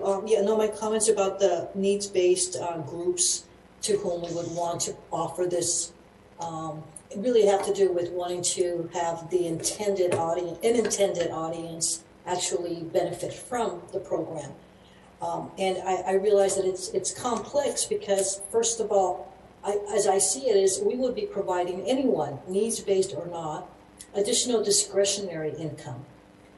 Which is a completely, in my mind, a different notion than assisting households because we're providing them funds for essential goods. So I think one of the things that we're going to learn in getting the merchants who will be part of this is that whether the services that they provide are indeed as popular or as needed as we would like by different groups. Not that we would like, but to what extent are the different groups that are going to be purchasing these cards regarding the merchants to be identified as necessary for them? And I really subscribe to the notion that the kinds of businesses that we have in Pinole are providing services and goods that are really ordinarily consumed out of discretionary money, pre-COVID or not. So it'll be an interesting finding to see what comes out of this, who actually participates. Let's see. I think I'll come back because I have to organize my notes here for additional comments. Thank you. You're welcome. I come back to you in a few minutes, Councilmember Martinez-Ruben. Mayor Pro Tem Devin Murphy. Yes, thank you. It's 11:13. I just want to say, Director Whalen, this felt like a debut that I remember from WWE watching as a child. Like, thank you for being here, but thank you for giving me excitement at 11:13 p.m. on a Tuesday. This is phenomenal work, and it's so great to see this presentation in person. I'm certainly very excited about what could come of this. I want to reiterate some of the points I think council members made about just protection of both the consumer side of this, which is the folks who will be getting the gift cards, but also what I see as in some ways protections for both the businesses. I wanted to offer a couple of partnerships that I think would be critical. I know you mentioned in your presentation some community partners. Number one, I did want to mention that MCE has done a community cares program, which basically we basically allocated $1.5 million for folks who have who would be probably the same world of this service, if you will. There's about 400, I believe, City Manager Murray, correct me if you know the number exactly, but about 450 people who benefited from the MCE Cares program who are Pinoleans. There's about 28,000 across all of our member agencies, but for about 450, maybe some more. But I imagine that those are the same people who would probably benefit from a program like this. So I'd love to make the connections and see if we can link up with folks from MCE who have done a lot of administrative work on the certification around people's finances, and maybe that could be a potential way for us to like really target people. I also just wanted to mention like the Boys and Girls Club and the community Contra Costa Family Justice Center. We had a presentation from them a couple months ago, as well as the Rainbow Community Center, which is the LGBT center in Contra Costa, and then also Contra Costa Senior Legal Services. They do a lot of work around tenant protections, but I thought that may be an interesting relationship too. Aside from that, just wanted to mention that if possible, including Spanish and Tagalog as options for different languages, if that was of interest. I know you mentioned something about needs-based communication or special communication. Wasn't sure if you were talking about language or just like how the information is disseminated. Maybe folks who are unhoused, I don't know how they would have access to that. So if I just mentioned that in terms of the languages. And then, of course, it would be remiss of me. I was wondering, the question, I think Councilmember Norma Martinez-Rubin said something about sustainability. And it I think she was saying sustainability long-term, but it made me think about green and like, how do we green this program? We've talked a lot about climate action in Pinole. I'm not too sure of those ideas. I just wanted to put that out there as an opportunity for us to think about. How do we promote sustainability in a more green model through this? That may be just simply reaching out to the Contra Costa green business program and seeing the businesses in Pinole who are part of that. It could also be an MCE relationship kind of thing, but I just always like to integrate that into conversations. And then my other thing was, and this has actually come from one of the public commenters who said something about, there are people who sometimes get benefits, especially considering folks who are dealing with, extreme distress, unhousedness, right? Sometimes people get benefits and don't know how to utilize them. And I've kind of thought about this with the participatory budgeting tool we've introduced this year, the Balancing Act.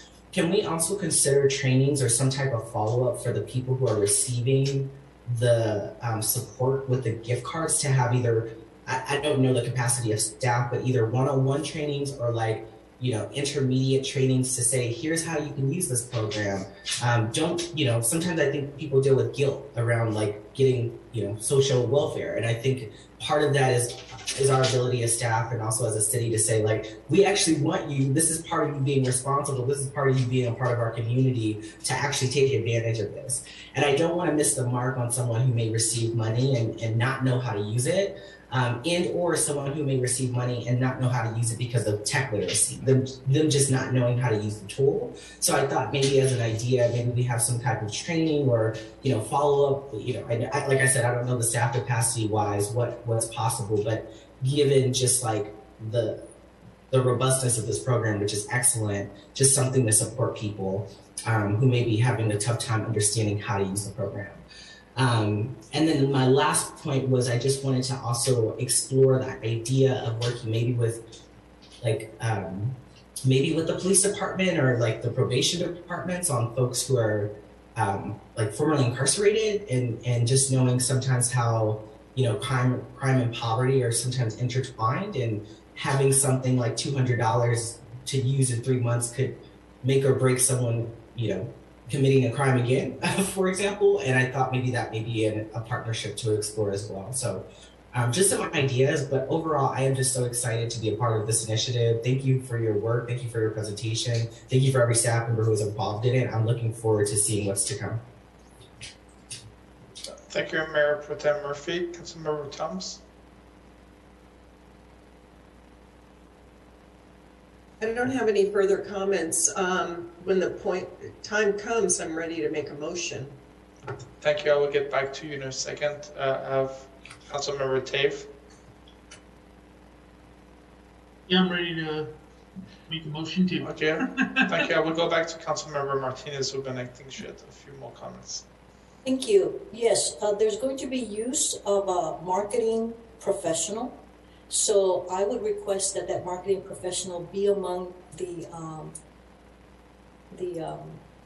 businesses that they're part of the chamber or are based here in Pinole. I don't know what if STEP is intending to go out and identify someone outside through a bidding process, but again, I'm trying to cut on the cost, and I'm trying to think of using the resources that we have here, and there's talent in Pinole. So yes, so that's I think an invitation to be in touch, ongoing communication with the chamber to identify who that marketing professional could be. That'd be someone local. From the staff report, I read that there would be consultation with the consultant that's been hired to identify or develop an economic development strategy that we're yet to find out about, and we'll find out more in the spring, I believe. But again, I'm thinking about whether then that consultation time, not knowing any more than what I saw in the staff report, would mean additional hours, increased scope of work, and increased funds going to that consultant rather than someone local. And I would request that it be someone local, or that the consultation is, take a look at what the marketing person has come up with and see how it coincides with the work that you're already doing with this, which is within your scope of work, consultant.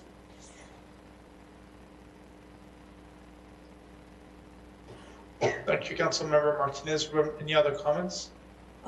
Yeah, can staff react to what I just said, please? Sure, I can. I'm Councilmember Martinez Rubin.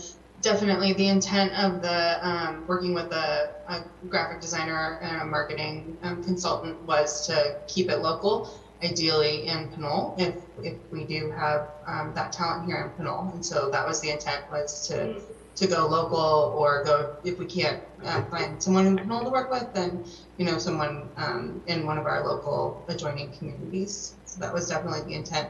And then the intent with our consultant for the economic development strategy was really the latter of what you said, Councilmember Martinez Rubin, was to really show them what we had come up with and make sure it aligns with their what they've seen professionally, and then also what they're coming up with for Pinole as well. Make sure there's not inconsistencies in those strategies. Thank you, and I want to just, if I haven't already said it, just reiterate my appreciation for the mention of as many outside organizations with whom you're going to build relationships, and council members' suggestions about additional ones, because it's going to take those kinds of partnerships to really help us work through this new program. So I am looking forward to finding out its results and picking up from there and doing something different, or however we're guided based on those results. Thank you. Thank you, Councilmember Martinez Rubin. I would like to ask any council member who would like to make a motion? Yeah, I'd like to make a motion to approve item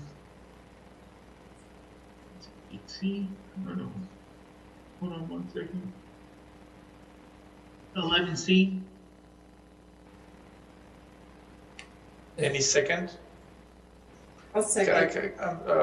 City Attorney Mugg. I was just gonna say, you know, the item is just this. Excuse me, sorry. The item is to provide direction. So by approve, I interpret that to mean to, you know, proceed as in accordance with the staff report. Yeah. So we have a motion. We have a second discussion. I have a comment on that motion. I think the grace period was extended from 90 to 120 days. And if we can do that in a motion, I would appreciate it. Yeah, so motion to, with the amended, I mean, it's 1120. So a motion to approve item 11C, or provide direction to move forward for staff per the recommendations of extending the grace period to 120 days. And I think that was it, right? Thank you. Any second? Second. Seconded. Roll call. Councilmember Martinez Rubin. Clarification needed, please. Grace period, or was that a period to spend the card? To spend the card, right? Okay, thank you. Okay, yes. To spend the bonus amount of the card. Right. Thank you. Yes. I vote yes. Councilmember Toms. Yes. Councilmember Tave. Yes. Mayor Pro Tem Murphy. Yes. Mayor Salimi. Yes. Motion carries. Excellent. Thank you. That concludes item 11C. Let's move on to item 12, report and communication. A, mayor report announcement. I have a few announcements here. First of all, I wanted to wish you a happy holidays and a happy new year to the citizen of Pinole and our council and the city staff and all the consultants who are helping the city to succeed every day. Thank you for your help, and I look forward working with you in 2022, and we have a lot of exciting new things coming up. I also would like to let you know that Congressman John Garamendi contacted me today. He would like to stop by the city of Pinole and visit the council members and the city staff on Tuesday, January 4th at 4:30 p.m. I know that we do not have council meeting on January 4th, but the congressman provided me 3 dates, the 4th, the 5th, and the 6th. So I suggested him to stop by on January 4th. So I look forward meeting him in person. He informed me that the district has been reorganized and Pinole will be part of District 8. So it might be a part of his district. It is part of the district from now. So the congressman will be visiting us. And just to let you know that I have 2 upcoming meetings with the West County Mayors and Supervisors Association. And I also have the East Bay Division League of California Cities on this coming Thursday. And I also wanted to apologize because I did not mention the name of City Clerk Bell for all her great help among the people that I wanted to thank during my inauguration speech. That concludes my report, and I will move on to item 12B, mayoral council appointments. There are none. Item C, City Council Committee report and communication. I will turn to Mayor Pro Tem David T. Murphy. Happy first day of winter. It's winter solace. Lots of changes coming to our town, I see. So thankful for this council, so thankful for city staff, all the folks who are part of this real movement that we are, there's so much change happening in Pinole, and I'm just so proud to be serving with you all and so proud of all the work we've done. I think we got a lot of work to do, but I think it's such a great time to celebrate, and we're just really honored about this. I just want to say that it's never too late to get tested, never too late to get vaccinated. Coronavirus.cchealth.org/vaccine. There's a lot going on in the world right now, so just want to encourage residents to continue to get vaccinated, tell your friends and family to, and happy holidays to everybody. Thank you, Mayor Pro Tem Murphy. Councilmember Tave. Yeah, I just wanted to wish everybody happy holidays. There was a neat feature that I thought I would share with everybody.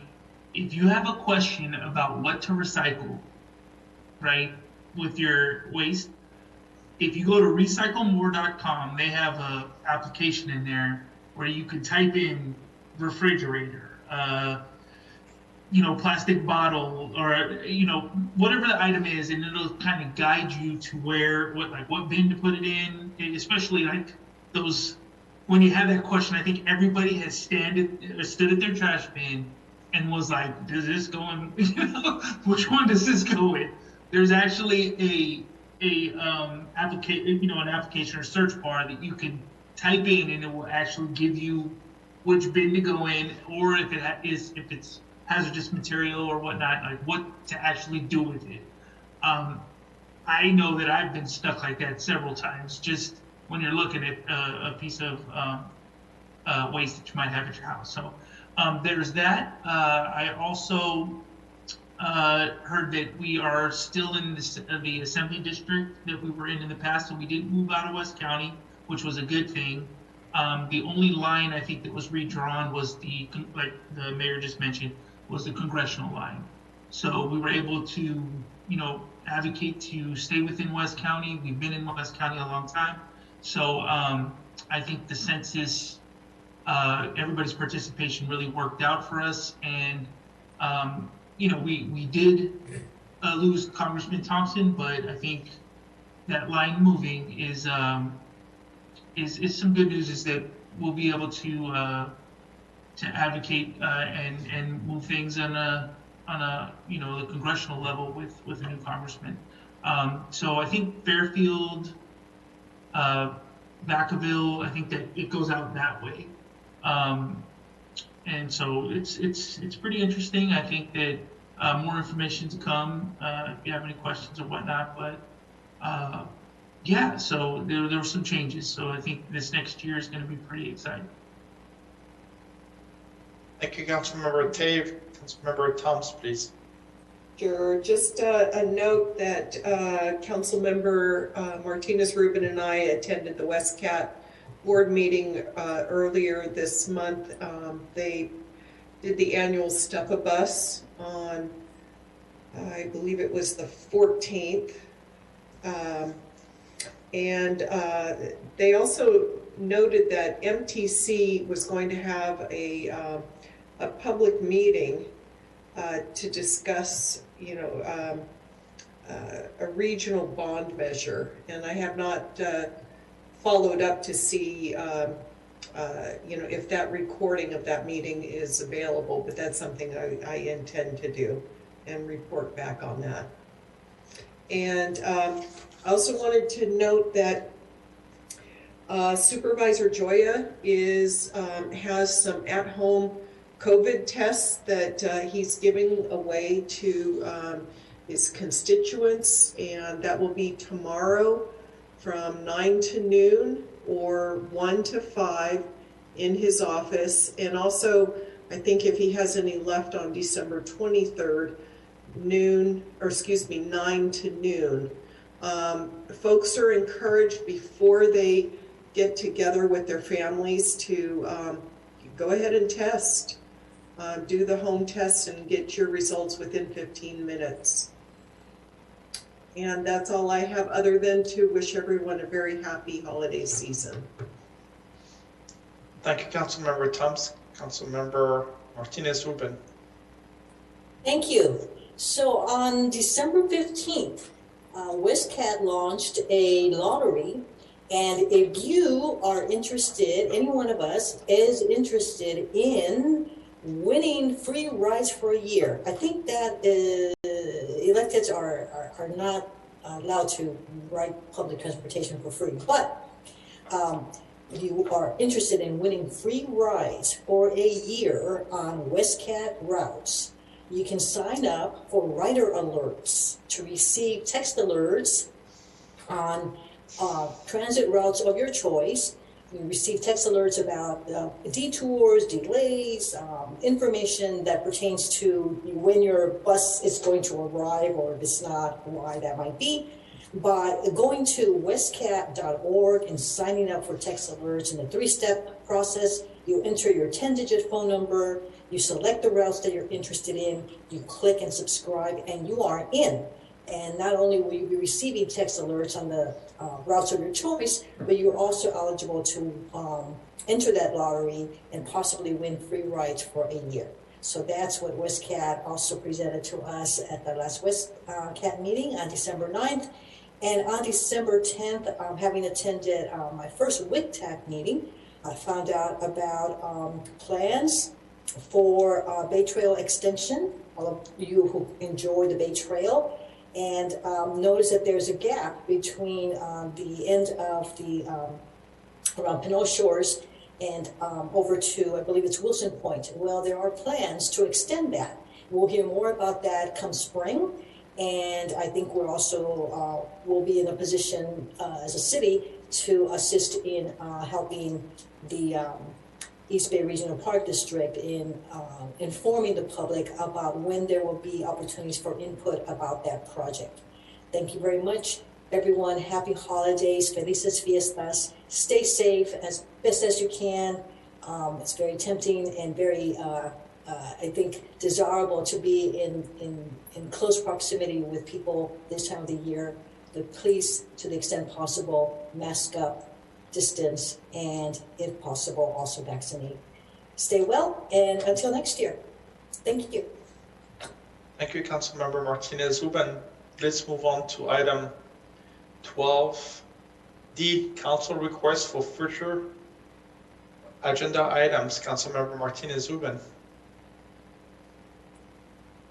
Thank you. I will pass tonight. Thank you. Councilmember Thoms. None. Councilmember Tave. None at this time. Thank you. Councilmember Murphy, Mayor Pro Tem Murphy. None for me. Thank you.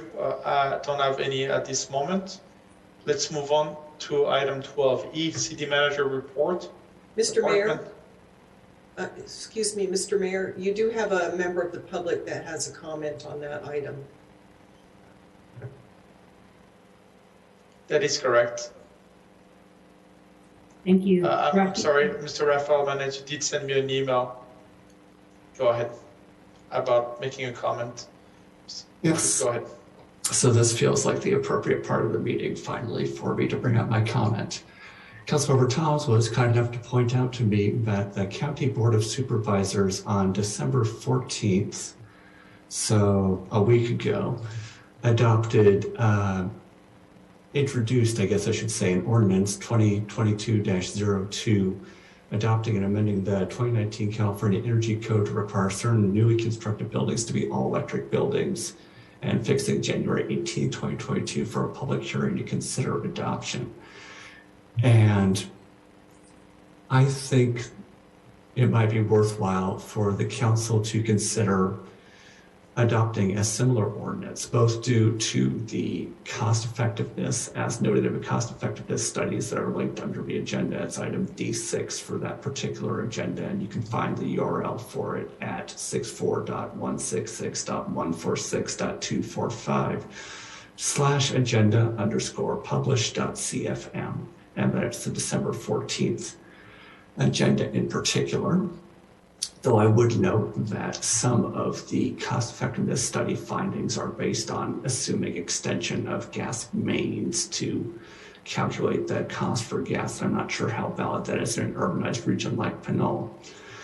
But more importantly, there's also a list of findings that the County Board of Supervisors needed to make in order to introduce the ordinance.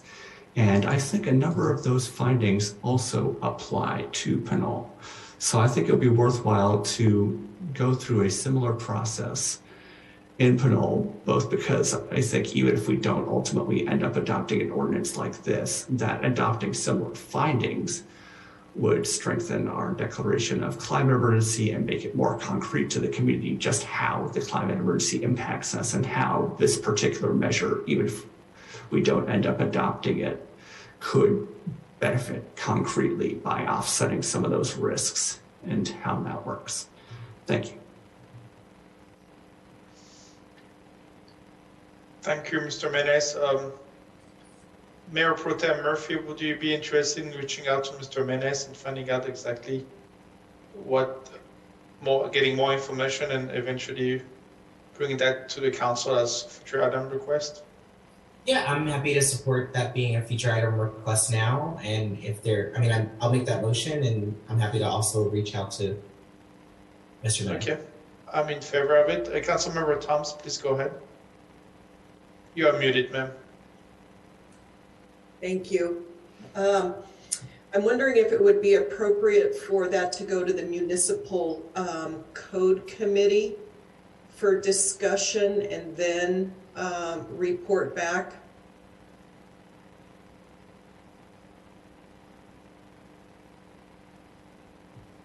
City Attorney Mark, would you like to comment? Excuse me. The City Council can certainly direct it to go to the Municipal Law Subcommittee to study first and to look at the county's ordinance and evaluate and report back. That's definitely an option. Councilmember Mayor Pro Tem Murphy, would you like to restate your request? Yeah, I'll move that the item to consider a building electrification code locally is forwarded to the Municipal Code Ad Hoc Committee. All in favor? A second? I need a second, please. I'll second that. Seconded, yes. Roll call.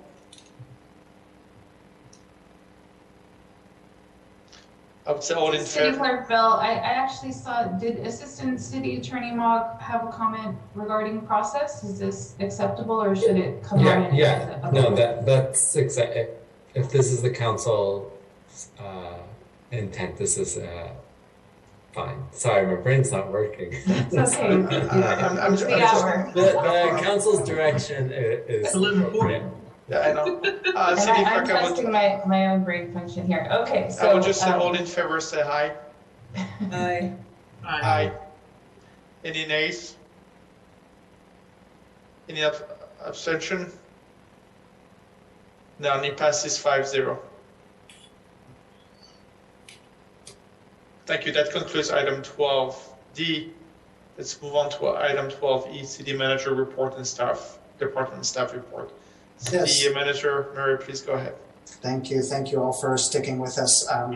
Thank you for wading through the many issues and providing the direction that you did on those important and exciting initiatives.